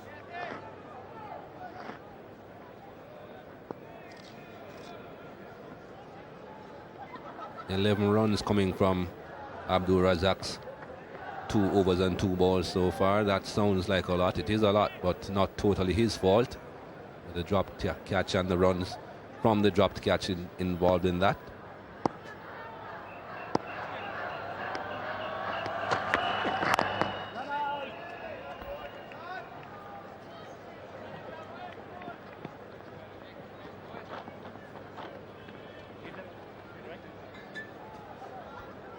Abdul Razak took a while to get used to English conditions.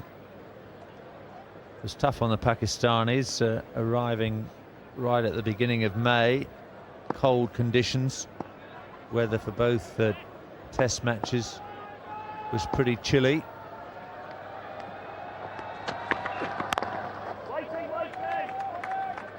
Pitch here at Lord's for the first test was certainly seamer friendly. They were more at home at Old Trafford.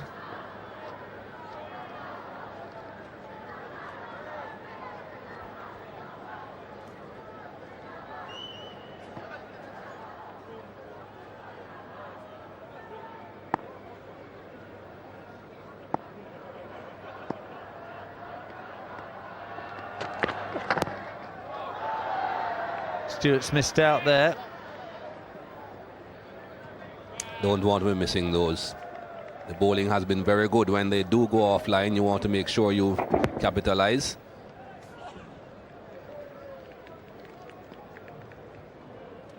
That would have been going behind square if it had hit the bat, and that would have been a boundary. 2 men are in front of square apart from the fine leg. Stewart still to get off the mark. This is his 10th delivery.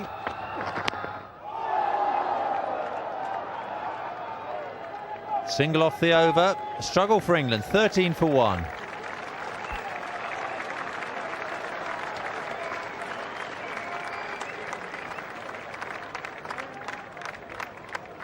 Hint of seam movement for Razak, just nipping back into Stewart.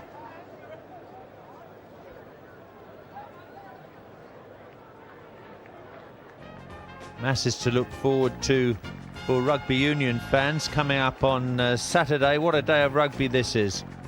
10 a.m. in the morning on Sky Sports 2. The Lions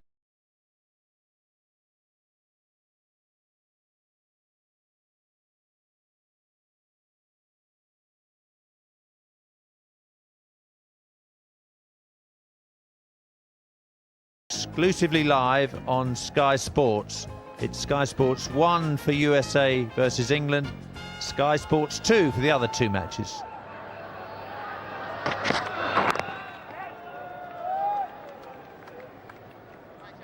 Fine legs up in the circle now.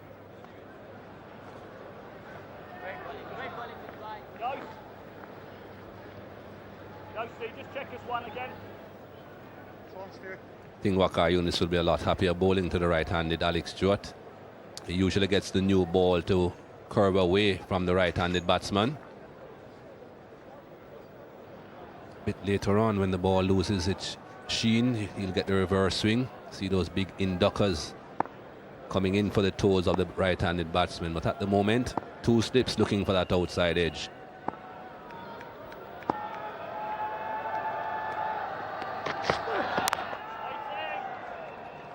Still Stewart can't get started. This is very unlike him.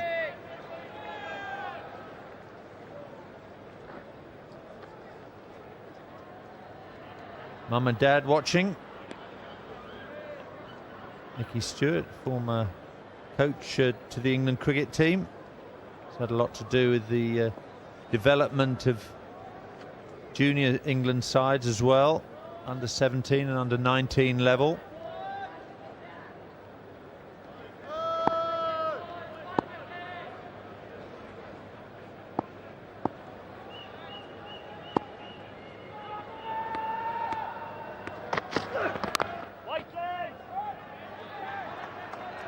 This really is great bowling. Waka knows all about Stewart's game. He's looking for width and he's looking for the ball being over-pitched. Waka's supplying neither.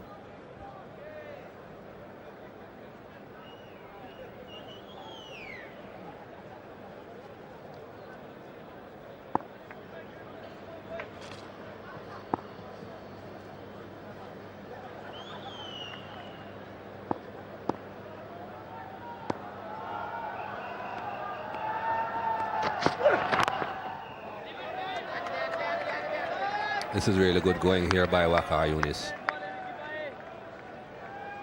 Seems as if the captaincy has really inspired him. Running in, charging in every delivery. Even in the field, something that you're not too accustomed to Waqar Younis doing, running around too much. Really getting the job done here now though. Very straight. And not full enough to be driven.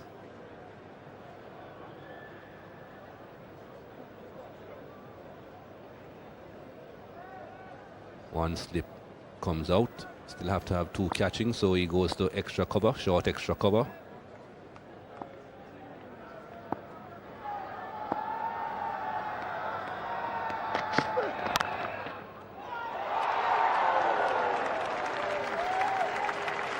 Azhar Mahmood close in at short extra cover. And still Stewart waits for his first run. 14 balls without scoring. No timing in that shot at all. Hit it very hard into the ground.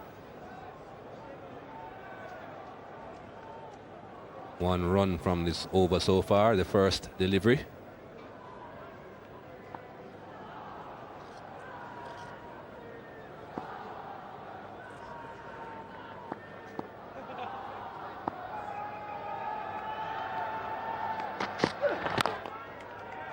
Just 2 runs from the last 3 overs now.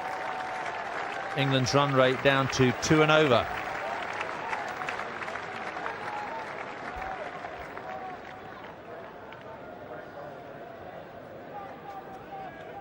Well, the start looked promising enough, but the runs have completely dried up now. Trescothic's rate of scoring satisfactory, 13 from 20 balls faced, but Stewart yet to get off the mark. England 14 for 1 in the 7th over. Time for Ramiz and David Gower to take over.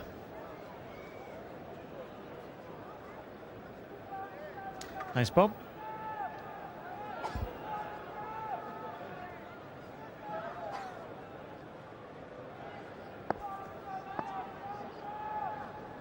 Slow start then, 14 off 7.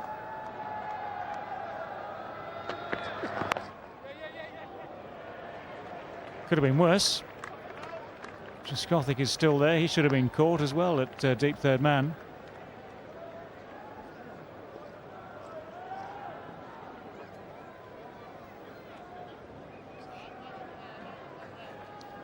Lucky escape there, trying to work the ball away towards the onside leading edge. Yusuf Yohana, not quite there. Grasping an easy chance. That could prove to be extremely costly. Trescothick has been in good form.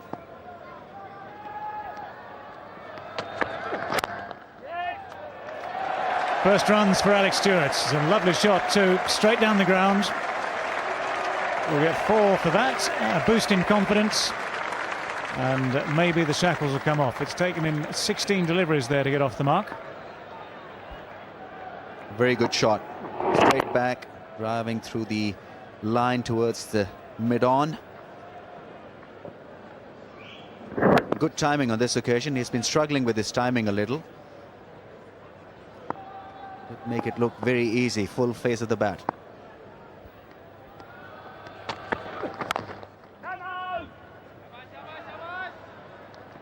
Pakistan have generally bowled well. They've tried to bowl as straight as possible, not look for wickets. Like England to be under pressure, especially in the first 15 overs. But it's a different combination for the Pakistanis. They've got 3 spinners, 2 regular and 1 Shahid Afridi, a part-timer. It'll be interesting how these spinners bowl on this pitch.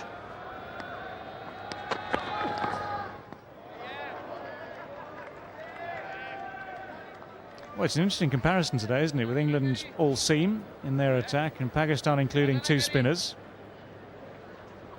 Admittedly, Pakistan have injury problems with both Wasim Akram and now, of course, Shoaib Akhtar out of contention. Shoaib, who has even left the tour party, Wasim's still part of it and looking to get back to full fitness.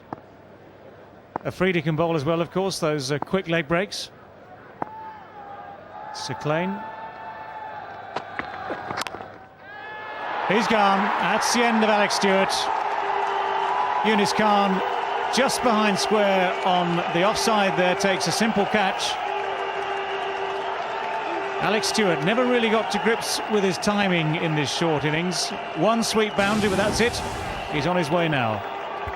Strange kind of a shot from Alex Stewart, playing away from the body to an away swinger.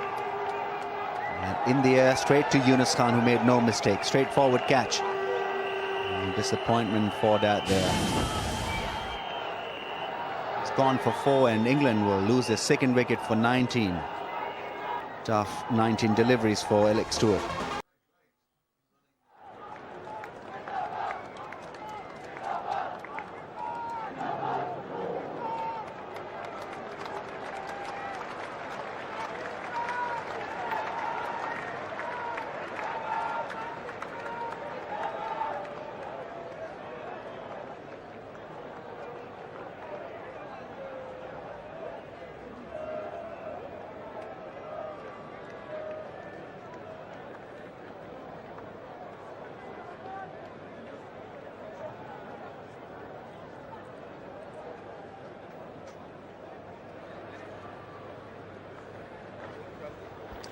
Michael Vaughan's out at the crease now.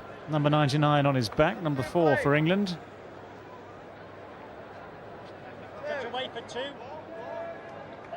He's just played in 1 of the games in this tournament so far. The first one against Pakistan at Edgbaston. He made 5 there.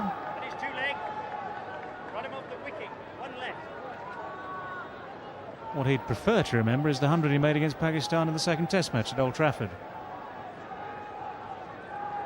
But now England need 2 things here. They need someone to steady things, but they also need someone to start to press the accelerator. Good first attacking delivery from Abdul Razak. It's getting a little bit of help every now and then. Very good spell indeed. 8 overs, England struggling, 19 for 2. And there'll be some support for Pakistan team. As usual, a lot of green and white shirts in that crowd.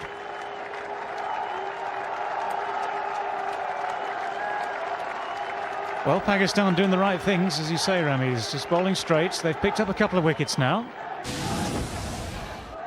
Just keep chipping away. That's what you have to do in the fielding side. This was the 2nd of them. Alex Stewart just followed that ball. It went down the hill a bit. But I'm starting to wonder whether or not the pace of this pitch is entirely consistent, because it hasn't been one of those free-flowing days. At various times, yes, batsmen have got onto the ball and hit some beautiful shots. But it seems to have been a struggle for people to time consistently all the way through an innings. Yusuf Johanna again played beautifully. Yes, not a lot of boundaries been hit so far this game. That could be because the pace is double.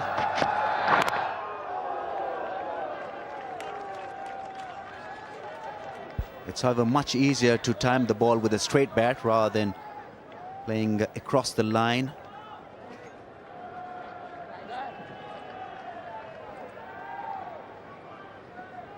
Well, another wicket now, and the pressure, of course, goes on to the new men, the young guns, Shah and Hollyoak. They had a good day in Bristol a couple of days back.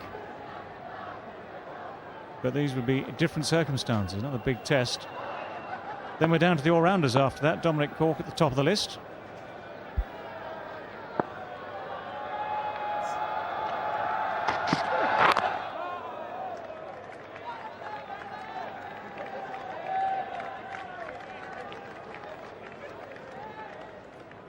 England in a delicate position here. They can't lose a wicket. They can't afford to lose any more wickets. They need a partnership. West Shah has just played one one-day international, so you can't expect a lot of things from the youngster, although he's very talented. A lot will depend on Marcus Trescothick, however. It's been very good touch.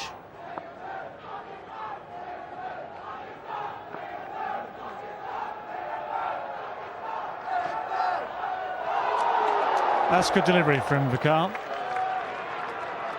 Good line, especially when you consider the slow period at Lords. It's one of those things that all bowlers, when they come to Lords, just have to adjust slightly to allow for the slope, but also he's cut his fingers over the top of the ball.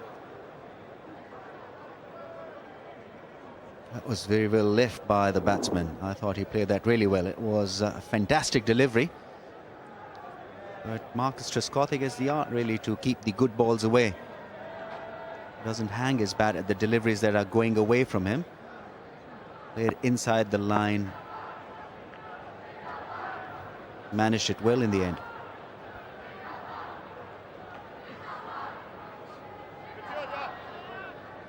As a result of that delivery, Vakar Yunus strengthening the slip cordon. Azhar Mahmood being positioned at second.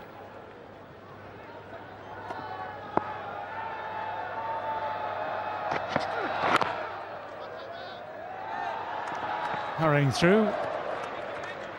Michael Vaughan comfortably home.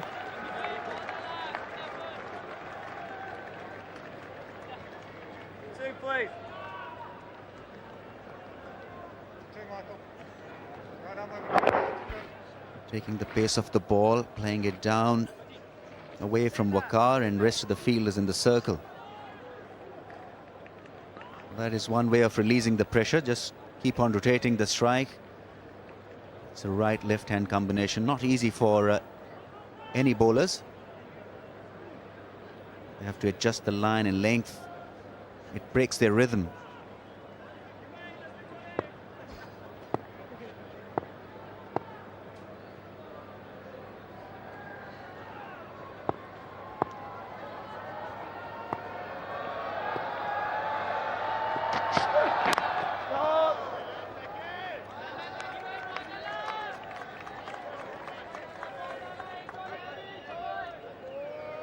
Pakistan looking pretty sharp at this stage.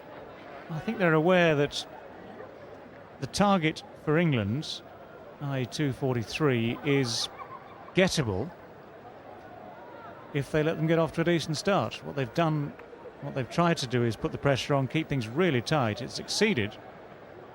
Already the asking rate has gone up just that bit more to nearly 5.5 runs per over.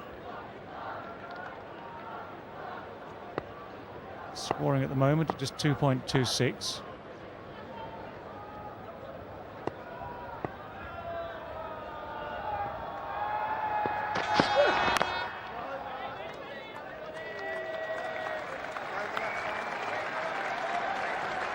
Good opening burst this from Vakar. 5 overs, 1 maiden, none for 4. It's 20 for 2.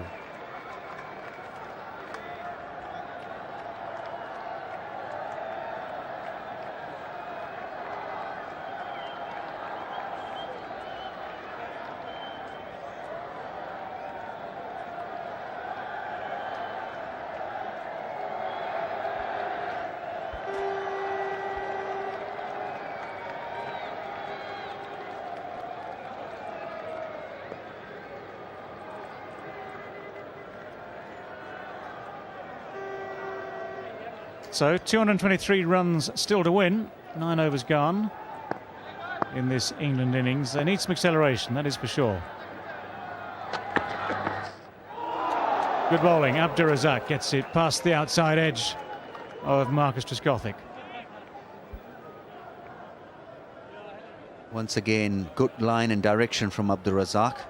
Bowling to his field, predominantly offside field, a slip in place. Looking to shape the ball away from the left-hander. See that shot cover in place, Azhar Mahmood. He was initially in the slip cordon, taken away from that position.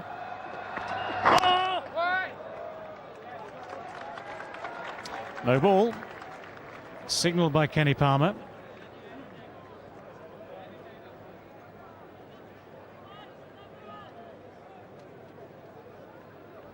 This has been one of the recurring topics of recent weeks, and it's mighty close.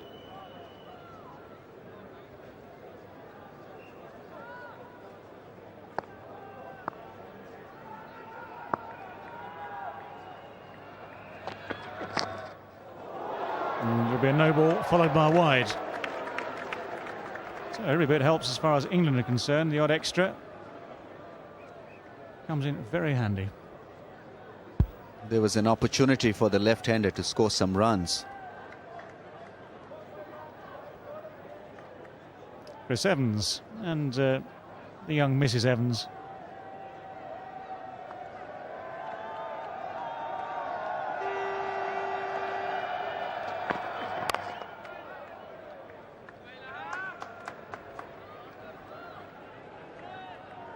When you're in a defensive groove of mind, even bad deliveries go waste.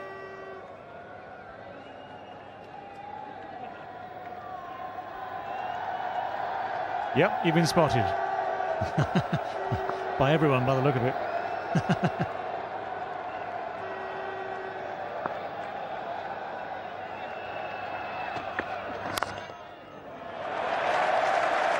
Through the offside this time from Trescothick. Just enough on it. It's just the third boundary of the England innings. And a few more of those would come in very handy indeed. England need the acceleration, they need a few boundaries. They need to put some of the pressure back onto the Pakistan bowlers. Shot back lift in the gap. Nicely timed. Very good shot. All he had to do was to avoid Azhar Mahmood. There's a gap after that and went away to the boundary.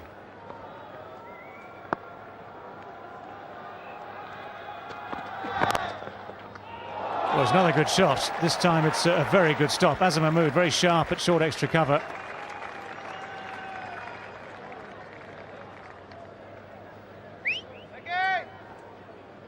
Another very good drive from the left-hander. Good reflex action. Boot and a hand, saving that ball from going to the boundary. He had to get his hands off his knees first.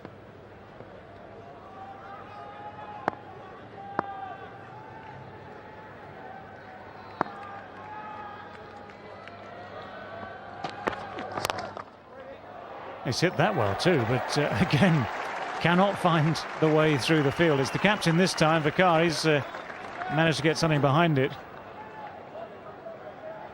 Well, it's one of those overs at the moment. It's cost 6 with the 1 boundary, the 2 extras. Could so easily have been already on to 14 with those last 2 shots. A yard wide of, or a yard further wide of Vakar, and that would have been a boundary.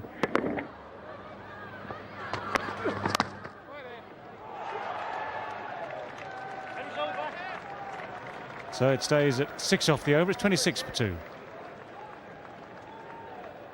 Well, at least Trescothick seemed to be timing it a little bit better there. I think the key seems to be anything slightly wide, you've got a chance. Anything straight and didn't quite come onto the bat. Here's the graph so far of England's innings after 10 overs. The Manhattan. 1 maiden. The 2 wickets falling have put a break on things. Nothing much on offer, only scoring at 2.6. Pakistan were ahead of the game compared to that.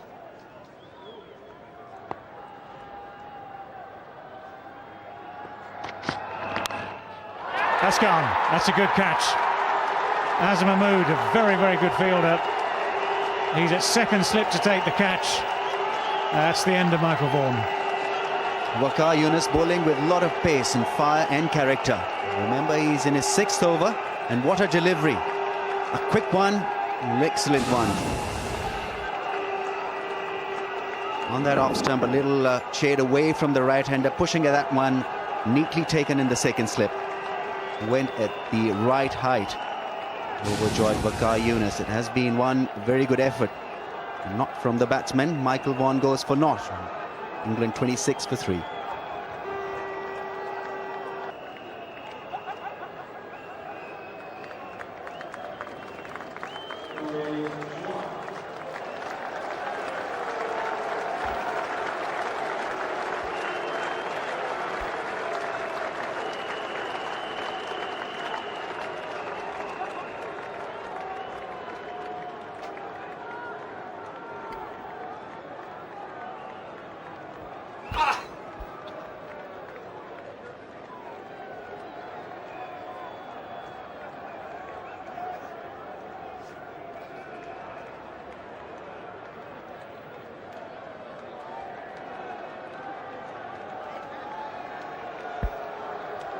Awais Shah then playing his 2nd one-day international. Started with some promise at Bristol the other day with 28 not out from 24 balls, but the requirement today is for more than that. A lot more. He'll have to fall back on his defence, Awais Shah. Different situation. Waqar Younis bowling quite beautifully. That average 5.45.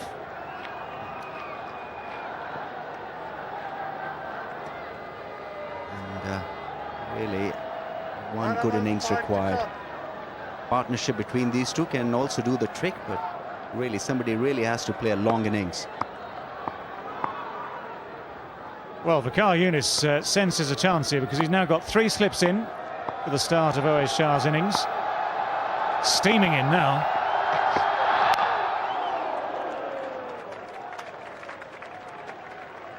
Well, one thing in Awais Shah's favour, he knows where he is. Lord's his home ground. No, or not too many problems adjusting, as it were, to the secrets of Lord's and batting on this slope.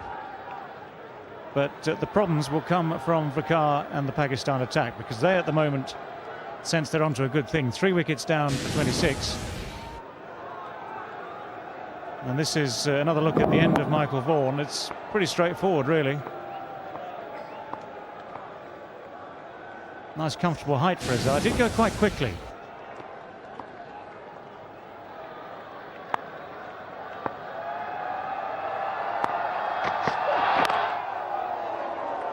Waqar has been in terrific form, knowing exactly where he wants to deliver, the line and direction, and look at the position of the seam.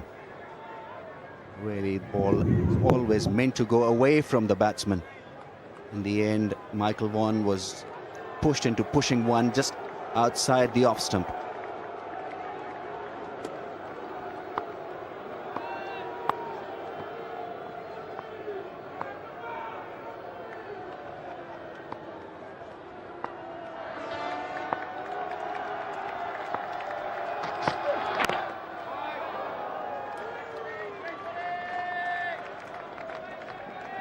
Waqar Younis giving absolutely nothing away.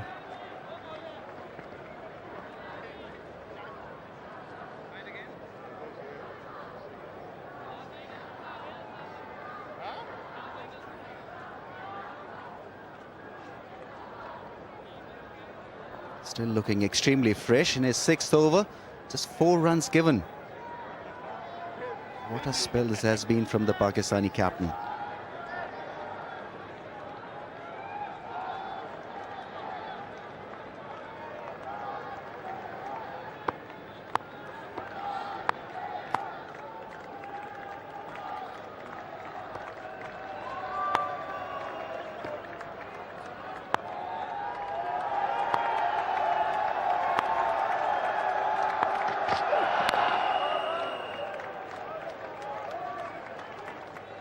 This has been an excellent spell from Vicar. Obviously happy to keep himself going while he's piling the pressure onto England. 1 ball away from completing 6 overs. He's only conceded 4 runs. He's taken that wicket of Michael Vaughan. This is what's known as setting the example. Yes, leading from the front. Really pushing himself hard. He knows that his captain, his team needs him out there, both as a captain and as a strike bowler. Pakistani have packed themselves with 3 spinners. That is the reason why probably he's willing to go on a couple of overs more.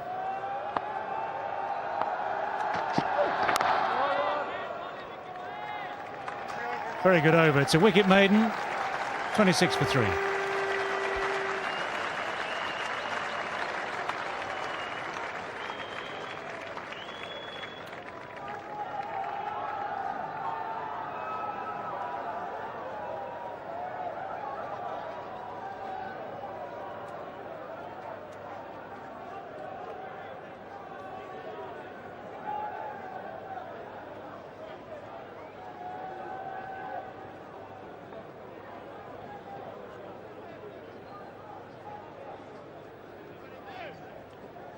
Well, that figure in the middle there, 5.56 runs per over required, is the one that's going to start to concern England quite soon.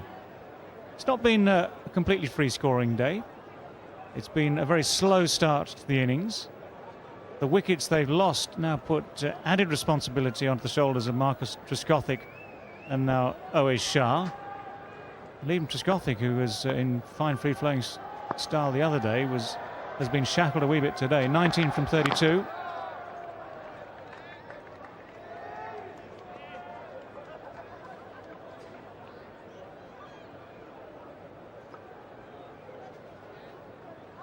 He'll have to produce more of a test innings really at this stage. Not play as a one-day innings. He's got to stay out there, consume the deliveries, see the good balls off, try to take advantage of the loose deliveries.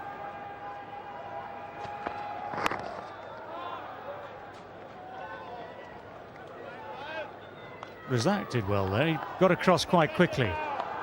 And although his captain was quite deep at mid-on, Trescothick thought about the single, saw Razak coming across very, very quickly. It was just enough to put the seed of doubt into the batsman's mind to say, OK, let's hang on, wait. And by the time the bowler got past, the chance for the single had gone. Well, again, just struggling with the timing. The ones he's got through the offside have been a little bit on the up, and they've been just that little bit wide of off stump. Anything straight, he's tried to work. Timed some, mistimed others.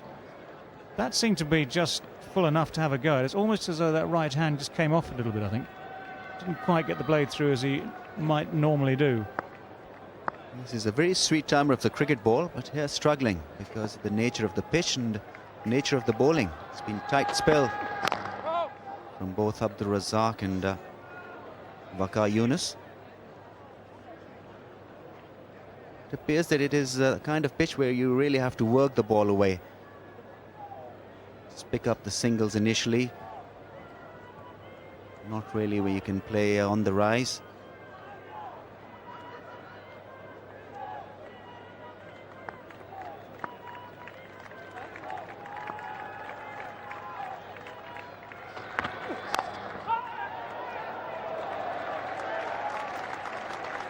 Well, he's trying different things, isn't he, Marcus Trescothick, to try and find the gap. Normally speaking, he's very good at presenting the full face of the bat. If it's wide of off stump, fine, you're trying to get it square. This was quite straight, and yet he's tried to open the face to get it to Younis Khan's left. He's succeeded only getting it straight to him. Frustration being shown out there.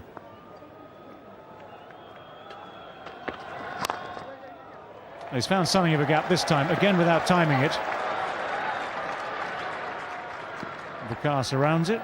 2 runs from the final delivery of the over. Pakistan in control at the moment with England 28 for 3.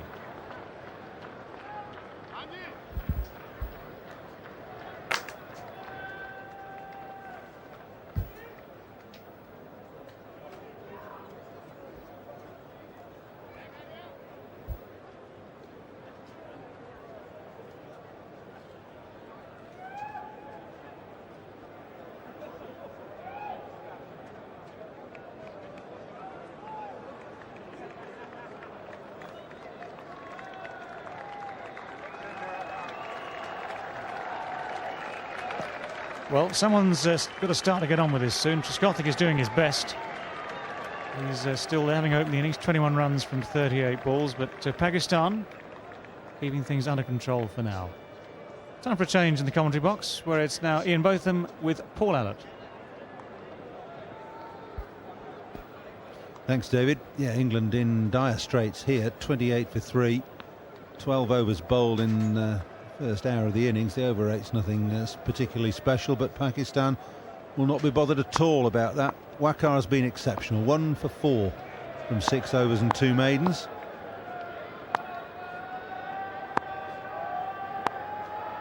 And he's coming in now for his 7th over.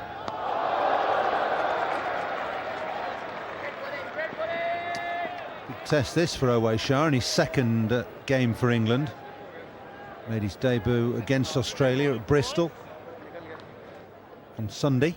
Made 28 not out from 24 balls. A very different innings is required of him today.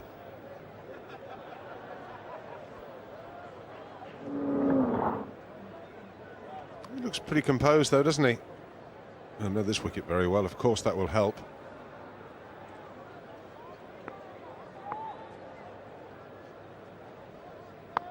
Yeah, he's got 2 batsmen at the crease now. I've got a lot of work to do.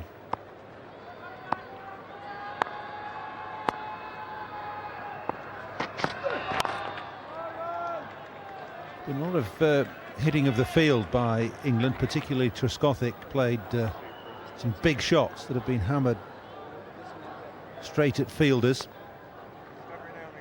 and the singles have dried up as well.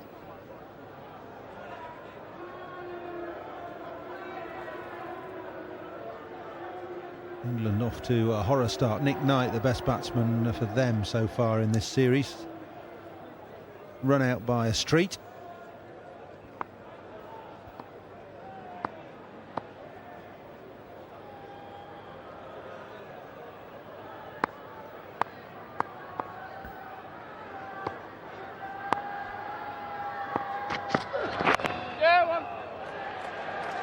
Shah off the mark from his 8th ball.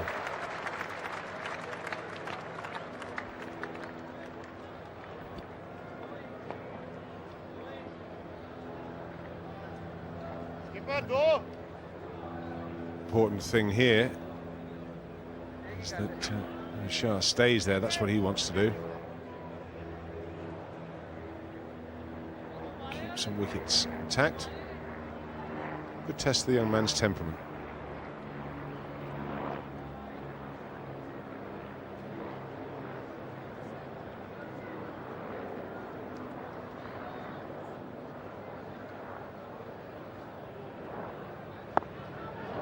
No fine leg for Trescothick. The fine leg is up, in fact, catching at leg slip.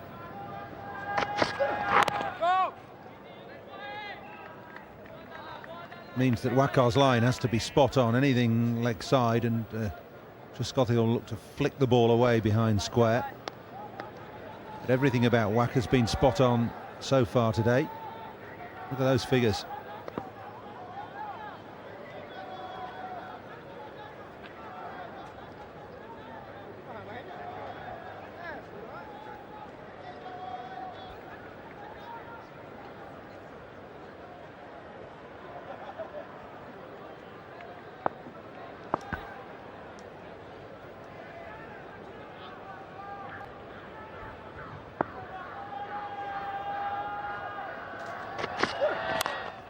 Bit of width there, that's through the covers, that'll run away down the hill for 4. 4th boundary for Trescothick.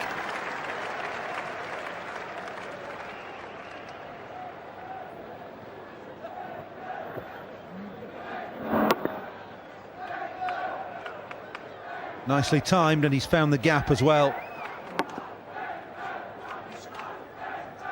Width from Waqar for probably the first time in his 7 overs.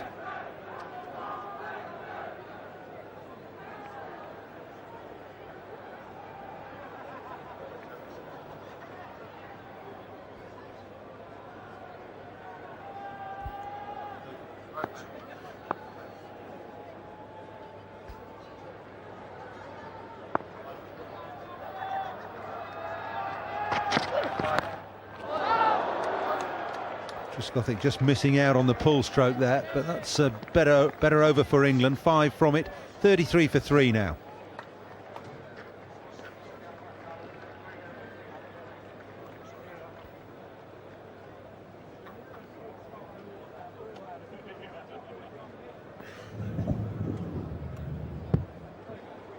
Bouncing quite as much as Marcus Trescothick thought.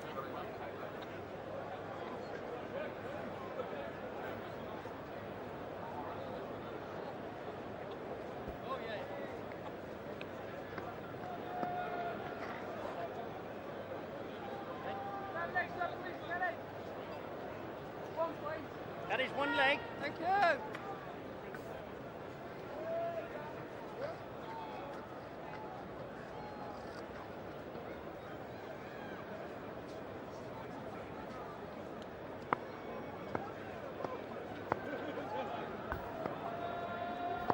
Razak again.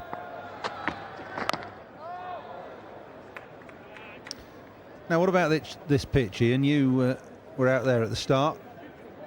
You said that you thought it was a pitch on which to post a score and make the opposition chase. You want two? And I've seen nothing to make me change my mind. I just felt that the wicket's not a normal wicket here. It didn't have the usual covering of grass. It's quite sparse with little bits of crowns of grass. The cracks, I don't think the cracks would open up particularly, but I did think there was a chance that the pace, or a little bit of the pace, would go out of the wicket. And I think that's the case, and I think the odd one was stopping. And I think it might well even turn a little bit, which is the other thing. You know, Pakistan have come into this game with three spinners. Well, that was how the pitch looked at the start of play. There were little bits of crowns of grass, green grass on it. There's some cracks as well. Didn't look a bad pitch at all. There was enough green in it for Alex Stewart to think that England would be better off bowling first, and possibly that they'd be better chasing the total rather than setting one. It's looking exactly the opposite to that now.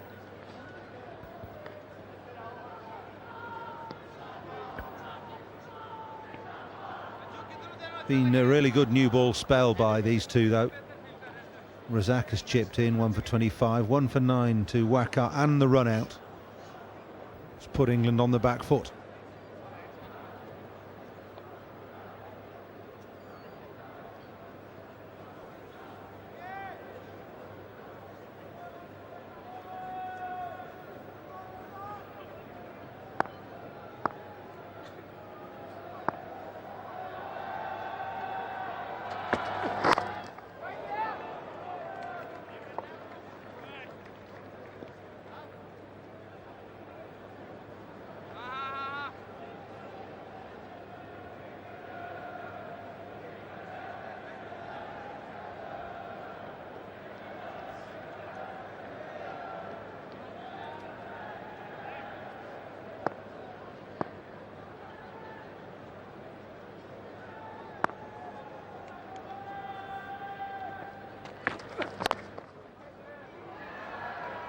Abdur Razak was quoted in the morning's papers saying that he wanted to play county cricket in England. He was just waiting for somebody to talk to him. Suggest he'd make a pretty good overseas player for a county. It's just a question of availability, though, in modern international cricket going on virtually all the year round.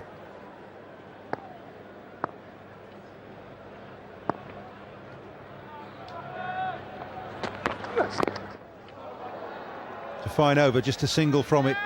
It's 34 for 3.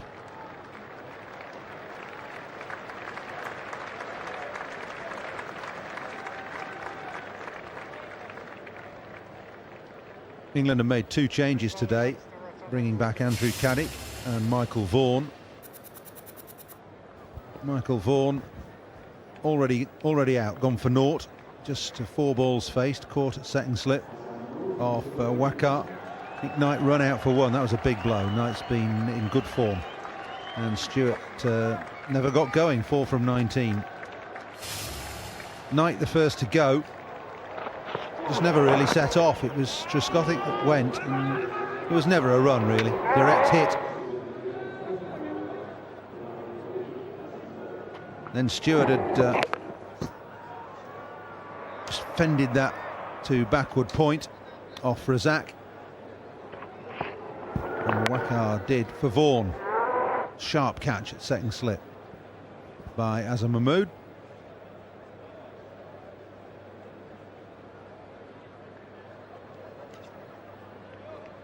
Change of bowler from the pavilion end. Azam Mahmood replacing his captain.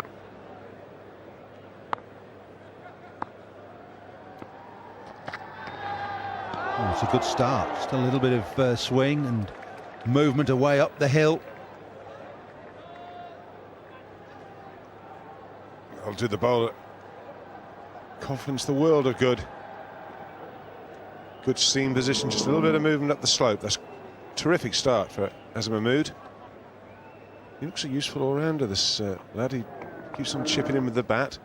Very good in the field.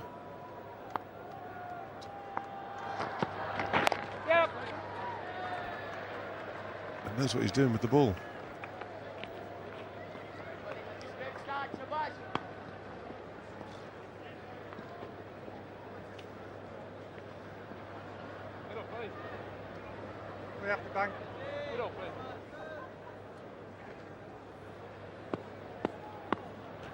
Only the same field that Wakar was bowling to. Fine leg is right up at leg slip. This is the last over when Pakistan will have to have two men catching. There they are, the slip and the leg slip. And only allowed two men outside that 30-yard circle as well until the end of this over. It's a meagre return inside the first 15, this. It's often the way it goes, isn't it? A couple of wickets, knocks the stuffing out of the batting side.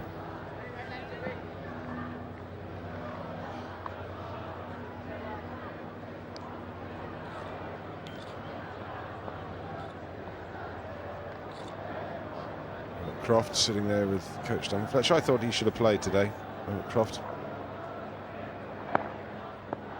England need a little bit of variation in their attack, and he can offer that. But this time, Azam Mahmood getting this one to go down the slope.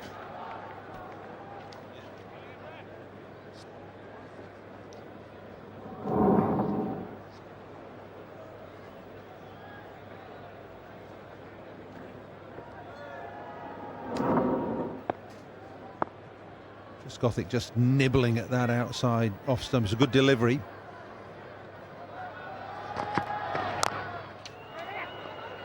That's a good round from Shah. He's made it easily. Now, can they get any more out of this? I don't think so. It's gone too quickly. Shah Afridi, the man out in the boundary. So just the one. But he was quick there, Shah. Yeah, it was a stolen single. Well in.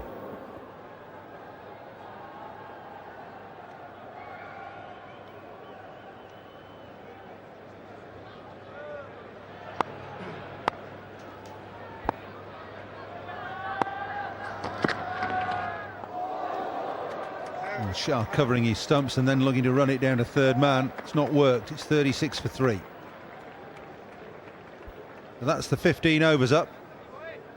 England going at 2.4 and over. It's the lowest first 15 over score of the series so far by some margin, by 20 in fact.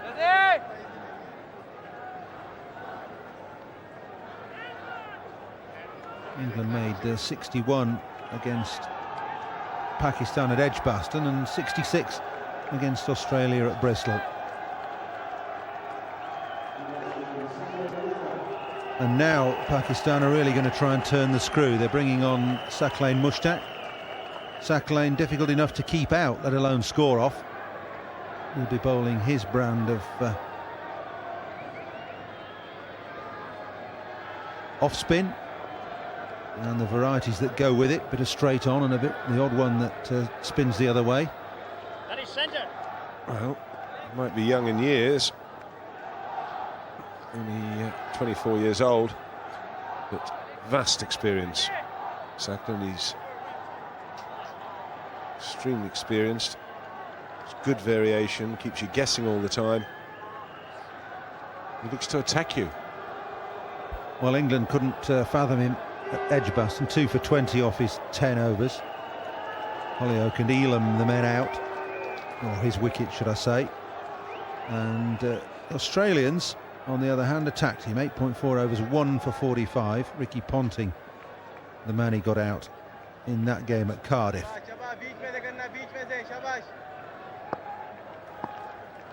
Bowling with a slip to Marcus Trescothick.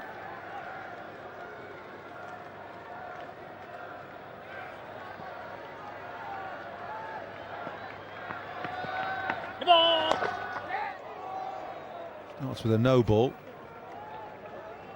Well, tell me why Trescothick didn't hit that through the offside. Because it was premeditated.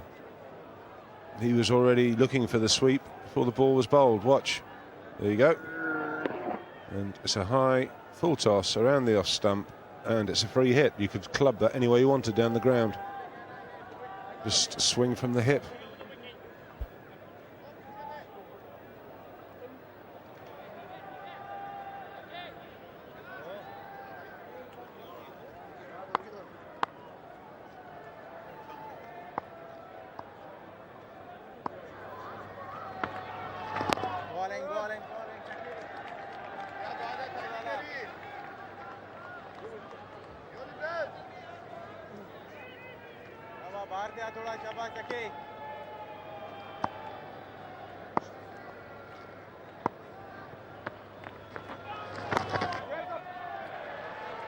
That sweep again.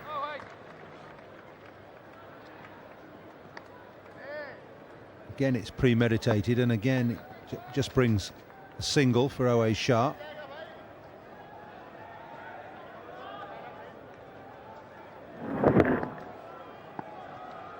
Seems to be the in shot, doesn't it?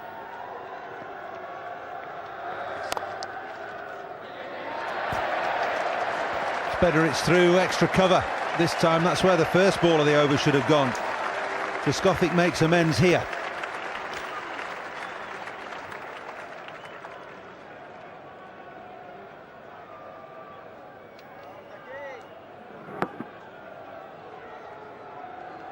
Not the best piece of fielding I've seen, I have to say. Sacklin might be a little disappointed at that. Wasn't the best of balls, but again premeditated. But it's not a bad over so far. 7 from it, still 2 balls because of that no ball to come.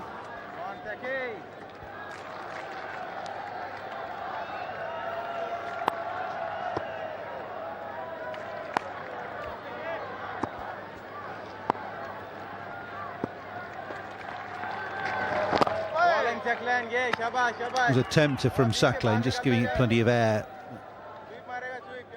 And the ball actually went straight on, didn't turn at all.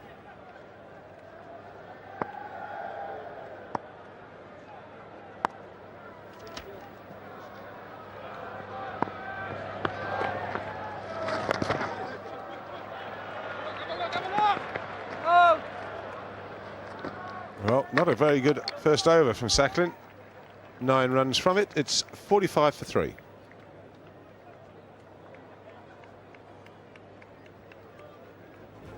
I'll just watch this ball and I'll come back to you. Been a while, Slash, but you have a situation where Tiger Woods is going into major tournament, best golfers from all around the world, and he's even money. That's extraordinary. He's going for his 5th major on the trot, Tiger Woods. You can see it all live on Sky Sports. Starting on Thursday, the US Open. Tiger Woods at even money. It's quite extraordinary.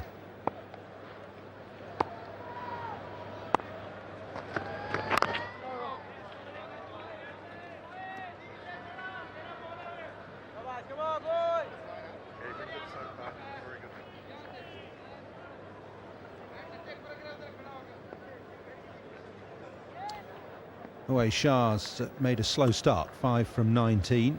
You can't really blame him for that. England don't want to lose any more wickets. They've got to consolidate their position.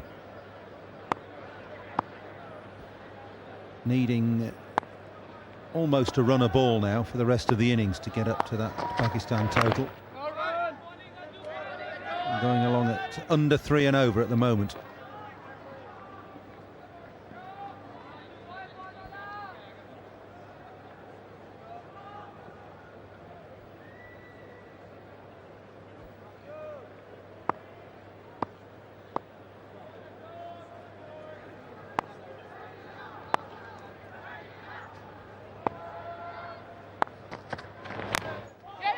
Inside edge, pass leg stump. Not sure I like this obsession with trying to run every ball down to third man. You know, there are other shots in the book and a lot easier to play. And I'm just a little worried that he's going to get himself out doing this. He's had quite a few goes at this. Look, it's just a little run down there he's looking for. This time it's an inside edge past the stumps. He's played and missed it a couple. Not convinced about that shot.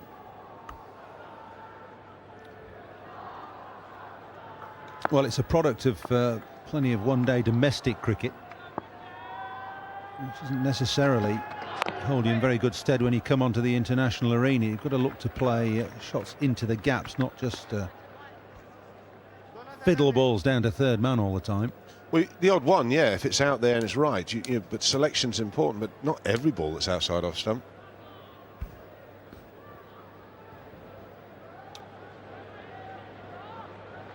And just look where the gaps are. There's if it drops it square or towards gully, there's a run. Mid wicket, there's a run. Mid off, there's a run. Another inside edge, gets a single though. It's 48 for 3.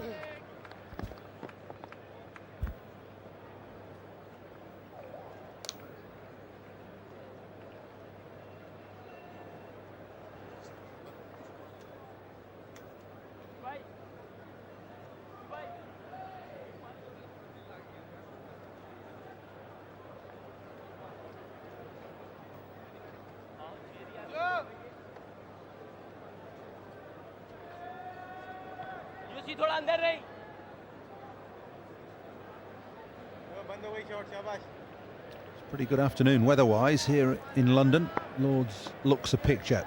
England need to pick up their game. There are 195 needed to win at getting on for 6 and over. And Sacklane's bowling. Bowling, Saki, bowling, shabash, shabash.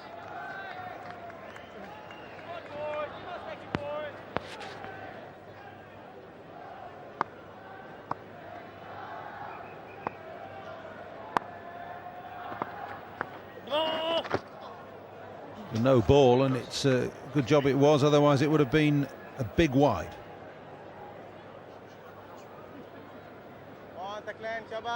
Kenny Palmer's been pretty sharp on those wides today.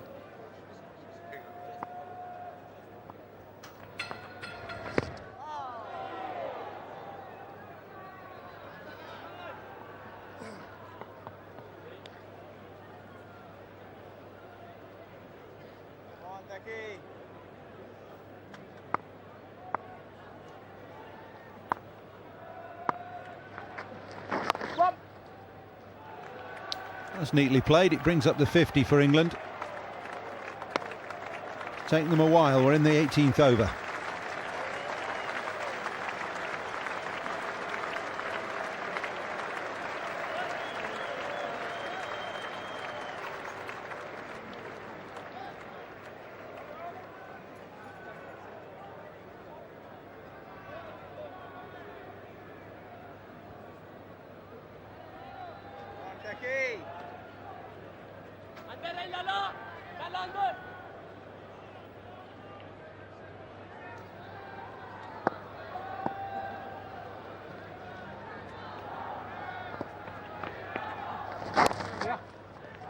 Two men out on the leg side boundary, one at mid wicket and one at backward square. There's only one down there. Have a look at the table for this Natwest series. England in a poor position, to say the least. Yeah, not too healthy, is it? But, there are, I think, 6 games each. Does it work out at? So it wouldn't be. I mean, wouldn't be a great situation. But they could still salvage something, but they'd have to play exceptionally well from here on in. Well, they're giving themselves no margin for error if they lose this. England, they definitely have to win the next 3. And 2 of those are against Australia. That's the enormity of the task.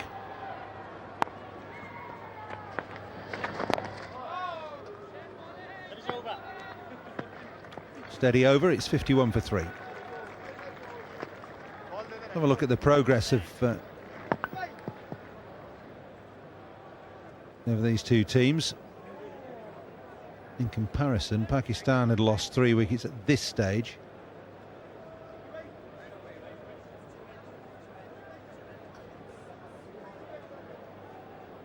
And England, well, we've just never been up with Pakistan at any stage. And that gap, even though it doesn't look particularly wide on there, it's a 19-run gap in comparison at this stage. Pakistan 70 for 3, England 51 for 3.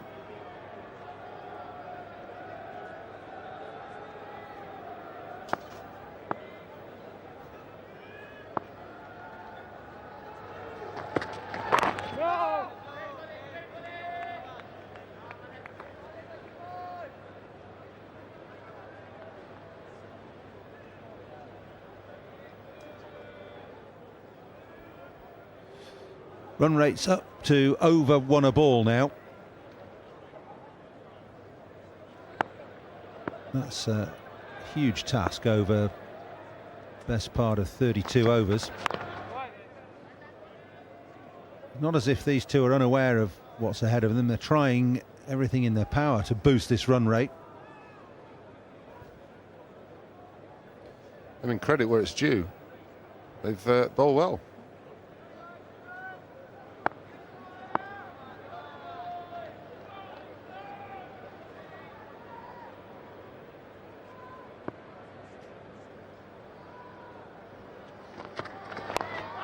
Front edge, luckily over extra cover.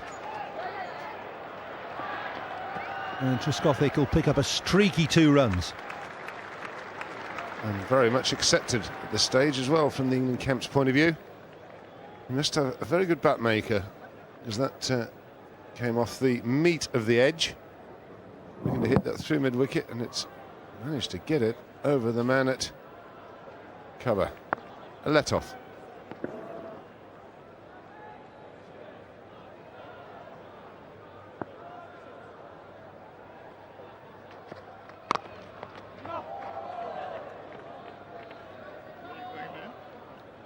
Good early call there from Shah.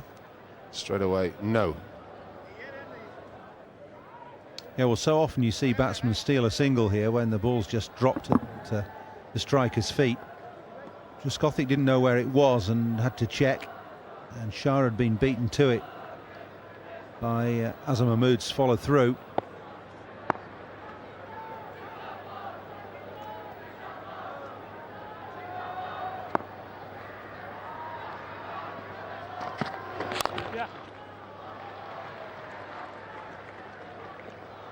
Good positive push for a single. Shah could do with learning from the example set by Trescothick there.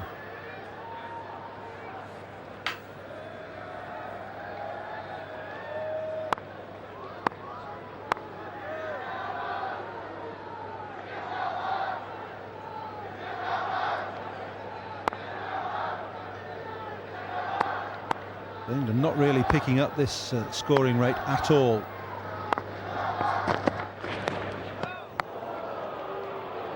That'll help. Swinging wide from Azam Mahmood.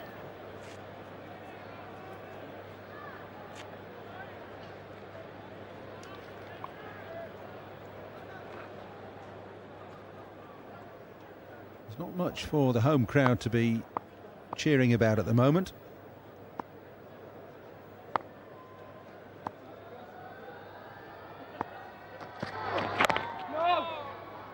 19 overs gone, 55 for 3.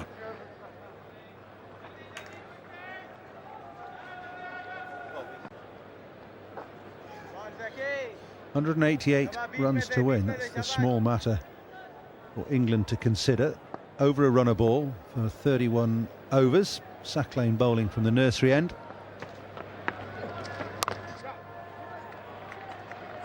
A long single out to deep cover, and Jeff Thompson and Bob Willis are with you now. Thank you, Paul. Well, this is tough and turgid going for England. Say they're rebuilding a side for the next World Cup campaign. They've got a long way to go.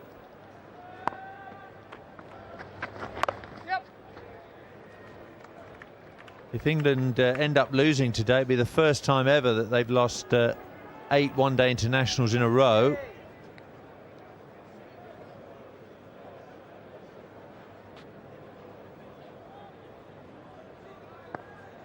Yes, they're certainly making hard work of this one, Bob.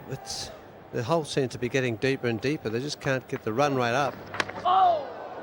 And you imagine that's going to be difficult against this fella too as well, Suckling, but they've got to take it to him. They're persisting on playing across the wicket to him.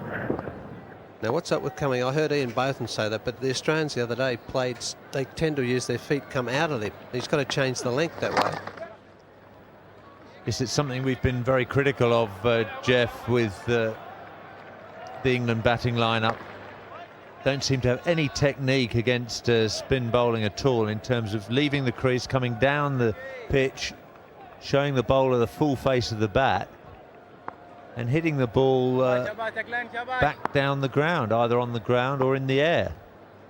Okay, long on's back at the moment, but there's still plenty of room over mid-off. Well, the thing is, you don't have to hit it. You can get out to it, and if you can't play the shot, well, you just renege on it and just bunt it in close for the single. But you know, to just try and squirt across the line all the time, you only got to get a single anyway. And the other way, you got to break up the length of the guy. He's got to be thinking about more. But if you stay on the crease, he could just afford to bowl what he likes and how he likes.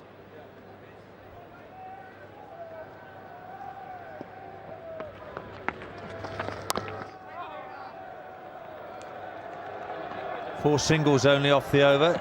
59 for 3 off 20.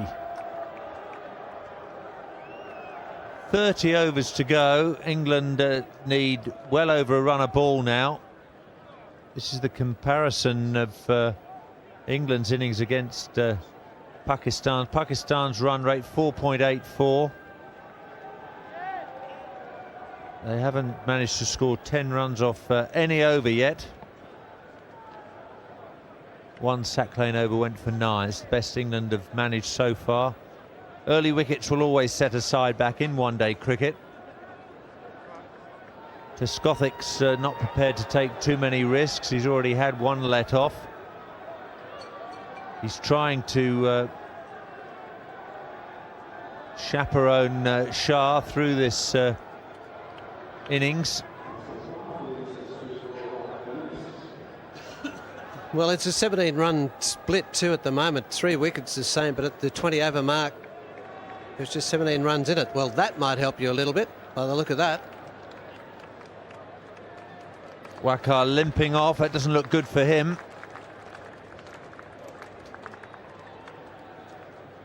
It's like a serious hamstring injury to me.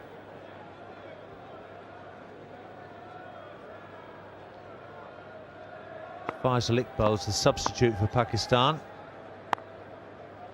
Here's Azam Mahmood again to O.A. Shah.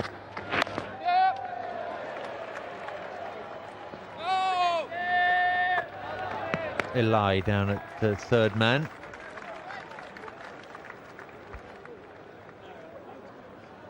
Well, I mean, that's bad news for Pakistan. By the look of that, for Waqar limping off there. But it could be just what England need, provided they could make a fist of it here in the middle overs. Now that doesn't look good. He's not bending that leg too much, which makes me think the way he just went up there, it's the hammy.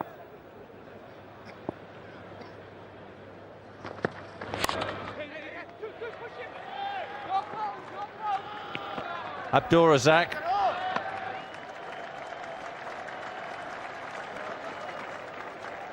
Well, he's pumped up a little bit this game, isn't he? Bowled well in his opening spell. Didn't have much joy again with the bat. And just wringing his shoulder after that quick return there.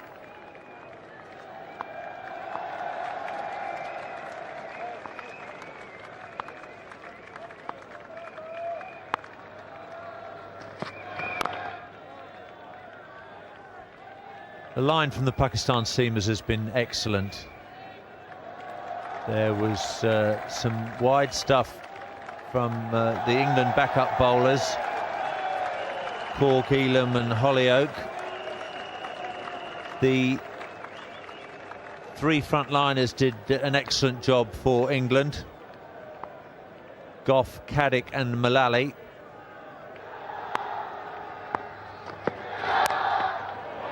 That's away. This time England have got a much needed boundary. Not the most elegant shot, but it's gone for 4. That's all that matters. Well, it wasn't pretty, but the field was there to do it, wasn't he? He just knew that if he got a bit of bat on it, which is all he did, he didn't get a lot on it, that onside was way open. Man, just flicks it there. Cramped him for a bit of room, just got it forward of mid-wicket and away down the hill. That's what he needs to make up a few shots here. England need a few of these to get them back on track.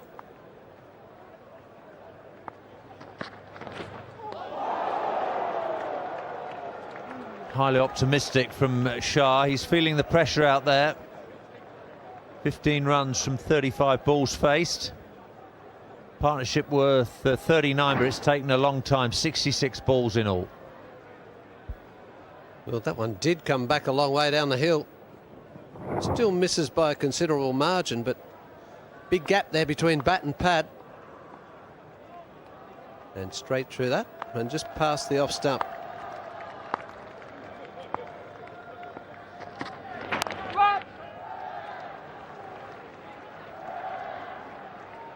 Shah will keep the strike. 16 to him. 66 for 3 England after 21. Australia have got off to a marvellous start in this NatWest series. Played 2-1-2. Tremendous weekend down at Cardiff and Bristol. They're back in action on Thursday afternoon against England up at Old Trafford. If England can't win this match, they've got an awful lot to do. England's matches to come against Australia at Old Trafford, Pakistan again at Headingley, and finally against Australia at the Oval. Pakistan taking on Australia at Chester Street on Saturday. Trent Bridge next Thursday. That's a day-night match as well.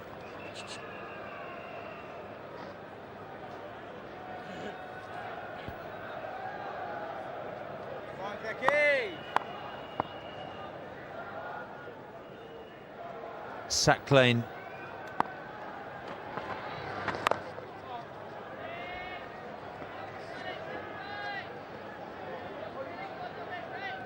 interesting field. The outfielders on the leg side are fairly square of the wicket.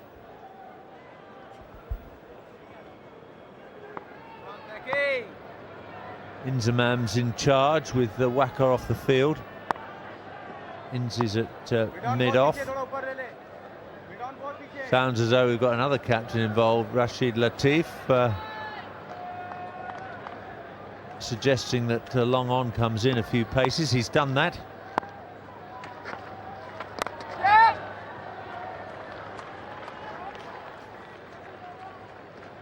Well, there hasn't been too many hit down to long on, has there, for a starter? I don't know. I just think they've got to put a little bit more pressure on England there. Could afford to bring him up, especially against the man bowling at the moment, Sacklane.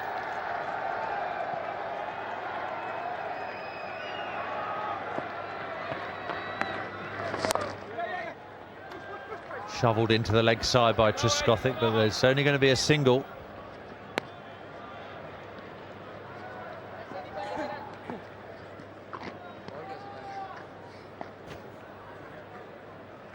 Come on.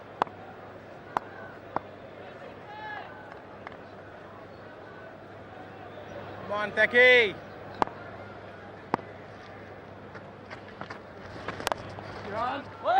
That's nicely placed, but Razak's across quickly. They can't risk the second. Good call by Trescothick.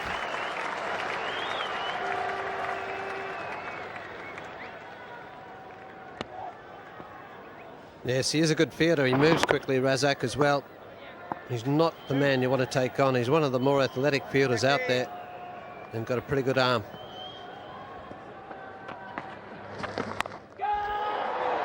In the air, but bouncing short of the man behind point.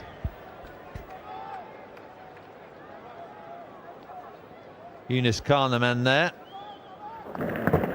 Just sort of stops on him, this one, trying to force it just a little bit close to him, and just as well didn't get enough on it, just falling short of Yunus.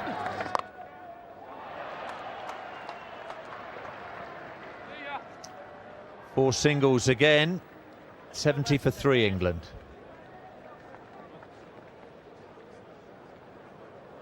Trescothick 42, Shah 18.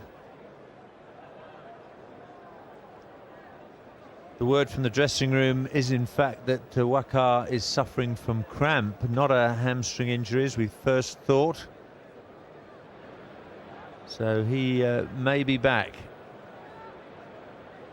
Waqar's given his all on this short tour of England, both in the test matches and in this one-day series. Been charging in off that long run-up.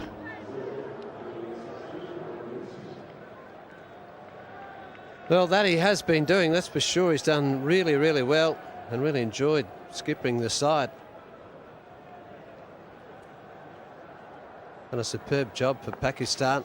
But England at the moment, this run rate required going up, and the one at the moment that they are acquiring is going down, which is quite obvious, but they're really struggling to find those boundaries or just get the bat on the ball.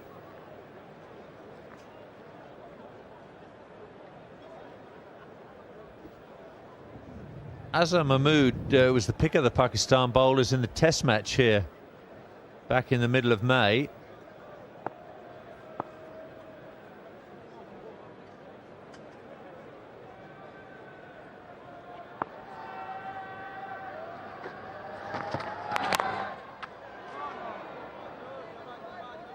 Well, he's a bit chirpy too, he looks to me, Bob, when you have the close-up camera on him. I don't know whether he's talking to his players or the batsmen now, but he seems to have a few, he backs himself a bit. He was doing it against Australia too down at Cardiff. He was a little bit annoyed when he was getting slapped around a bit, but still wasn't short of a comment.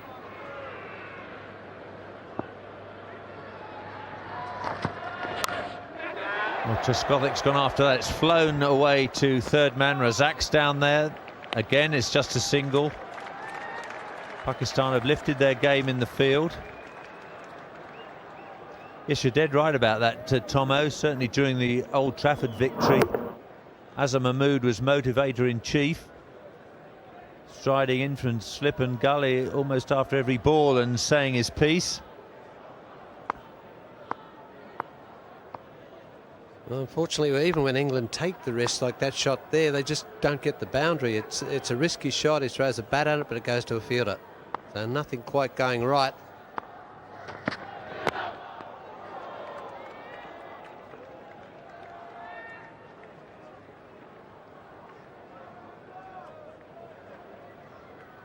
Pretty hard to smash this sort of delivery. Full.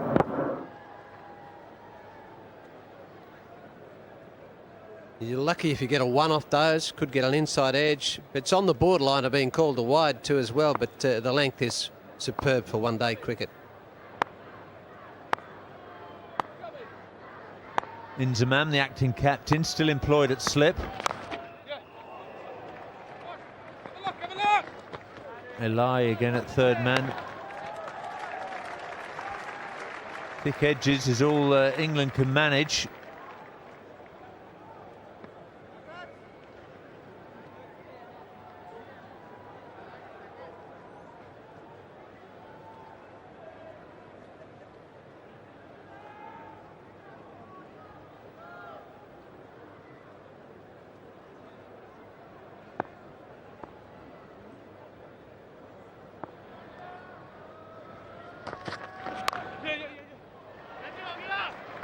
Well, just the one again down to third man to Razak.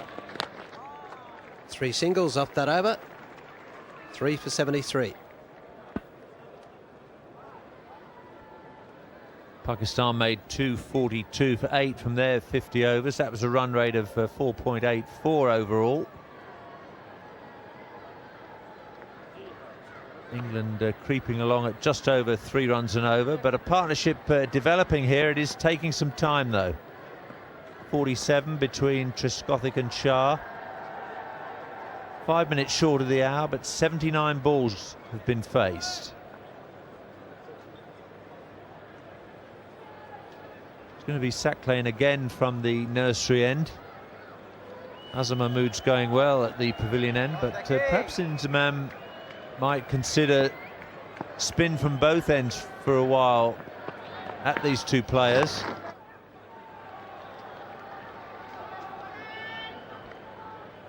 Well, Afridi would be the choice there, wouldn't he? Just for variation. England can't afford to let this drift much over 6. They've got to keep it around that 6 mark, even the way it is, so they can catch up at the end. To let it go any higher than that would be disastrous, I feel.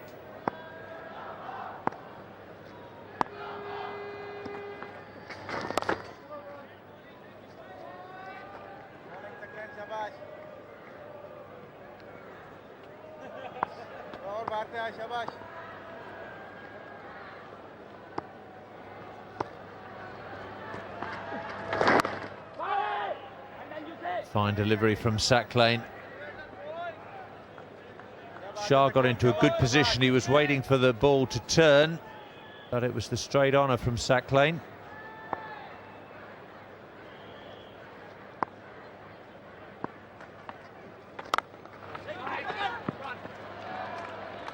Saqlain can't get across to that. Elahi tidies up at long on.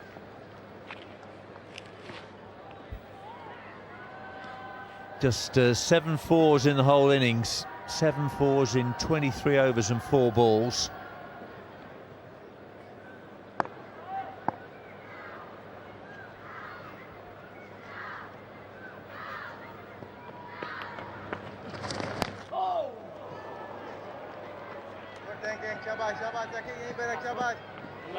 Well, just in comparison to Bob, there wasn't that many in Pakistan. 12 fours, 1 6 in their innings too as well. Boundaries were hard to come by. It's just one of those games.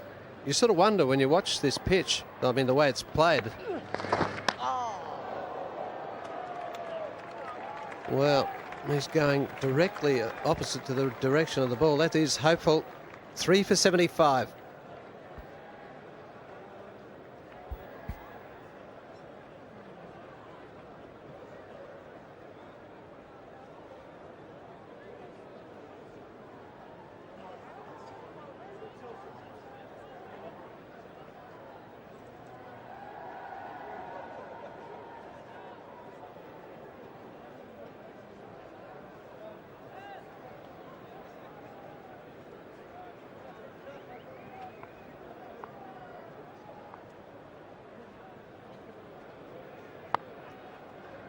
England with a mountain to climb here. Here's Azam Mahmood. OA Shah's on 20. Do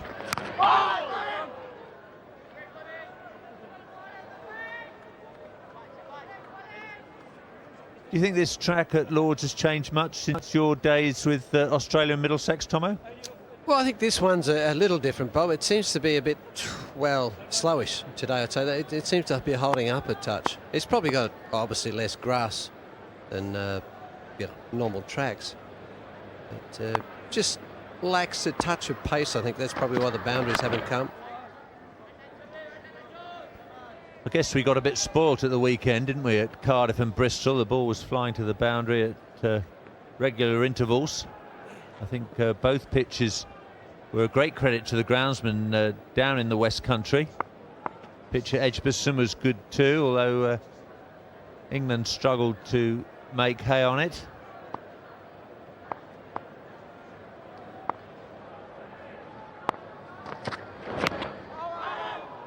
Another good piece of bowling. It's got to be imperative. The pitch has got to have pace in it. As long as it's got no sideways in it, the more the pace, I think the better the one-day game. The good players play their shots. They like it to come on. You can drive, you can cut, back foot shots. But if it's hard and if it keeps low, hard to score and slow pace, it makes it very difficult for everyone.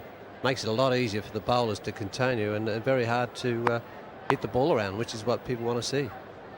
Well, we saw the world's 2 fastest bowlers on view at Cardiff, and they disappeared to all parts.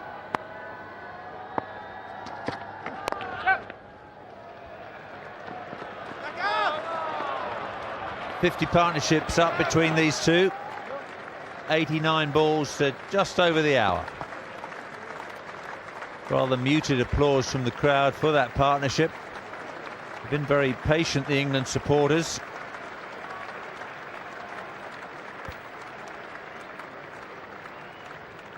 Well, Duncan Fletcher's worked miracles with England's Test match team. He's got a lot more work to do with the one-day outfit if they're going to be serious contenders for that next World Cup in South Africa in early 2003.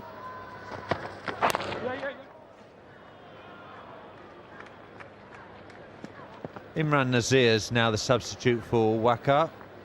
Faisal Iqbal's swapped with him.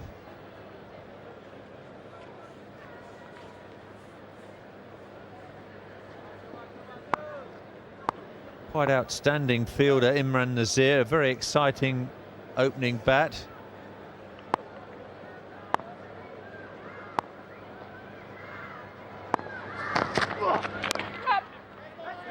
Well, again, work behind square. They'll look for two here and should do it at a rob.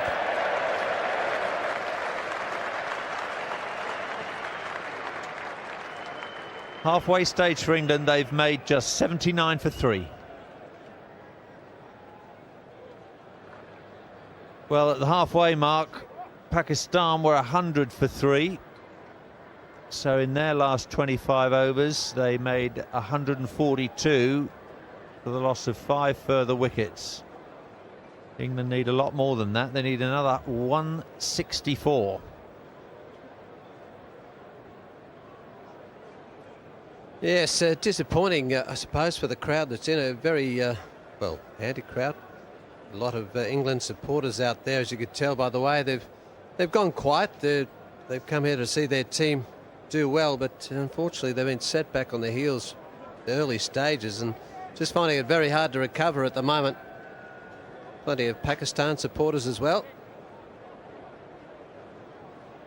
England deciding to go in with a comparatively short batting order, with Shah playing just his second game at number 5 and Ben Hollioake at 6. Change of bowling, right arm over the wicket. Now we're going to see Shoaib Malik for the first time on this tour. Other side. Malik.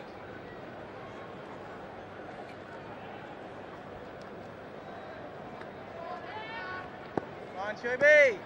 Tall man, just under 6 foot. Oh! Shah wants the run and they've taken it.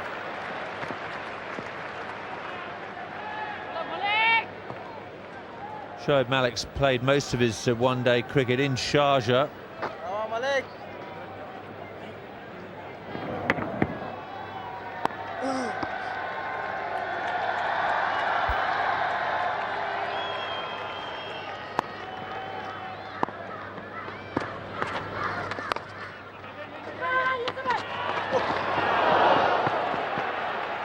Well, Tskofek's taken some risky singles. I guess he thinks he has to at this stage.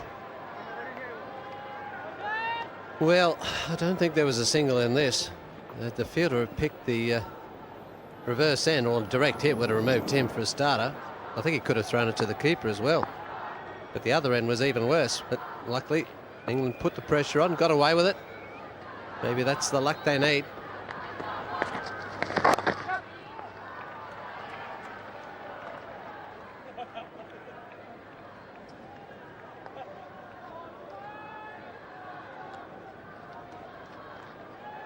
Come on, Malik.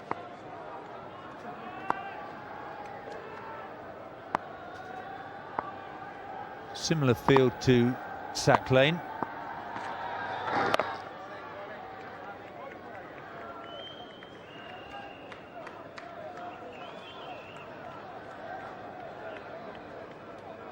Come on, Maliki. It's a bit of an ask, isn't it, Bob? Just getting back to what you said with Shah in here at the moment. At 3 down in a match you need to win. One-day cricket is won around batting, as far as I'm concerned. And a fella in his second game to try and set you up for the match is a big ask. They've backed more their bowling, England, to win this match, but like I said before, one-day matches is usually a batting game, and well, they could fall short on the batting list. 3 for 82. Well, we've seen some outstanding fielding today from the Pakistan side. And right the way through the NatWest series, the standard of fielding has been quite superb. Malik there with that catch.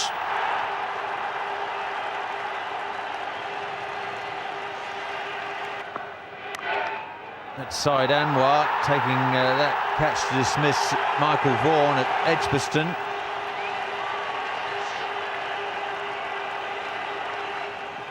Australia weren't out of the act for long. That's Shane Warne down at Bristol.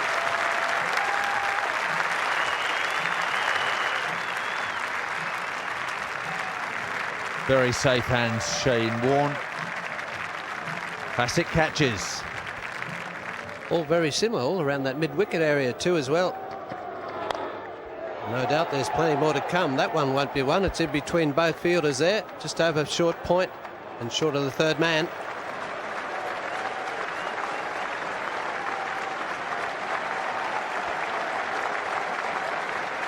.50 for Marcus Trescothick. Not too many of those 50 runs have come off the middle of the bat. But he's hung on in there, even though his form hasn't been fluent. 5 fours.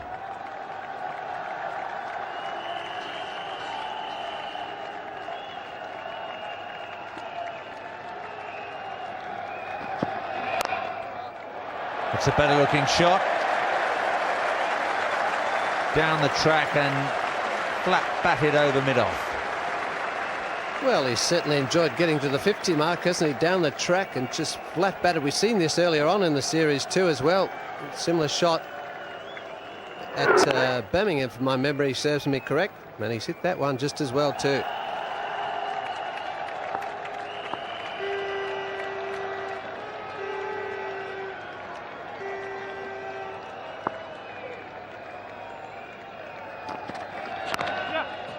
That boundary's forced mid-off back to long off.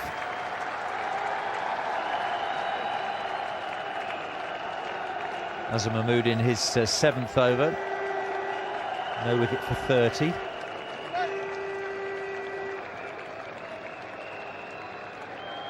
Rate required above 6.5.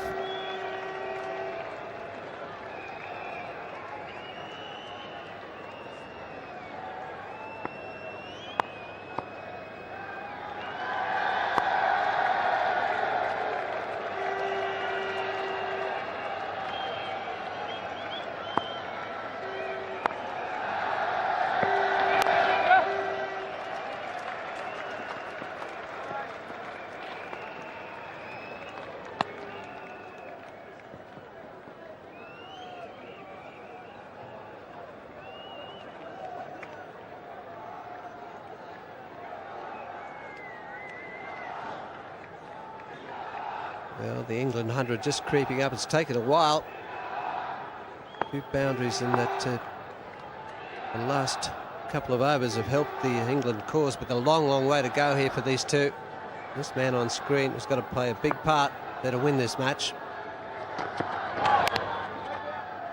Trescothick has been consistent in this NatWest series. He made 28 off just 30 deliveries in England's opening encounter at Edgbaston. And 69 before being run out at Bristol against the Australians.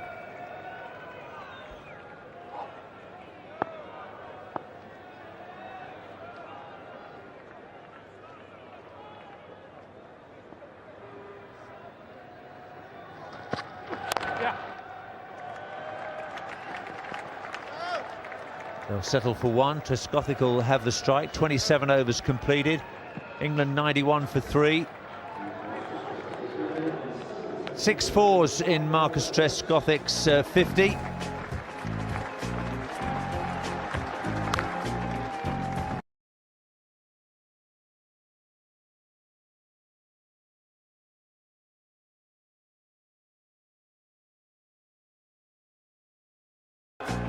Rare full pitch from Saqlain Mushtaq.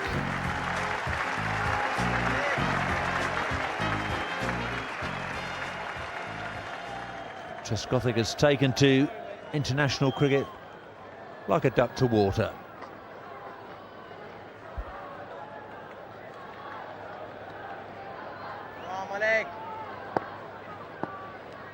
Shoaib Malik to continue from the nursery end. In the commentary box now, Ian Botham and David Gower.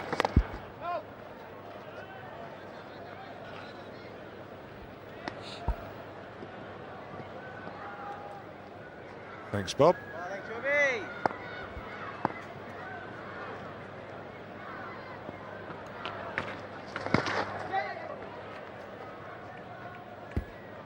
Leg by.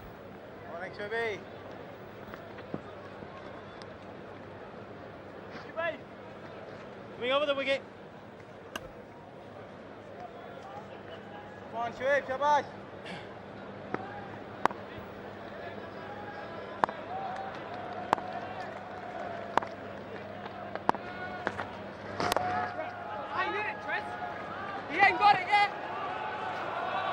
Quite a lot of ones are available around the ground. Pakistan have fielded mostly very sharply. Just the odd catch going down. Come on, Shoaib.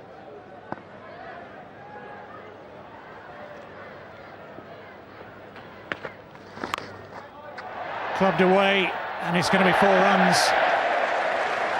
Just for a moment it looked as though it would reach Abdur Razak there on the deep mid-wicket boundary. It was hit very hard and very flat.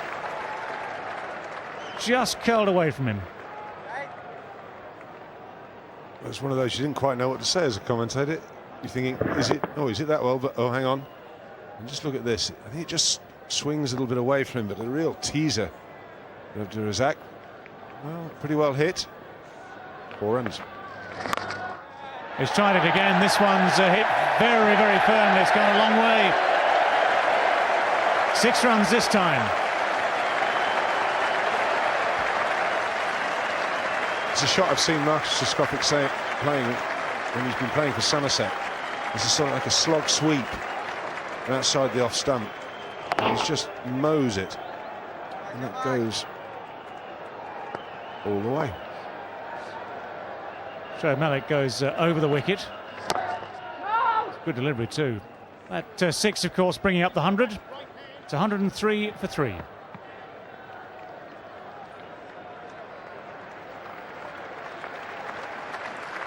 Well, good over for England, and my word, they needed it too. 12 runs coming from it. 6 and a 4 in the over made a big difference to Trescothick. Big difference to England, and that drop catch earlier. Yusuf Yohana dropping Trescothick. That will be preying on his mind now. So it's 140 runs now left to win. The asking rate still well over 6s. Another 22 overs remaining. I have to say, though, I think they've done well to keep the run rate required at just over 6, because when you lose 3 wickets as quickly as they did, and you find yourselves very much in the mire, they've done well, I think. You know, they've steadied the ship, and if these two can keep going now for another hour, then England will be in with a big chance in this game. But it needs this partnership to go on. Come on, Shady. Well, bowling for the first time today now, Shahid Afridi. Quick leg breaks just about to come from the pavilion end. Well, they might look for 2 here. And Shahid, I think, just slipped on the turn there, which just put him off. I think otherwise he'd have been on for it. Well, it's certainly worth looking. And England have to pick up everything that's available. It's that simple. Instructions being shouted left, right and centre here as the left-hander takes over again from the right-hander. Men scurrying left, right and centre as well.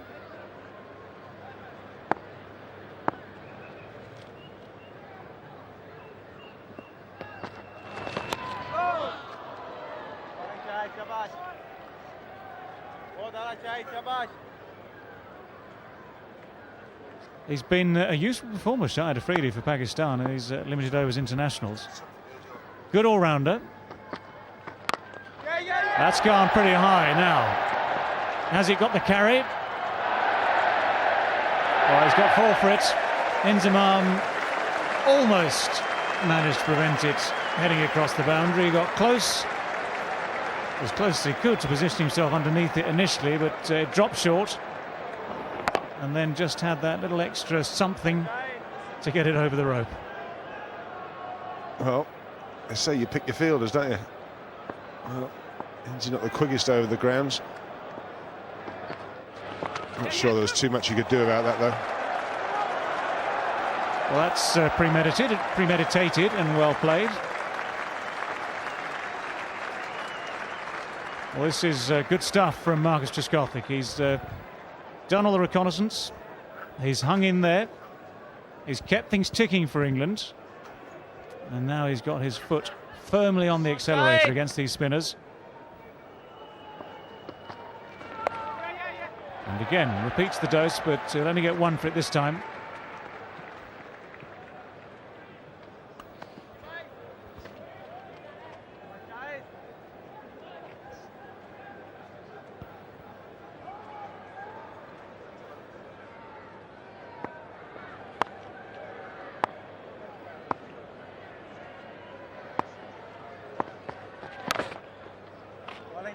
That's almost a seamer from Afridi. 8 from the over, the first from Afridi. It's 111 for 3.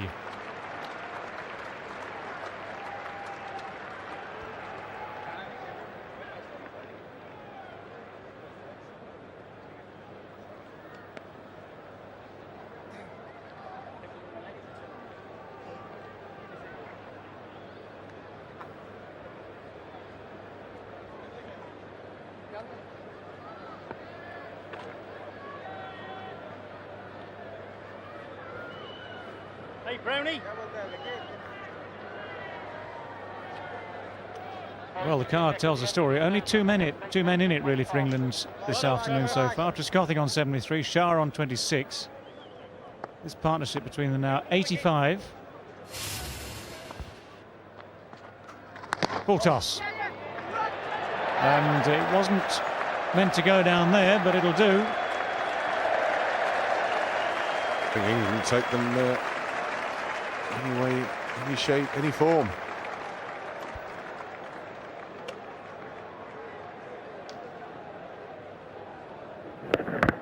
Doesn't matter. Trescothick would have liked to have placed it away, but just a tiny inside edge was enough.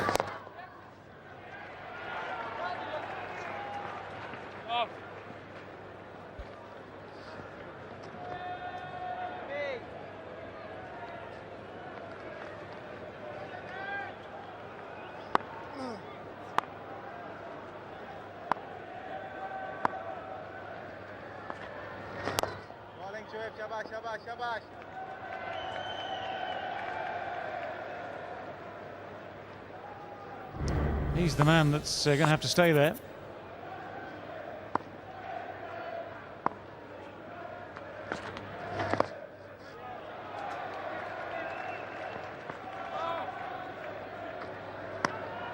Oh, he's Shah now, keeping his head pretty well, I think. He's playing the support role for Trescothick, doing it well. And it's Trescothick who's decided to try and play the big shots. That's fine. While he's still there and doing that, then Shah needs to try and keep giving him the strike. And those shots of Trescothick's have spread the field far and wide. It's good running. There was an urgency about the running there. Shah was very quick down for the first one. And in a great position to turn quickly back for the second.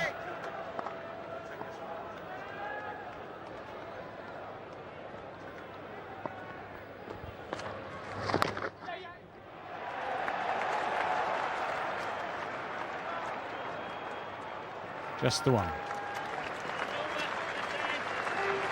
Well, handy for Trescothick. He keeps the strike. And that's what England would prefer at this stage. He's going well. 120 for 3.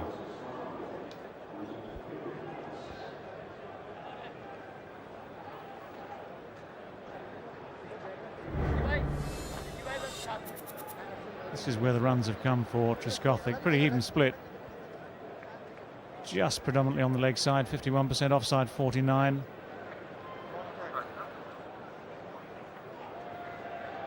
...81 runs from 94 balls, 9 fours, 1 6. It's the boundaries that are going to count really from now on. And it's almost entirely down to him that the acceleration has come in these last 4 overs, from which have come 38 runs.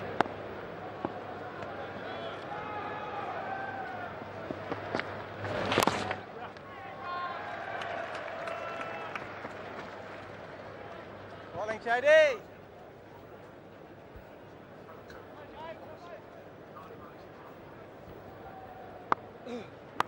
There's the evidence of the acceleration. They've done well since those early 3 wickets fell. Last 4 overs, very productive. Still there.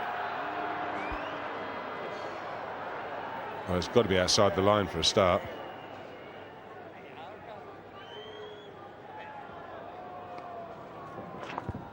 Yeah. Oh! That's beautifully played. He's got pace on that too. That's going to be 4.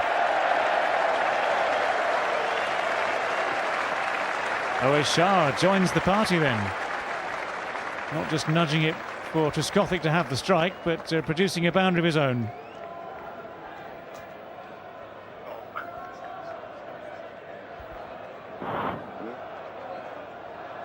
Did well to get it so fine.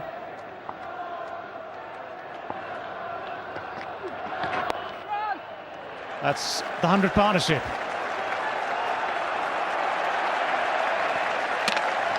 Well, the balance just starting to change here in this game. England have done well to spread the field. Now there are gaps. Now they're picking up 2s as well as boundaries. Exactly, and as we said just now, how are these two? And England will be very much in the driving seat. What I'm impressed with is Shah has come in, as did Marcus Trescothick when he came in a year or so ago. Just doesn't seem phased. Seems very happy in the big arena.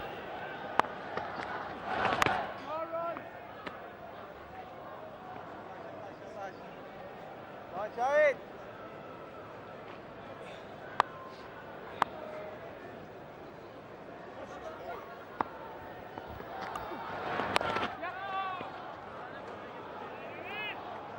.127 for 3. Shahid, come on.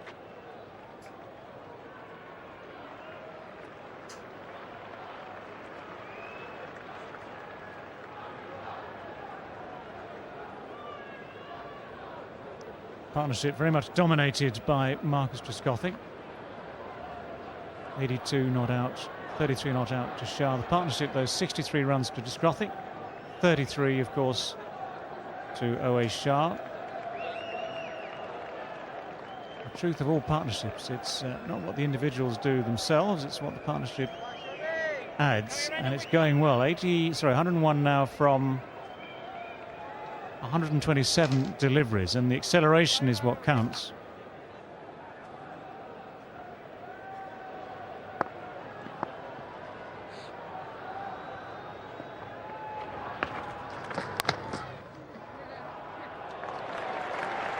Well, in the end, Trescothick got himself out of trouble there. Shoaib Malik tried to confound the early foot movement.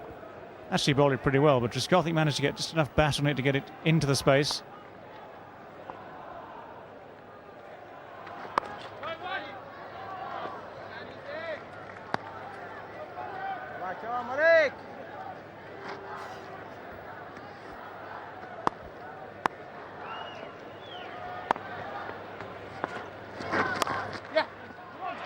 Well, that's well placed as well.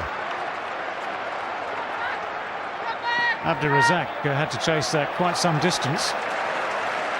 Throw is wide, but they were always comfortably home for 3 anyway. I'll tell you what impressed me there, though, as much as anything. Ball before, he was frustrated because he hit it to the field. At this time, he waits and he deliberately opens the face of Shah. And we were talking about him looking to play too much, perhaps the third man off the seamers. There's nothing wrong at all with that shot.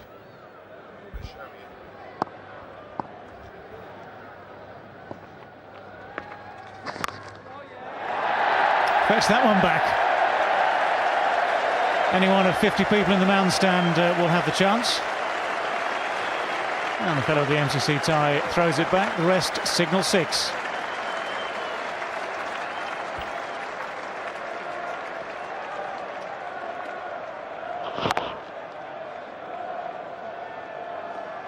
Well, it's that shot again, isn't it, that Ian Botham was referring to. This one's gone yet further. And it's Shoaib Malik's figures that are suffering now. He's going at 9 and over.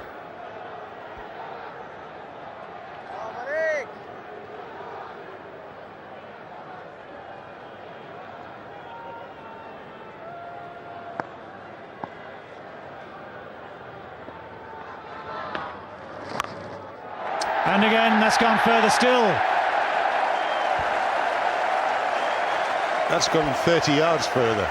That is a long, long hit. That's just gone underneath the first tier. The mound stand.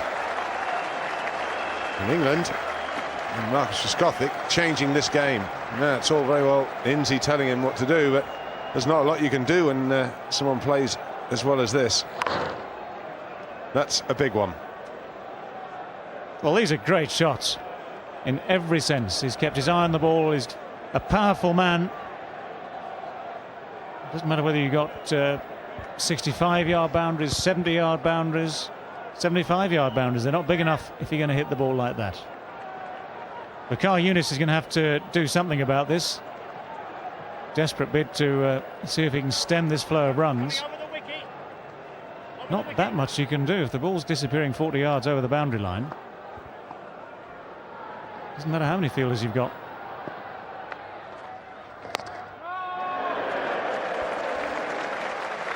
Change of angle as Shoaib Malik goes over the wicket.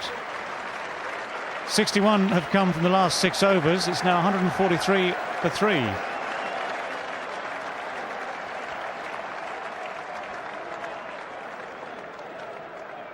So look at the shots in this over now. That's the one that impressed me from O'Shea. He waited for that. He's opened the face quite deliberately and placed it behind square after missing out the ball before. And then the left-hander comes on strike. Now what's the bowler thinking now? Oh dear. That goes for 6. And then very next ball goes further. And that swung everything England's way. Well, good 6 overs, as I said, for England. They're looking good now. 143 for 3 and time for a break, as the players will take what for some is a very well-earned drink. So that's what's left for England then. 100 more runs to win this game. Asking rate has come down very, very nicely indeed to 5.56 runs per over. And the problem for Pakistan is that in these last 30 minutes or so, the spinners have taken a real hammering. Although Siclain first bowled 5 overs, went for 22. Shoaib Malik and Shahid Afridi have been going to all parts of the field. That's the way it looks anyway, mainly over deep mid-wicket, to be honest. Shoaib Malik has now bowled 4 overs at a cost of 39. Shahid Afridi, 2 overs have cost him 14. We can demonstrate the acceleration there. Look at that. A slow start. 3 wickets going down far too quickly for England. Consolidation from Trescothick and Shah, and then in these last 6 overs especially, it's been rapid acceleration. And it's brought England right back into the game. It's brought a change too. It's Azam Mahmood back into the bowling attack.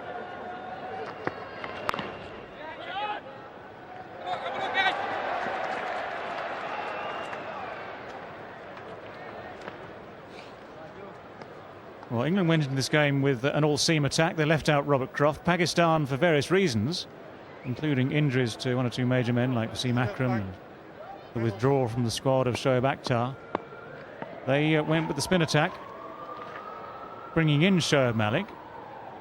It's Malik who's proved most expensive so far.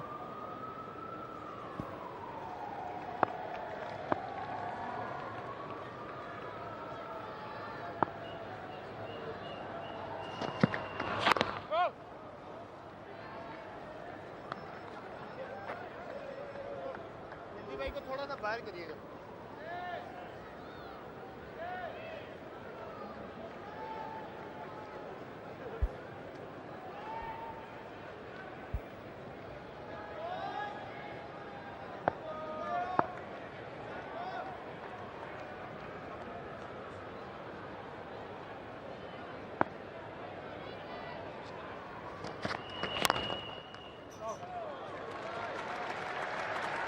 Well, it seems there's a big difference today between the seamers and the spinners. As Mahmood brought back in to try and put the brakes on here. So far so good after 3 balls of this over.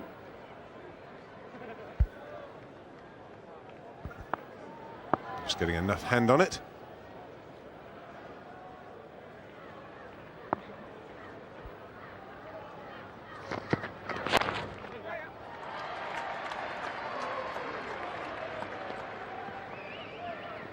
Well, Pakistan won't mind conceding singles at this stage. Not too many, of course, but having seen that flurry of boundaries, they just want things to calm down a bit.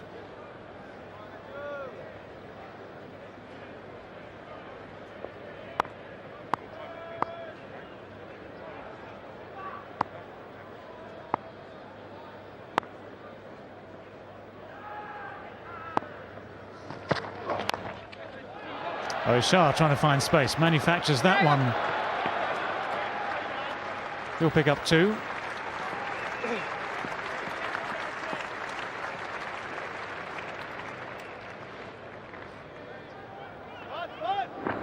He worked it out. There was a space out towards deep mid wicket. That's where I think he was looking to hit initially. Turned out to be something of an inside edge, big inside edge.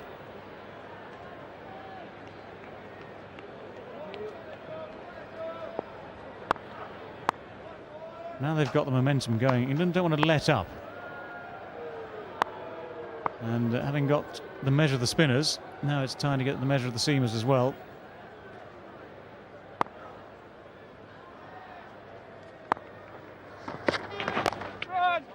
That's gone fine. Testing one there. Siclain passes the test.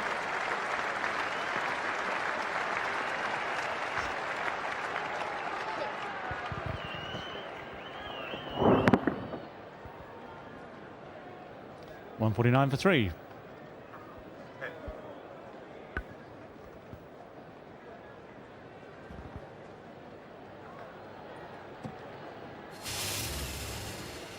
Big difference now you'll see between the figures of the seam bowlers and the spinners, especially the 2 at the bottom of the list. Just check the economy rates. 9.75 against the name of Shoaib Malik, 7 against that of Shahid Afridi. Compare that to Vakar Yunus, who bowled beautifully at the start of the innings. Okay, that's the time to bowl on a day like this, but his efforts to keep it down to 1.29 and over now being in danger of being ruined by what's happening with the 5th and 6th bowlers.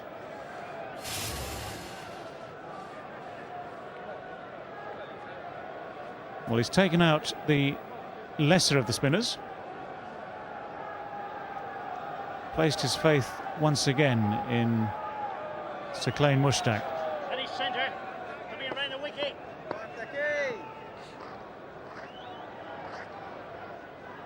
Now men spread everywhere. There's a deep cover, deep long off. There's a deep long on, there's a deep in wicket and a deep square leg. They're desperately trying to cover every part of the field.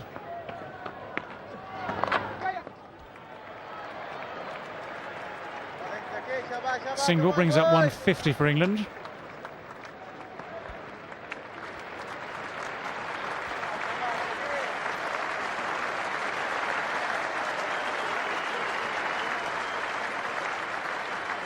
.243 is the target.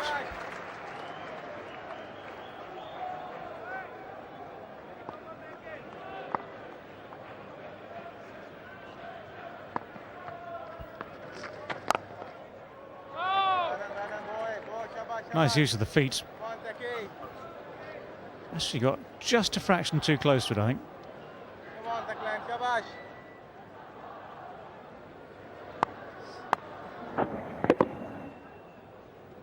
use of the feet to no reward.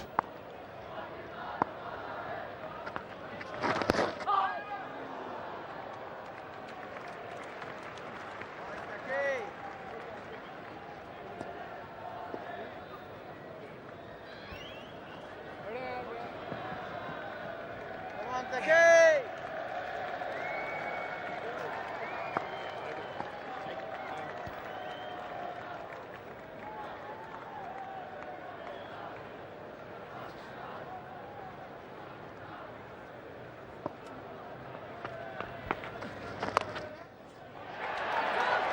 'Wrist rolled on top, and it's 4 runs. That's 100 for Marcus Trescothick, his first of this series. Come at a very handy time, and the acceleration has been vital to England's chances. It's 101 from 104 balls. He's almost up to a runner ball. It's his first ever one-day international 100. Warmly enjoyed by all his colleagues there on the England balcony.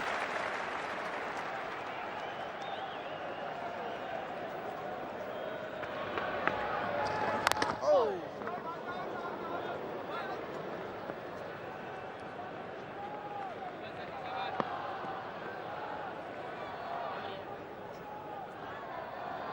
Come on, Saki! 101 not out, 105 balls faced now, 10 fours, 3 sixes.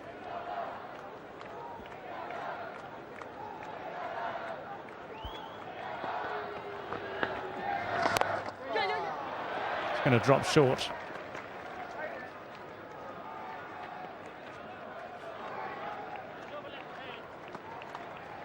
So 34 overs gone, 156 for 3. Trescothick now on to 102.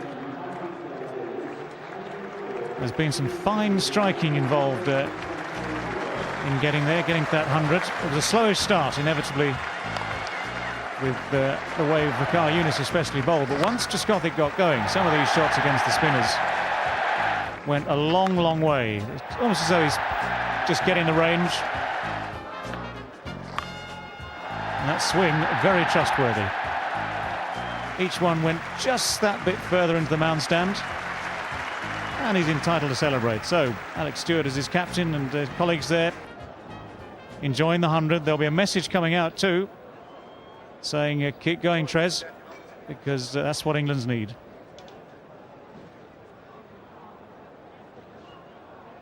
So Pakistan under pressure now. England have tilted the balance. Another 87 needed in 96 balls. To talk you through now the next passage of play, it's Ramiz Raja with Paul Allott.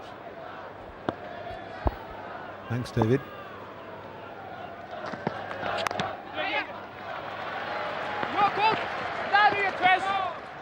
Settling for one. This partnership has brought England right back into this contest. It's been a really fine effort. 86 to win from 15 overs and 5 balls. 157 for 3, and it looked no more than 40 minutes or so ago that England were down and out in this match. But you can never write a team off in one-day cricket, one-day international cricket.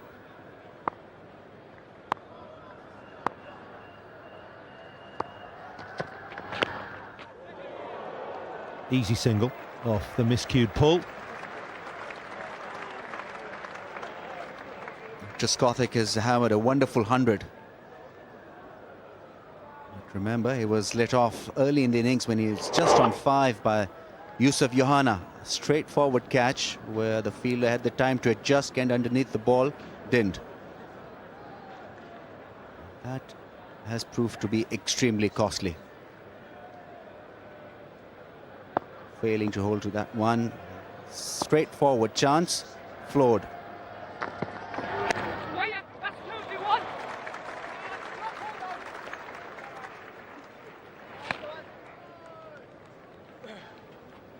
It's not only batting or bowling in one-day cricket, it's also fielding. And Yusuf Yohana, although he scored 81, must be feeling the heat. Running in negative, considering that Trescothick has got on to 100 and he scored 81.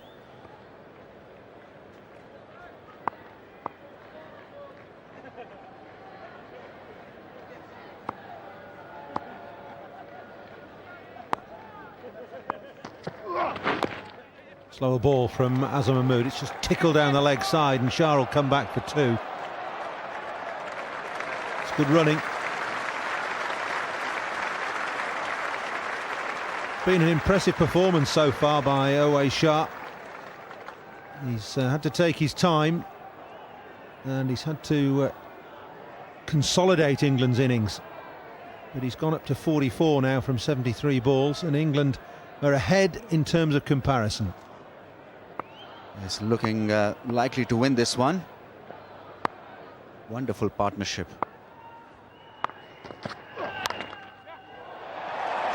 It's a sort of risky shot that Shah can play. He's found the gap quite deliberately on the leg side, working that from way outside off stump.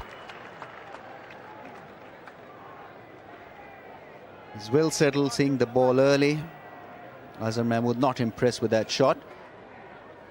Well carved away from wide outside the off stump. Flick of the wrist. Nicely played in the gap.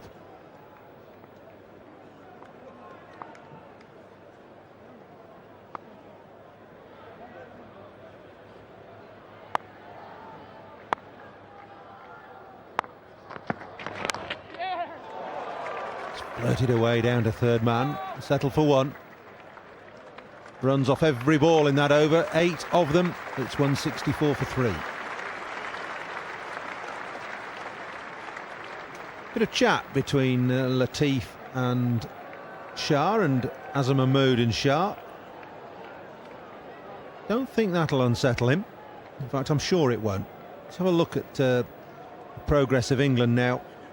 And Pakistan, look, now they've crossed over. The blue line has crossed over the red line, and England have got the noses in front at this stage.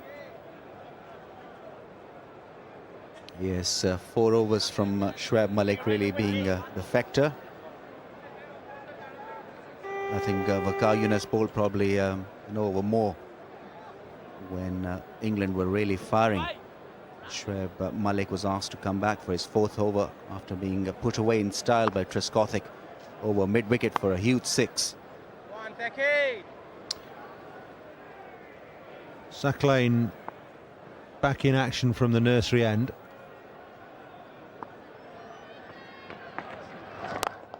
It's well played, well bowled as well. Shah didn't quite get to the pitch of that, but still played it straight, still stayed with the ball and kept it down. Would have been so easy to chip it back to the bowler. It's a very refreshing approach coming down the track.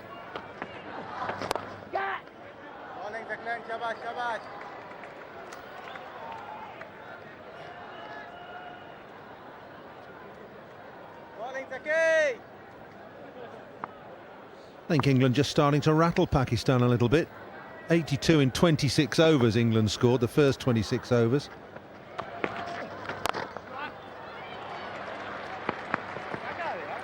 They've now scored another 82 in the last 9 overs, and I said they were getting rattled. An easy little overthrow. That sloppy stuff from Pakistan. That is poor cricket. Shoaib Malik has been under pressure right throughout this bowling innings. Wayward throw, not being backed by Shahid Afridi, and Saqlain Mushtaq also missing the throw.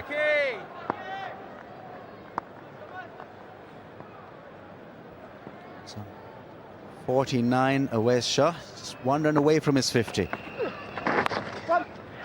There it is, maiden 50 in one-day international cricket for Owais Shah in just his 2nd match.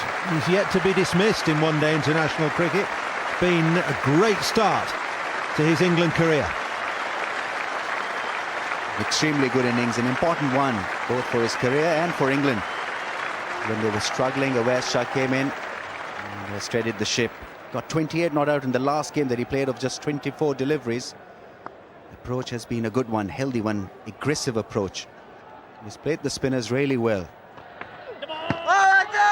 Big appeal for LBW, but it's a no ball. And they're going to come back for 2.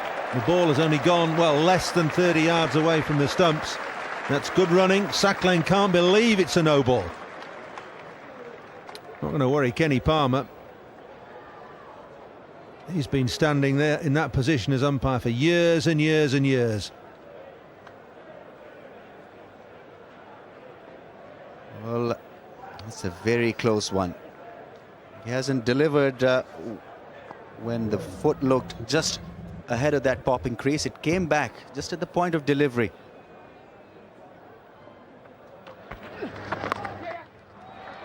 Paddled away again, just settle for one here. Yes, Sacklane pivots on that front foot and lands with it almost parallel to the popping crease, and his heel swivels back over the line. So can be tricky for umpires, because it'll look as though he's over the line initially, and then at the point of delivery his heel is probably behind the line. Close calls.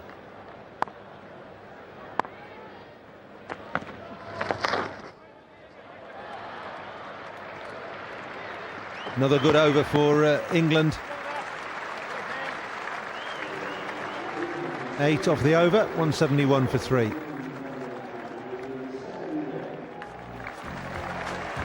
Owe Shah has gone to his maiden England 50, and these are some of the strokes that have taken him there. It's a slow start, but it had to be, because he, together with Trescothick, had to rebuild this England innings, and it's been full of wristy strokes.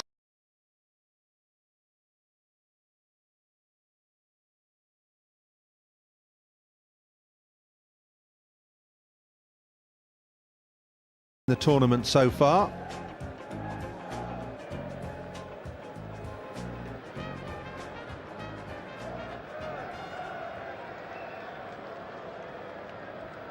Trescothick at the top. Not been without incident either. There's a bit of chirp going on out there. Confident young man.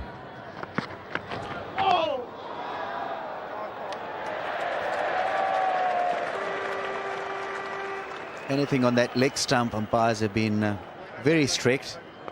Azhar Mahmood having a word with the ump. It was pitched on that middle stump, middle and leg stump, and then moved away.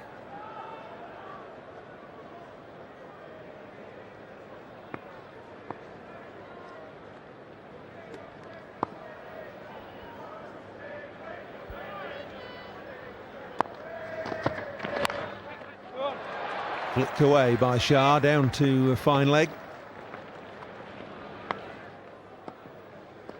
He's got to be just a touch careful here, Wes Shah. He's seeing the ball nicely early, but just can't afford to miss one of those, because he's dragging the ball from within the stumps at times.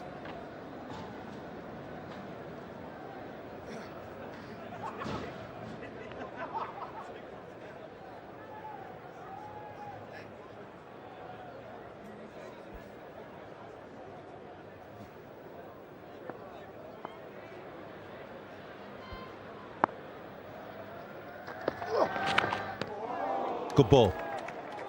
Just a hint of movement past the outside edge. There's plenty of chat going on out there, Ramiz, between Owe Shah and well, all the Pakistan bowlers really. I think Awais Shah and rest of the Pakistanis seem to speak the same language.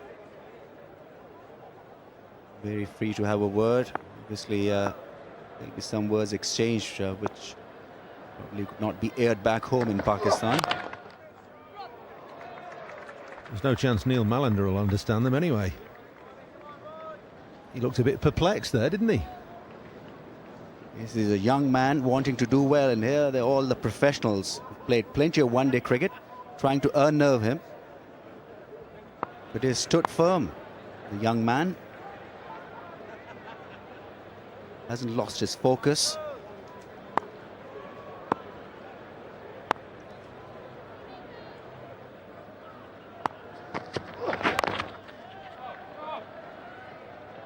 The Owe Shah, born in Karachi, of course, 22 years of age, captained England under-19s back in 97-98 in the World Cup finals in South Africa.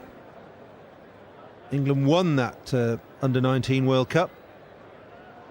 He's had a great season for Middlesex, best of 203, averaging 75, 200s, 350s. That's why he's in this England setup now. So, Paul, that's the reason why they're letting him score. He's born in Karachi, is he? Well, I don't think they're letting him score.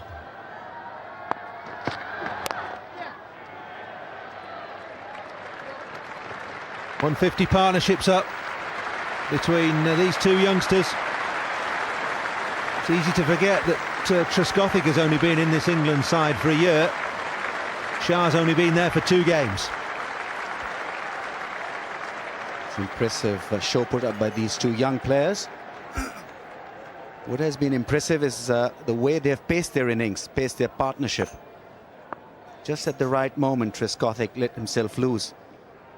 Well helped by Awais Shah.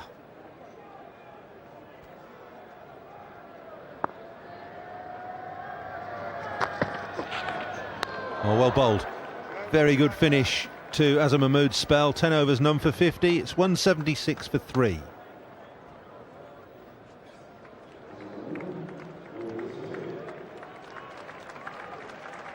Okay.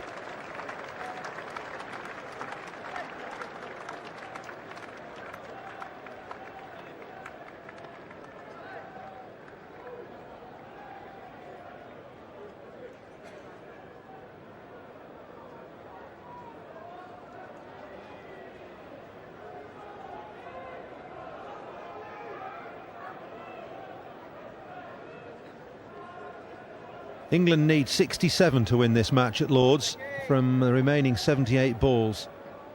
Trescothick and Shah have got the run rate required down to just over 5 and over. Not long ago it was way over 6 and over required. 6.71 after 26 overs. That's what was required.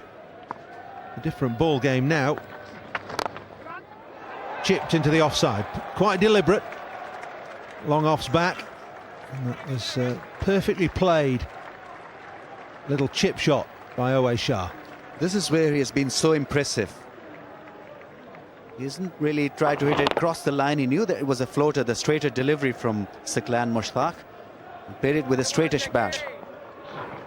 Extremely good shot.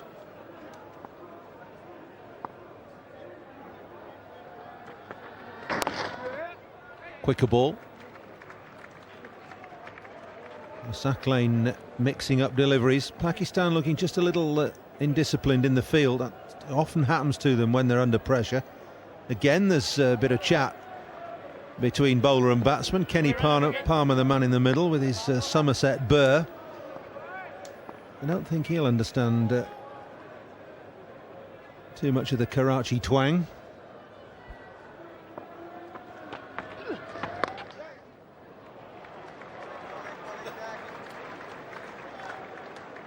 There have been long conversations going on between the Pakistani bowlers and Awais Shah. And so far, the youngster have done well. He's remained unflustered. I'm sure there won't be kind words being exchanged out there.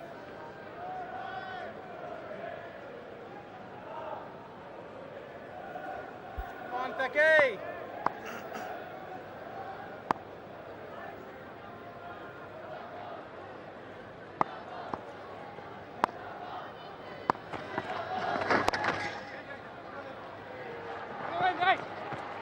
Game keeping everyone firmly on the edge of their seats here. England need just over 5 and over to win. They're chasing Pakistan total of 242 for 8. That's their reply. 181 for 3.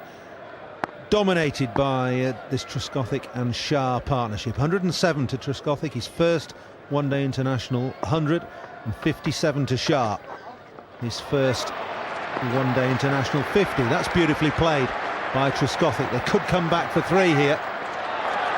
It's really good running from Shah. Urged on by the crowd and his England teammates. Excellent one-day shot. Just got to the pitch of the ball and played it nicely. Just a deft touch was all required. He got that in the end, and good running by Awais Shah.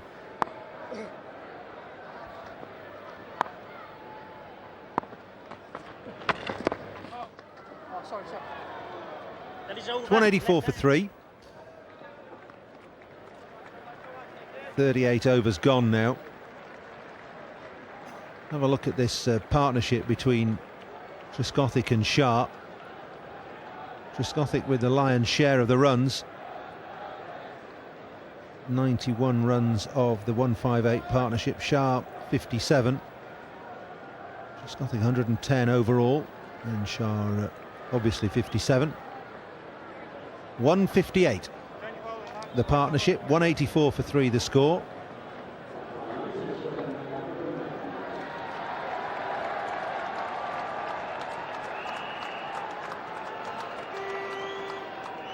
Have a look at the Pakistan bowling figures, because really until the introduction of Shoaib Malik and Shahid Afridi, England were way behind the 8 ball.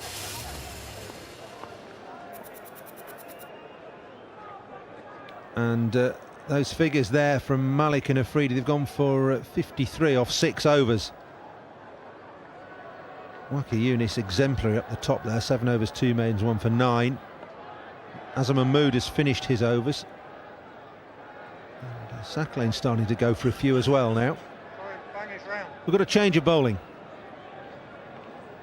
The captain is back on. He's got 3 overs left up his sleeve, and he needs to do something special. That's right, and he's got a slip in place, so Waqar Younis hoping that he'll pick up either one of them. Intentions for Pakistan should be absolutely crystal clear. They need a wicket or 2 at this stage. Otherwise, England will run home very easily.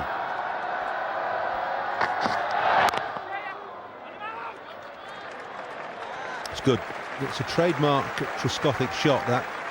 Just dropping at his feet in that gully area. And with somebody as lively as Shah at the other end, it's an easy single.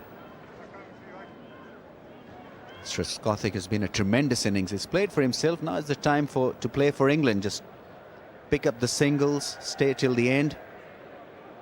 Make sure England do not lose wickets. Play safe cricket, because England now do not require a large run rate. Very much in their capacity, ability to achieve the target now.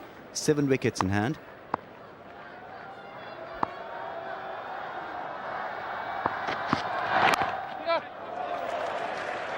Chopped away down to 3rd man off an open face.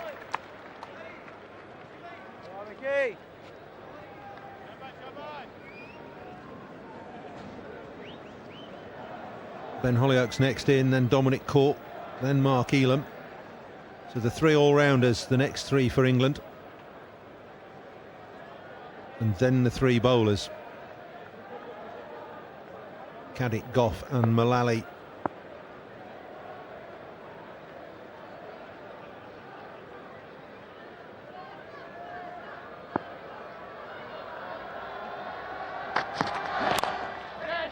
Over the top.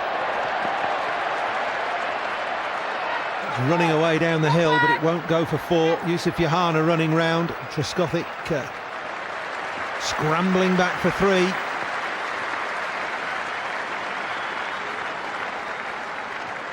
Intentionally playing that one in the air. Very good timing from the left-hander. Shot back left, away from the cover fieldsman.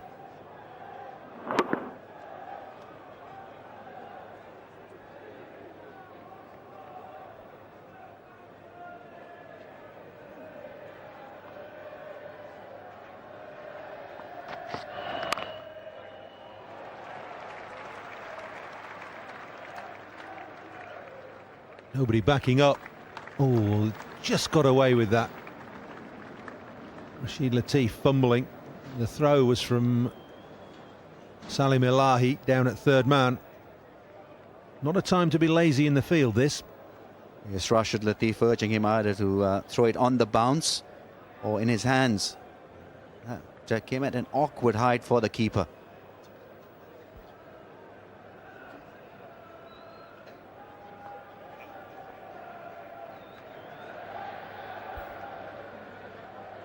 Upped his rate, Marcus Trescothick. That strike rate up to very nearly a run a ball, 97.4.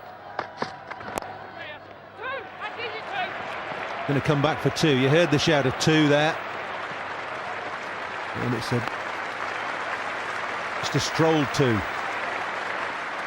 Every run receiving thunderous applause from this England, or from the England supporters in this crowd.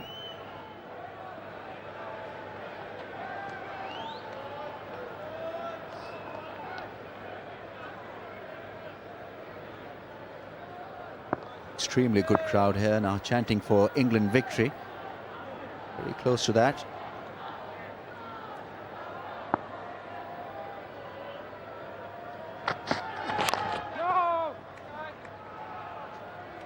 First dot ball of the over. It's 192 for 3.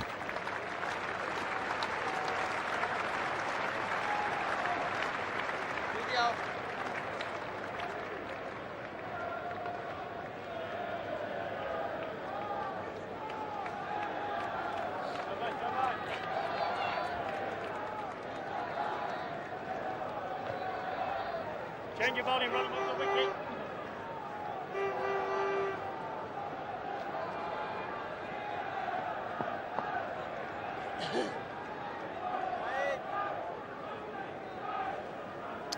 It was looking pretty good for England. 192 for 3. Look at the comparison. Pakistan were 172 for 4 at this stage. 51 to win from 66 balls at under 5 and over now, with 7 wickets still in hand. Change of bowling. Shahid Afridi coming on from the nursery end. He's bowled 2 overs for 14. It's chopped away. Oh, and short of Johanna at backward point. But not that short of him. Yes, not attacking the ball. Yusuf Yohannas, in fact, going backwards. At this stage, really, he should be diving forward, trying to pick a chance.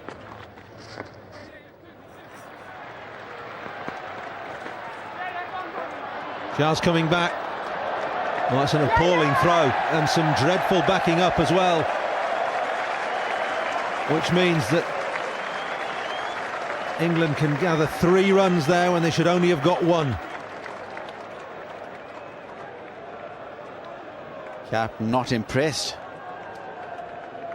Having a firm word with his bowler, Shahid Afridi. Well, it was a very good shot. A shot that can easily frustrate the opposition, the bowler and the captain. Delivery being paddled away for sweep.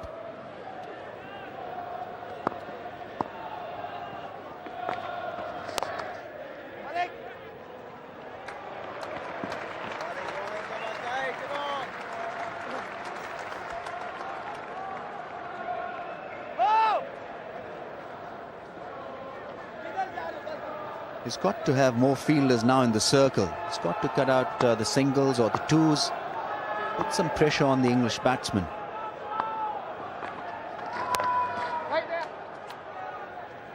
Yeah, there are runs everywhere, aren't there?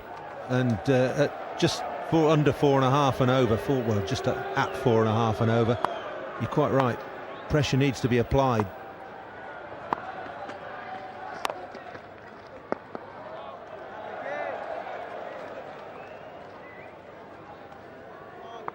It's a much better direction from Shahid Afridi. He's got to keep that ball on that off stump. Good bowling by Afridi. He's only gone for 4 off that over. That won't worry England unduly. It's 196 for 3. So 10 overs left.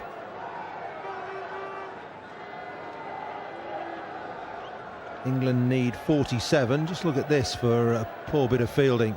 Should only have been 1 anyway. And the throw has gone way over the keeper. It's always worth a laugh when you're on the opposition balcony. He wasn't laughing though.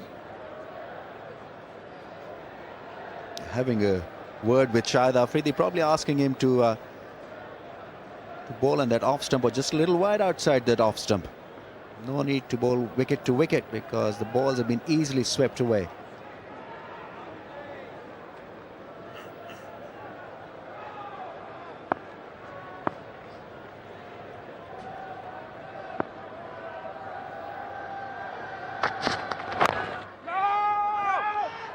Shah will have to get back.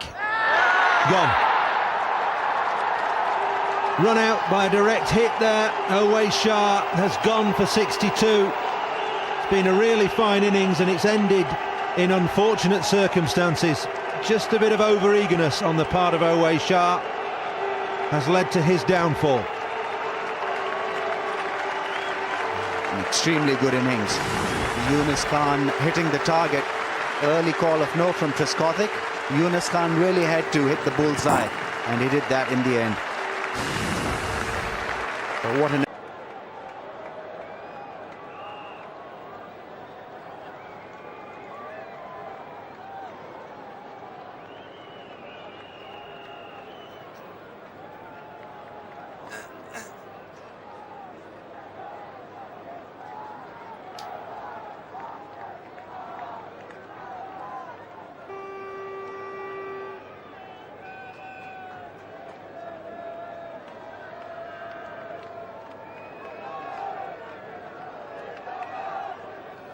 Ben Hollioake is the new batsman coming in for England at number 6. He's greeted by Marcus Trescothick, who is 117 not out. Just put on 170 with Away Shah. Ben Hollioake with that good innings against Australia.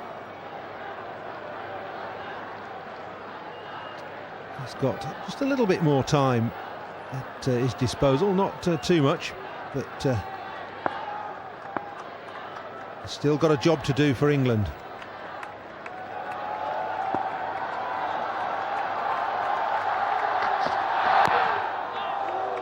Hollioake made 37 off 26 balls against Australia at the end of England's innings at Bristol. And he's at the crease because Away Shah just got a little bit over-ambitious. Yunus Khan, the fielder, there was never a single there. Trescothick said no almost as soon as he hit the ball, and Shah was way out of his ground.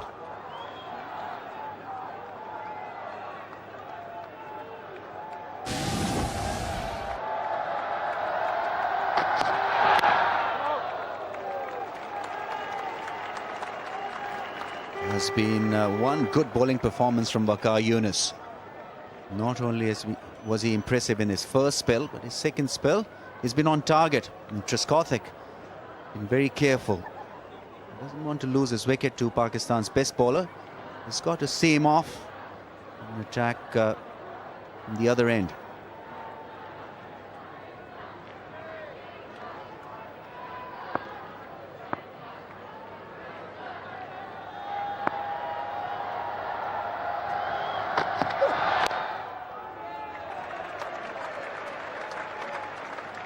Important that both Trescothick and Hollioake just tick the score over now.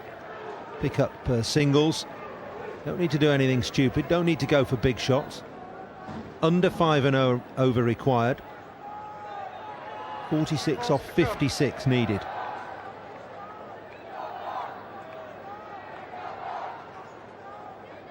There's no need for heroics. Just play everything on merit and try to work the ball in the gaps. Pick up the singles and twos.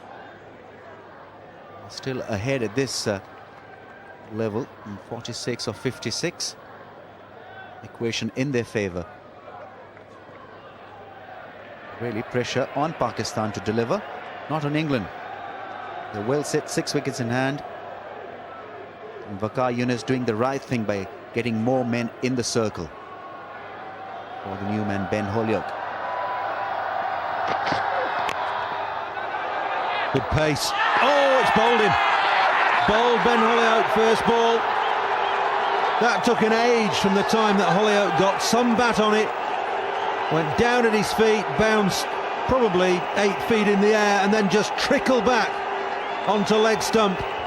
So Hollioake goes first ball, and Pakistan are right back in this now. How many times have seen this happen? Ball going up in the air. Ben Hollioake losing the side of the ball. And hitting the stumps. That's unfortunate dismissal. And delight for Waqar Younis, who was hoping that the ball would come back and hit the stumps. It did that in the end.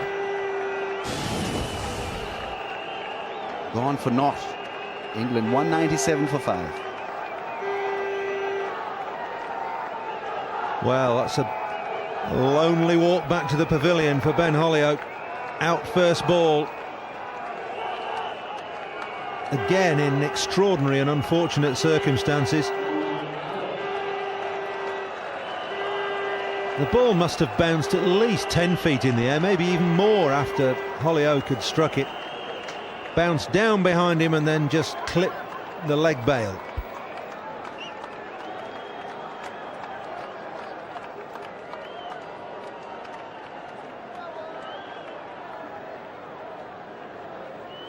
Let's have a look at this dismissal again. The worst defensive stroke. The ball has beaten him for pace a little bit. Look at the time after the ball has hit the bat before it comes down and clips that bail. What is the cardinal thing they say in cricket? Keep your eye on the ball. The batsman really failing to read that one. Pushed it hard onto the pitch, went high in the air, looking for a run, as you always do in one-day cricket, not realizing that it would come back and disturb the stumps.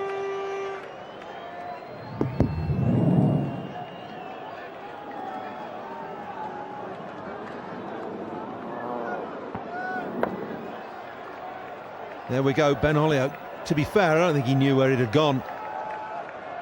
He was looking for a quick single. It was not to be. Bowled first ball. 197 for 5. Dominic Cork is the new batsman. He's on strike. And Waqar has done the job here. 2 wickets in this over. One of them a run out.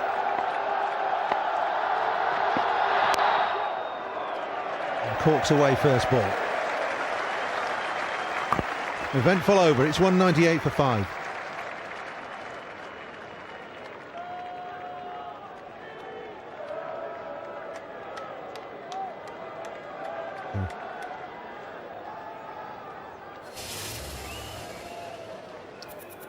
So Trescothick still there, England's main hope. 118 not out. 2 wickets in that last over though. Owais Shah run out for 62. Hollioake went first ball for naught. Dominic Cork is there with Trescothick, and England still need 45 to win from the last 9 overs. Exactly 5 and over to take you through to the end of this fascinating game. It's Michael Holding and Bob Willis. Thank you, Paul. Well, this match right back in the balance now with those 2 quick wickets. Here's Freedy.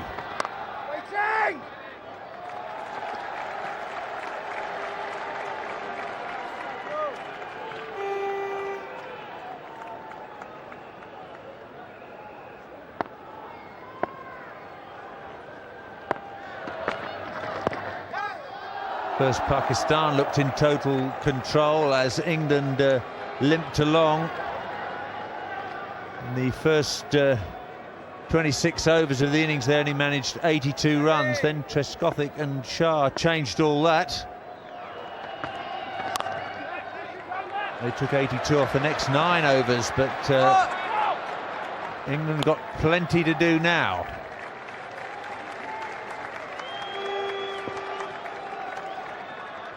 Elam Caddick, Goff and Mullally to come for England, not the longest tail.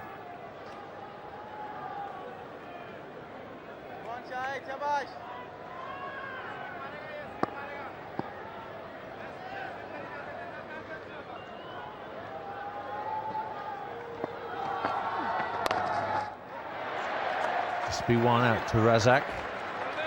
The 200's up for England in the 42nd over.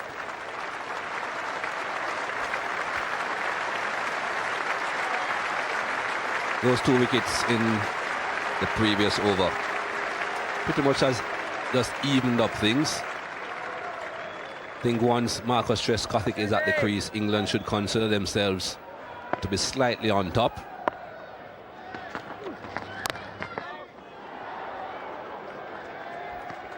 Guess it's more what happens at the other end. Dominic Cork is a natural stroke player. He'll look to hit the ball through this closely set field.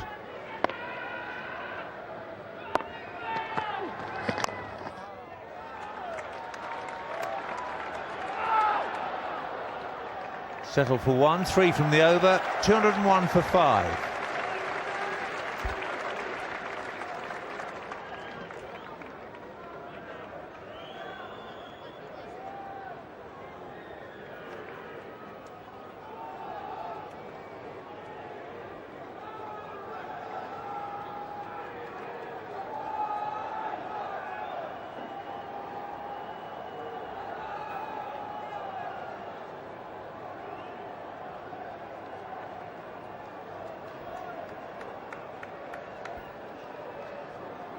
Well, Waka's going to complete his spell. This is his 10th and last over.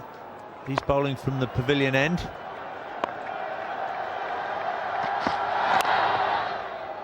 Cork advancing down the track. He wants the run. Another direct hit. That looks as though it's out as well. The Pakistanis are celebrating. It looked a suicidal run. Trescothick would have been in trouble had the ball come into the keeper. But the direct hit was at the bowler's end. Yes, either end would have been trouble. I think Trescothick would have been in trouble as well. And Dominic Cork is a long way out. That ball didn't go anywhere near far enough for a single. Another wicket goes down for England. Wasn't the wisest run in the world. Yusuf Yohana, the man doing the fielding. He dropped a catch earlier on. Well, I suppose you could say that he has almost made up for that dropped catch because Marcus Trescothick is still there. It's 201 for 6.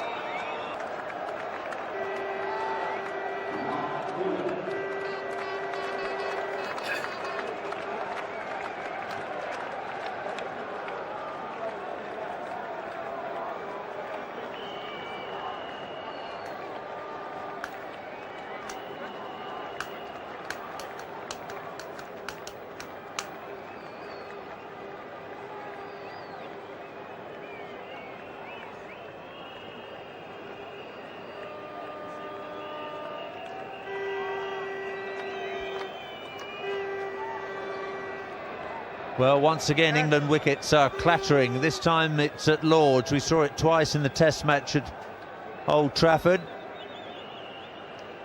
Here's Mark Elam. They've lost 3 wickets in 13 balls. But most importantly for them, Trescothick still there, 119 not out. That is the important factor for England. Marcus Trescothick still there and seeing the ball quite well. What the other batsmen have to do is make sure that if and when they get on strike, they take singles and get Trescothick back on, but not to attempt the sort of single that Dominic Cork just did. Waka around the wicket to Trescothick.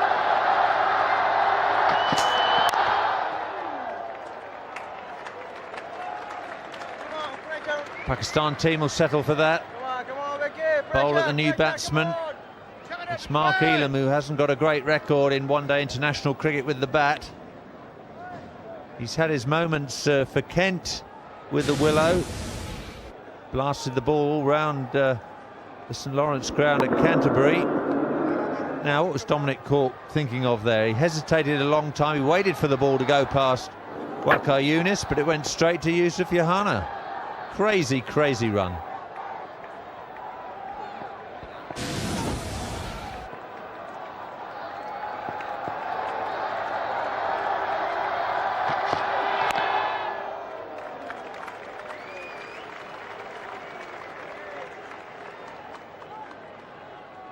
Average of under 18 for Mark Elam.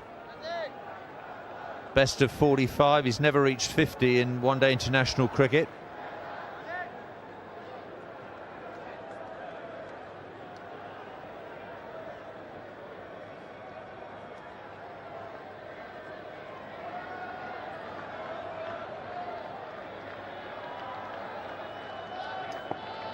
The difficulty of this one-day game.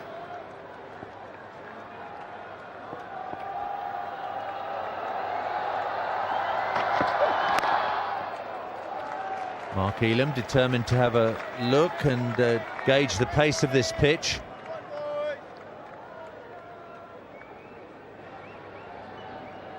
Runs required. Fast catching up with balls remaining. 44 balls to be delivered.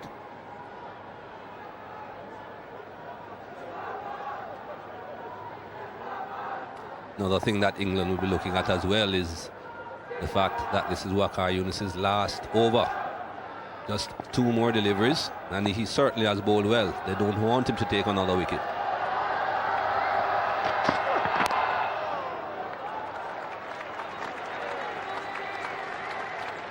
Seeing out Waqar Younis's over, it would seem to me that's what Mark Elam is doing.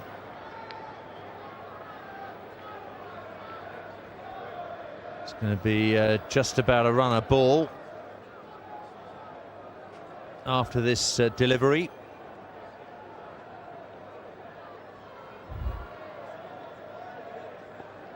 How is Waqar going to juggle his bowlers? He'll be able to concentrate on that 100% after he's bowled this, his last delivery.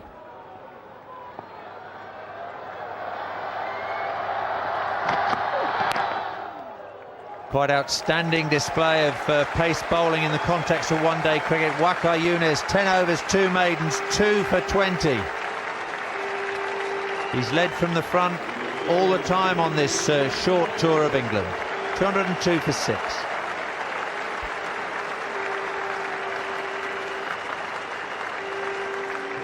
Well appreciated by his fans in the stands, Waqar Younis. Certainly has bowled beautifully. 1 over win for 8 runs. His 8th. Apart from that, not lot. Two wickets to Waqar Younis. This was the first. Michael Vaughan caught in the slip cordon, and then Ben Holyoke. What a dismissal.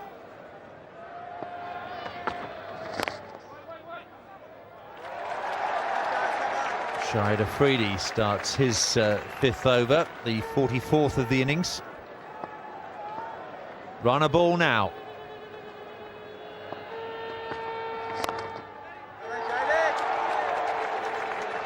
Looking to bowl as full as he can. Shahid Afridi. He saw what Trescothick did to the spinners who pitched the ball in front of him.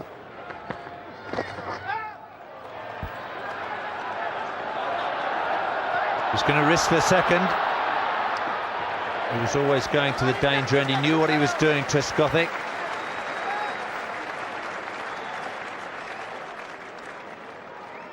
Just got a bit of cramp in that right leg. Not surprising. He's done a lot of running between the wickets today.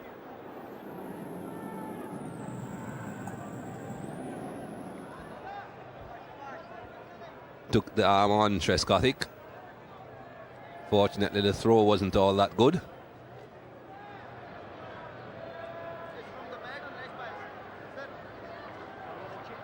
Can England conjure up a boundary to relieve some of this pressure?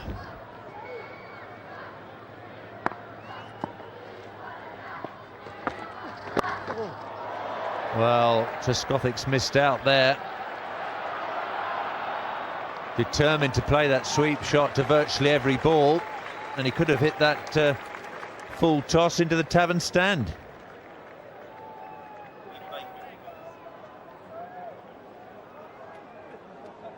Looking to play the sweep from before the ball was even delivered. At least he got a run. Could have had a few more though.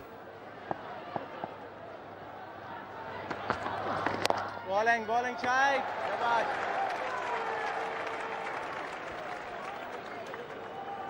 Now, Mark Elam's got to find a single from somewhere. Get the strike back to Trescothick. And he's gone. Mark Elam's failed again. He's gone for a duck. England 205 for 7. Oh, this Lord's crowd going to go home disappointed. Well, some of them are.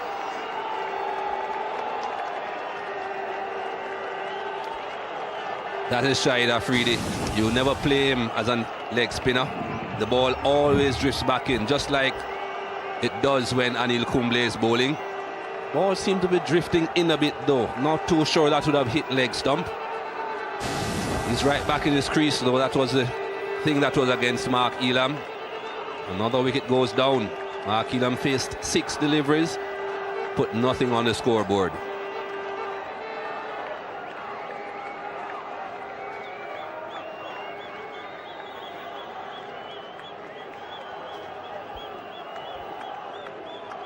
Darren Gough in at number 9, above for Andrew Caddick. And after that, there's just Alan Mullally.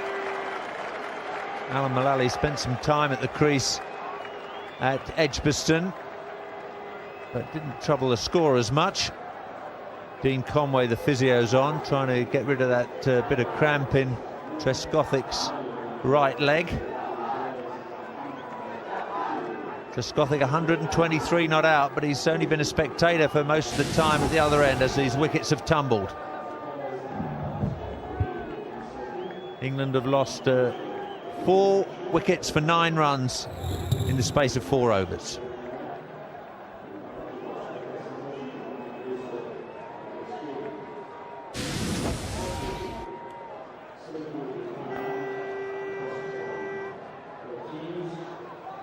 Has been a long day for Marcus Trescothick. Had to be in the field, of course, for the first 50 overs when Pakistan batted. Now he's been out there for an additional 44 overs.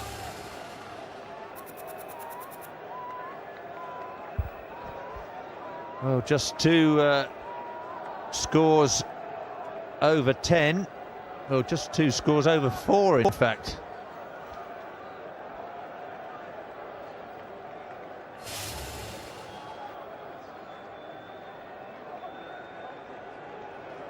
Owe Shah, one of the run-out victims.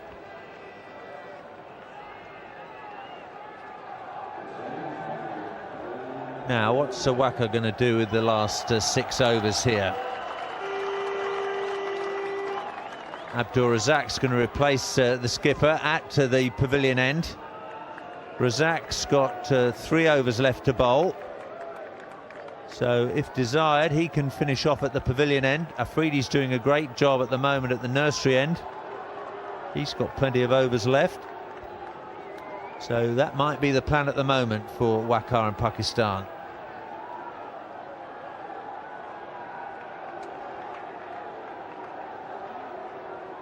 Afridi against the lower order is a very dangerous man, so more than likely you'll see him continuing from the nursery end.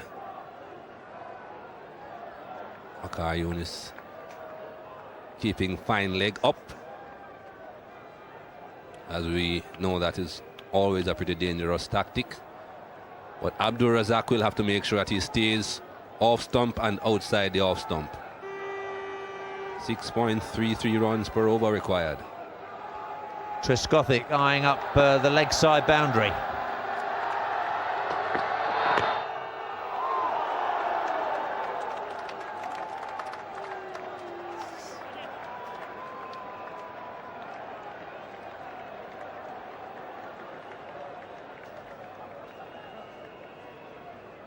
.38 to win, 35 balls to go.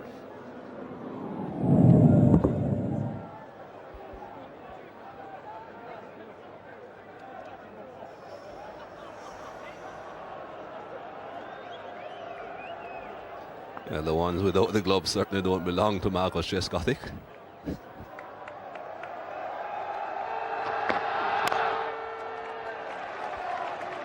Everything going according to plan for Pakistan. Give the left-hander a single and bowl at the tail.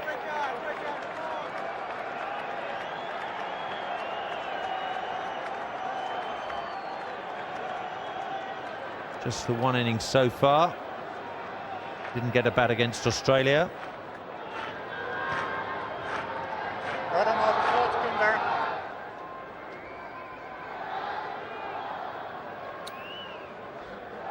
Darren Gough will be trying to manufacture a single to get Trescothick back on strike. There are certainly a lot of gaps on the onside.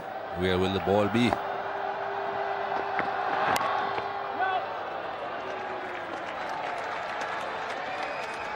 It's an extraordinary leg side field, isn't it, Mikey? There's nobody in there saving a single at all.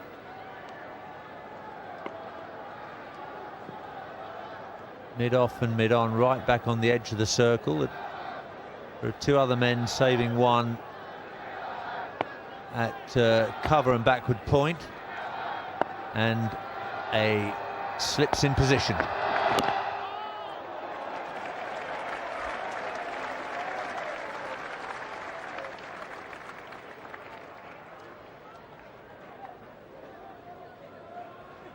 Two runs from 4 deliveries.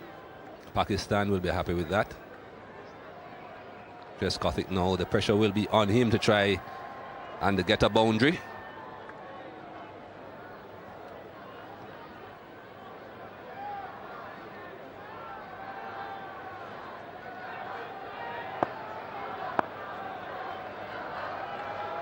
Run rate shot up to nearly 7 and over.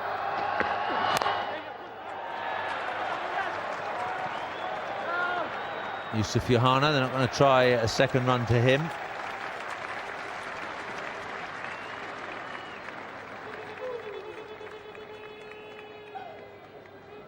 Just one ball to go in the 45th over. More suggestions for Waqar, this time from Azam Mahmood.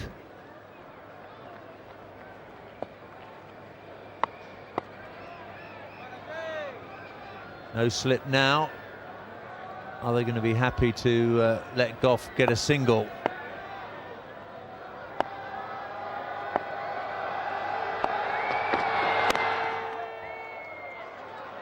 That's the single. 45 gone, 209 for 7.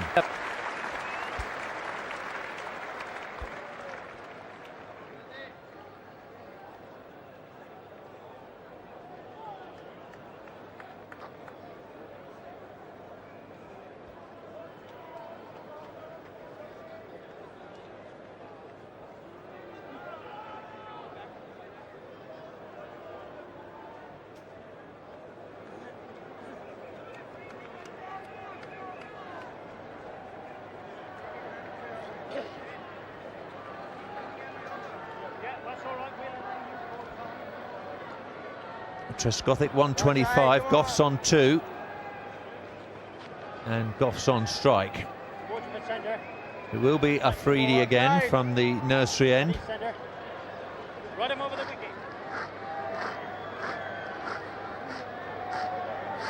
30 balls only at England's disposal. Come on, Shahid, come on. 243 the target. Bowling, bowling, Shahid. Shahid Afridi will continue on that off-stump line, just starting outside off-stump and drifting into the right-hander. He has 3 men between point and short third man.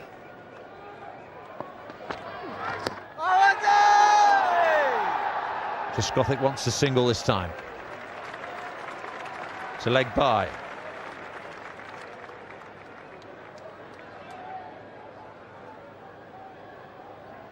Well, the England balcony looked pretty relaxed 20 minutes ago or so. Tense faces now.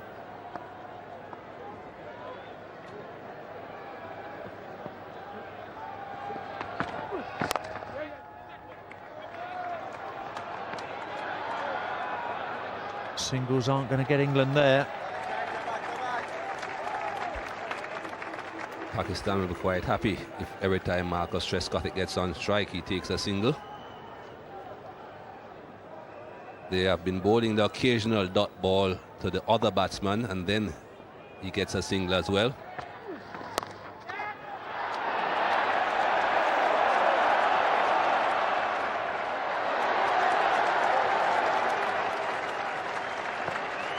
Razak fielding in front of the tavern stand.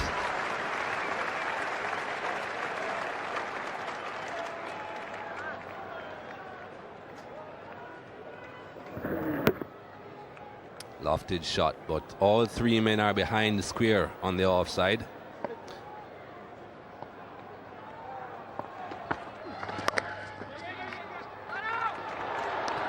Trescothic's made it.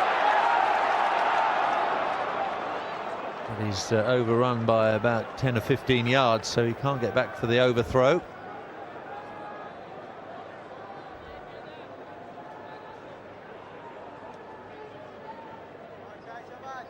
Five balls, 5 runs.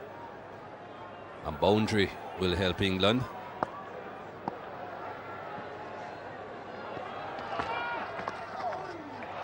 That's gone fine. There should be 2 at least here.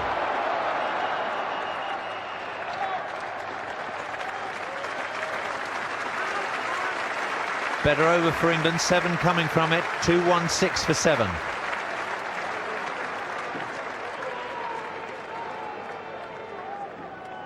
Alex Stewart won the toss here this morning, invited Pakistan to bat first. 242 for 8 they made. The most important contribution from Yusuf Yohana, 81 from him. Yunus Khan did well, 41. And Azam Mahmood striking 27 at the death off just 21 balls. 242 for 8 Pakistan. The England bowling, the top 3 did brilliantly. 2 for 37 Caddick, he bowled his 10 overs straight off. Goff came back at the end to finish with 2 for 38. Mullally picked up 2 as well for 47. The other 3 much more expensive.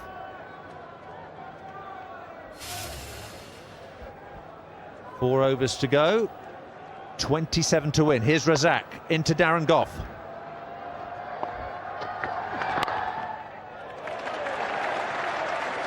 They lie at third man. Interestingly enough, in the previous over, there was no slip for Darren Goff. They decided to have a man at mid-wicket to try and prevent the single. This time there was a slip. They have decided now it's very important to keep on taking wickets. It always is. Just 3 wickets in hand, England. Pakistan have to try and take wickets, especially when Marcus Trescothicke is not on strike. That single has now put him back on strike. That's exactly what England want. Every time the other batsman that's with Trescothicke gets on strike, he gets a single. That's what they need. A long leg up into the circle. Mid off and mid on deep.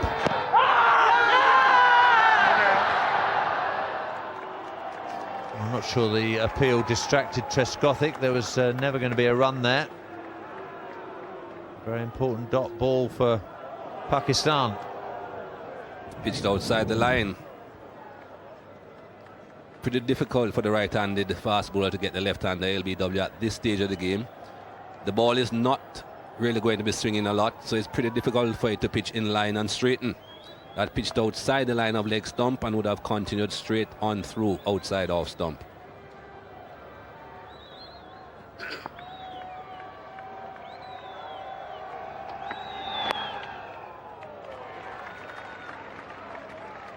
Sacklane.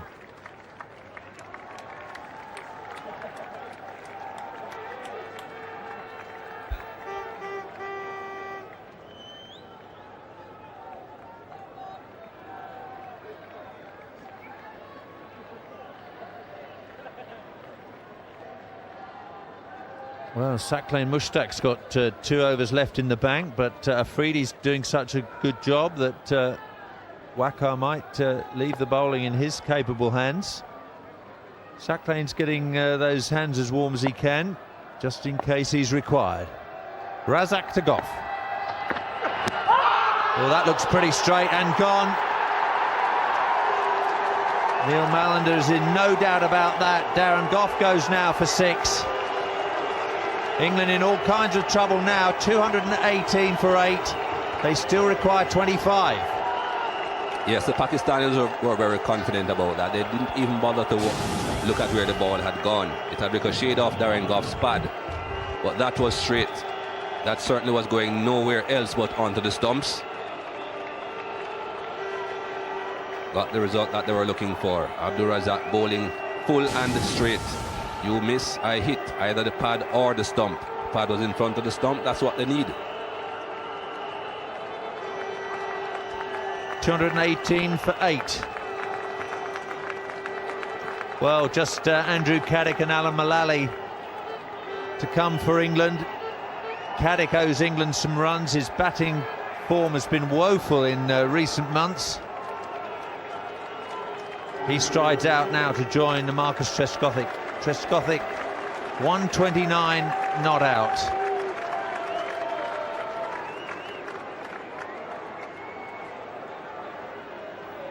That was a good wicket for Pakistan, but even more importantly, every delivery that's not scored off, that's a big plus for Pakistan.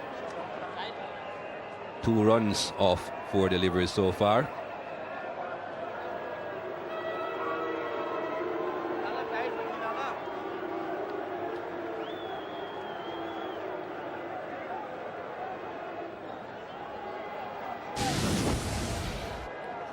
This was Darren Goff's dismissal again.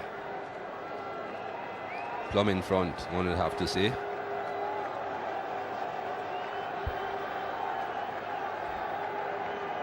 Pakistan in no hurry to set the field. They're going to make Caddick wait and sweat. They got the better of him in the Test match at Old Trafford.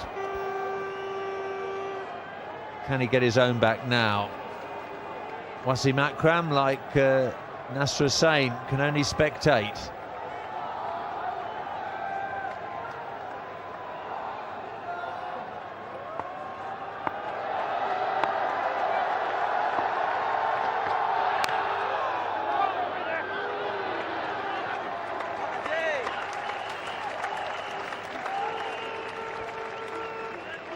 County colleagues at Somerset, Andrew Caddick and Marcus Trescothick, they will have batted together before, but not in a situation quite like this. They're batting for England, they need to conjure up 25 runs from somewhere. 19 balls only to go. Last delivery in this over. I don't think Pakistan would mind a single too much.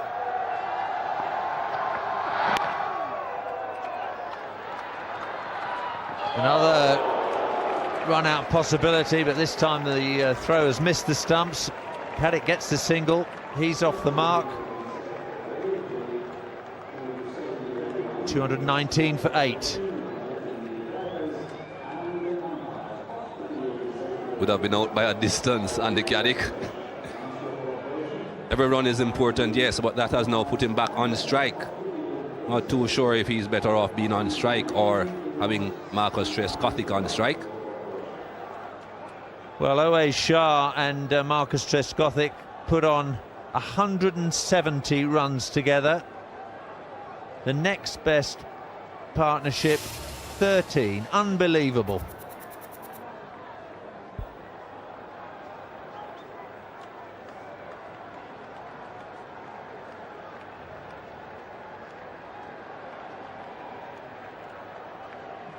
Pakistan totally unconcerned about their over rate.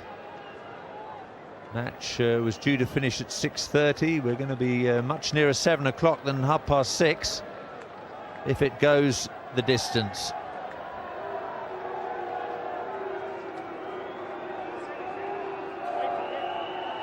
Waka's happy to stick with Shahid Afridi. So Saqlain still waiting in the wings.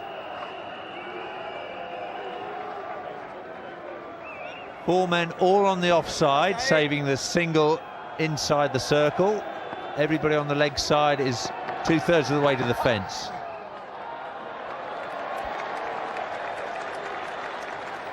Lots of room on the onside to get a single. Not too sure why Andy Caddick would want to be sweeping that vigorously at that previous delivery. It was just a matter of going back and turning it onto the onside. Let Marcus Trescothick get on with the job.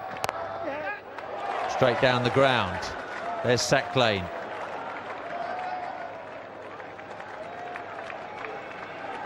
A dot and a 1. 23 to win, but just 16 balls left now. Boundaries. They need at least a boundary, England, and of course Pakistan will be looking to give Trescothick a single to get him back off strike.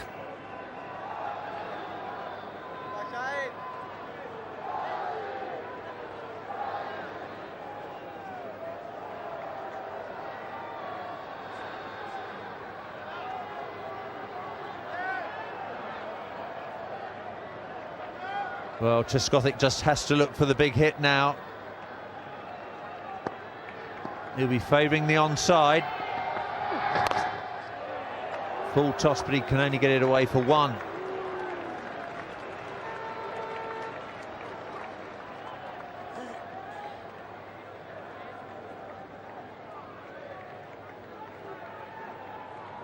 That's what Pakistan wanted.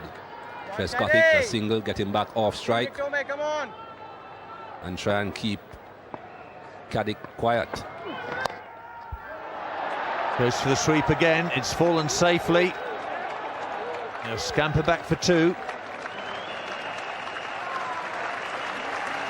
Encouragement from this big crowd for England.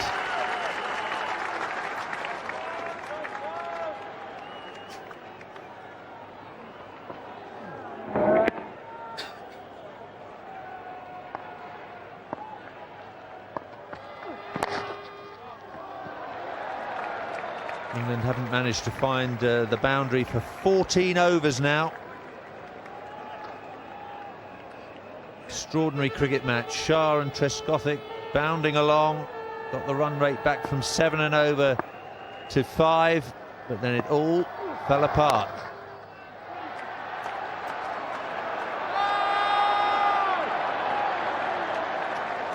Five from that over, and from the Pakistan viewpoint, they're happy. Caddick's on strike again. 2-2-4 for 8.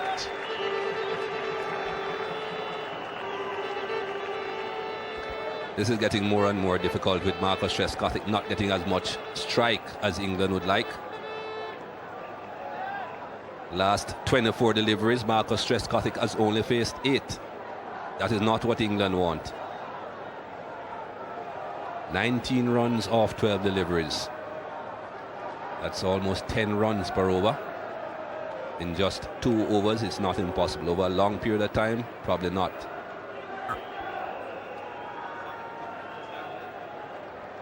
Well, we've got another summit conference.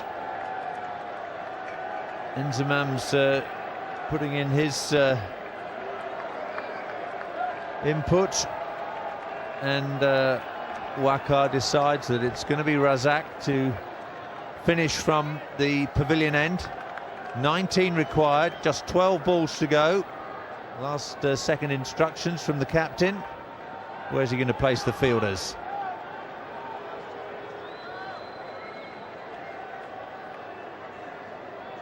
There's no slip now.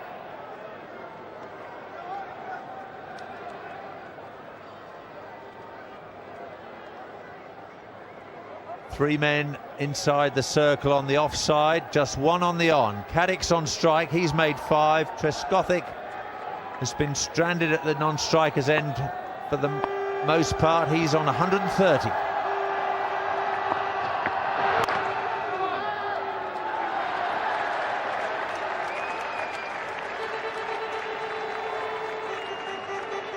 Every dot ball is another nail in England's coffin, and the Caddick has to do something to either get a boundary or to get off strike immediately.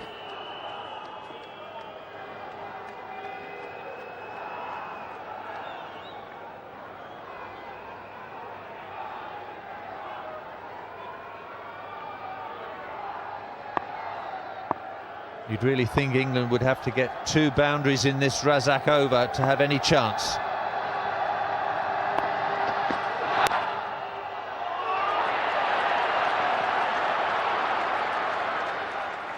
Back for 2. This is great work by the Pakistanis. They're keeping Trescothick away from the bowling. Caddick's already faced 9 deliveries.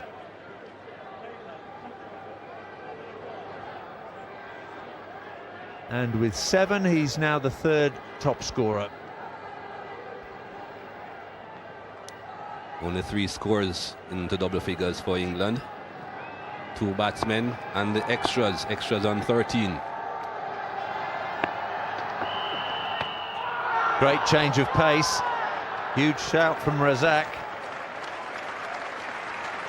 Caddick like a startled rabbit down to the other end.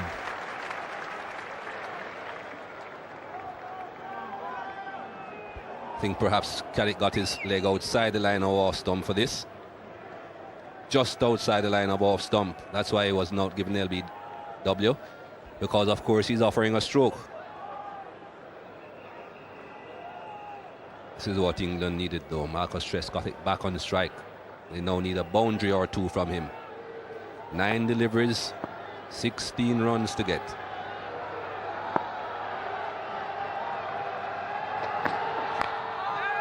It's away fine for 4.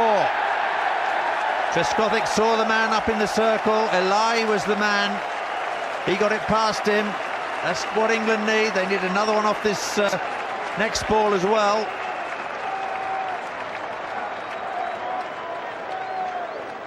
Eight balls, 12 runs.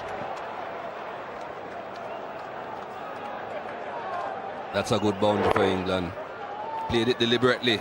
As he played the shot, he knew it was a boundary. Started to celebrate immediately. Pakistan have 4 fielders inside the circle. A few of them are walking in sharply. Not too sure why they would be wanting to do that though. Still long leg in that circle. Trescothick's going to take the run that's available.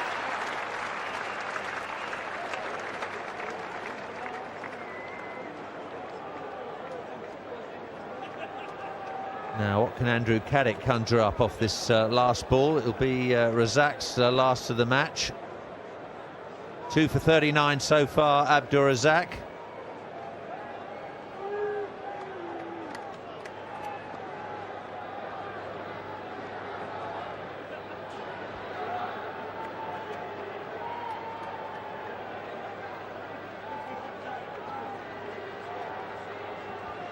Four men in the circle are mid-off, extra cover, who's very close in, and backward point on the leg side. We've got a mid-wicket. Everybody else is out on the fence. Caddick's got that away. There'll be a couple here.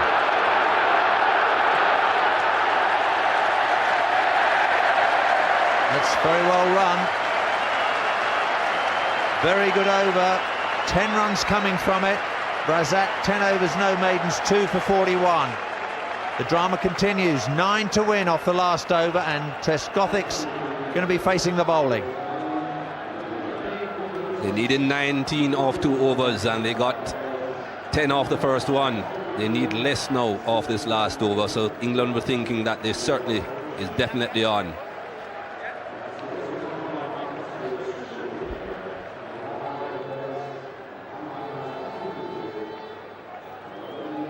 Now, Waqar Younis is resting Shahid Afridi, and he's summoned up his more experienced spinner, Saqlain Mushtaq, to bowl this last over. That's a bit of a surprise to me. Afridi was loose and bowling very well. 7 overs for 35. Saqlain's got to come on and get it exactly right straight away. He hasn't been in action for an hour, Saqlain. And Trescothick is eyeing up that tavern stand boundary like a kid eyeing up lollipops in the sweet shop. Not too sure this is a good move by Waqar Younis at all. We saw Marcus Trescothick hit Saqlain Mushtaq into that same tavern stand, and also the mound stand quite frequently earlier on. Wasn't able to do that against Shahid Afridi, and Shahid Afridi has been going at 5 runs per over. That is what would be good for Pakistan. Another 5 runs off his last over would be perfect.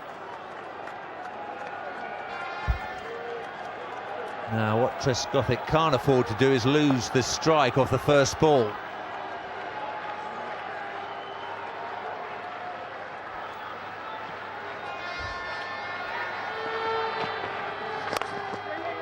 It's away through extra cover. They'll be back for 2. Inzamam doing the fielding. 7 off 5.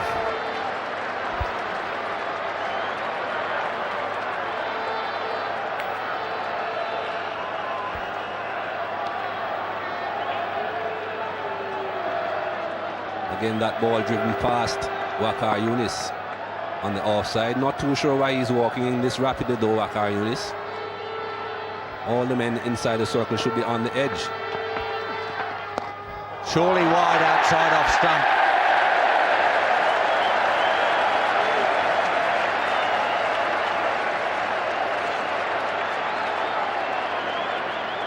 Extra delivery for England. 6 to win off 5.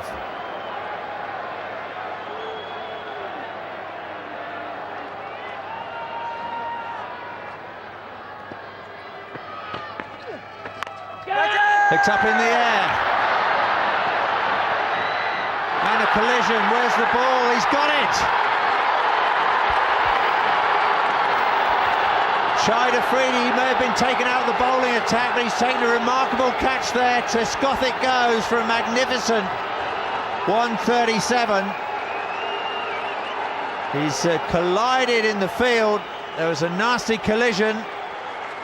Shoaib Malik is the injured party, but the Pakistan supporters in the crowd are celebrating as England lose their 9th wicket and possibly the match, with the departure of Marcus Trescothick for a magnificent 137. Certainly a brilliant knock from Marcus Trescothick. I'm sure he would love to have stayed there until the very end, because if he did, England would be assured of victory.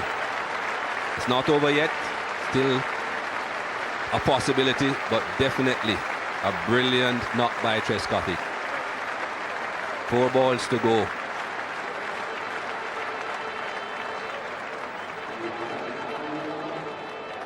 Well, here's Alan Mullally for England. He's their last chance. He had his little net at Edgbaston with Nick Knight.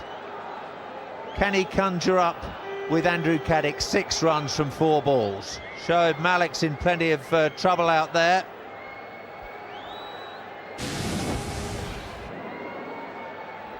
Afridi in at full pelt. Shoaib Malik, here's his call, tries to get out of the way. He hits the ground very hard indeed, may easily have dislocated his shoulder there. Afridi does quite brilliantly to hang on to the ball.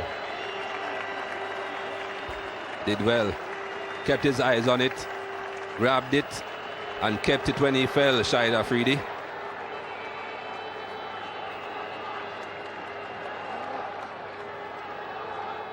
Obviously there was no calling there. I think Shoaib Malik just tried to pull out at the very last minute when he saw Afridi beside him. No one called, but he did well. That was a good catch.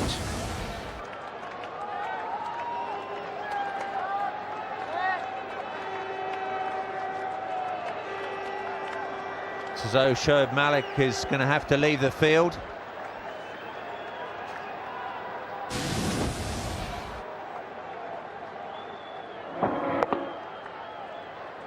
Just got too far underneath it. Afridi taking an outstanding catch, but Pakistan have lost Shoaib Malik.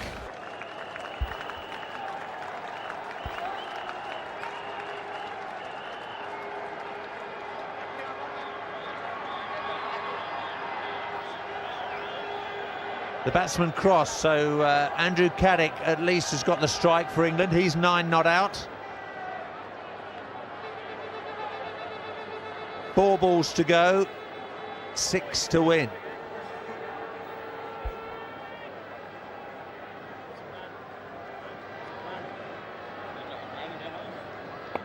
Once again, Waqar painstakingly sets this field.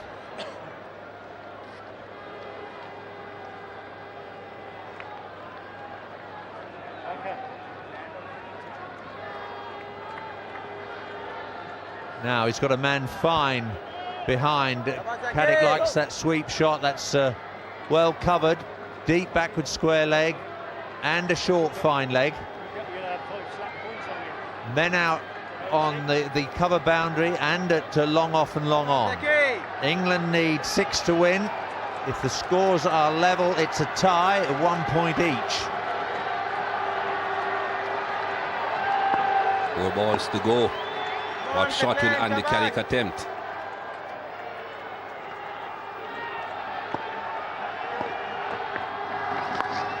There's the sweep. We've only got 1. Malali exposed at the business end. 5 to win off 3, 4 to tie off 3. And then Mulali on strike. No real change in the field placing. The mid-wicket just comes a bit straighter. And Mulali coming down to get a bit of advice, one would think, from Andy Caddick.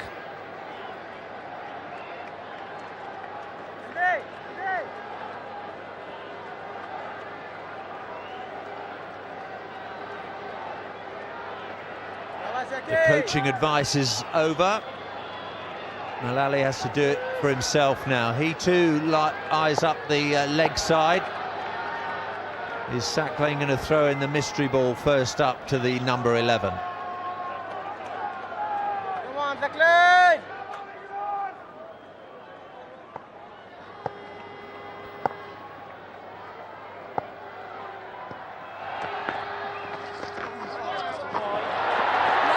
Well, the Pakistanis are saying it hit the batsman's glove, but a wide has been signalled by the umpire.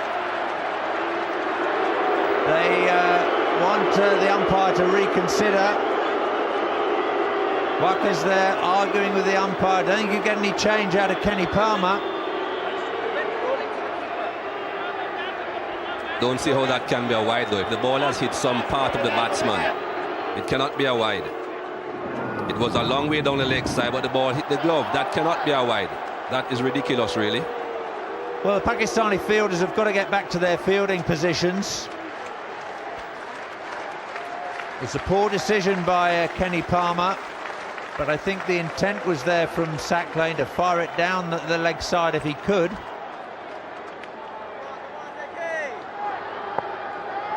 Could have had someone caught off a wide. Never heard of that before in cricket. So there are still 3 balls to go, and England now only need 4.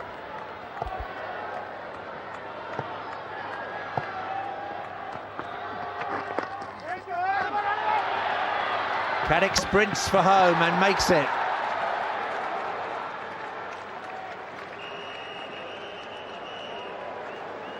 Now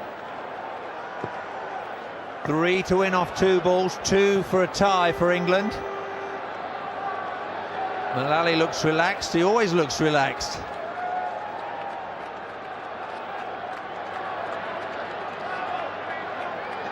I think Mulali will be very happy that he's off strike. He'll be quite happy just running instead of trying to hit the ball.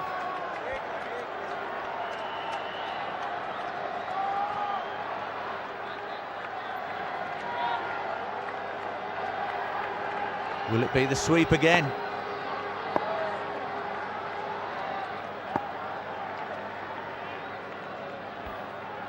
Sack Lane makes him wait. Great delivery. He saw Caddick coming. The Pakistani supporters celebrate. Now England need 3 to win it and 2 to tie off the very last ball. And once again, Waka's going to make Caddick wait. He's having a chat with his bowler. Well, what a last over. 4 runs off the bat and 2 wides. But England still require 3.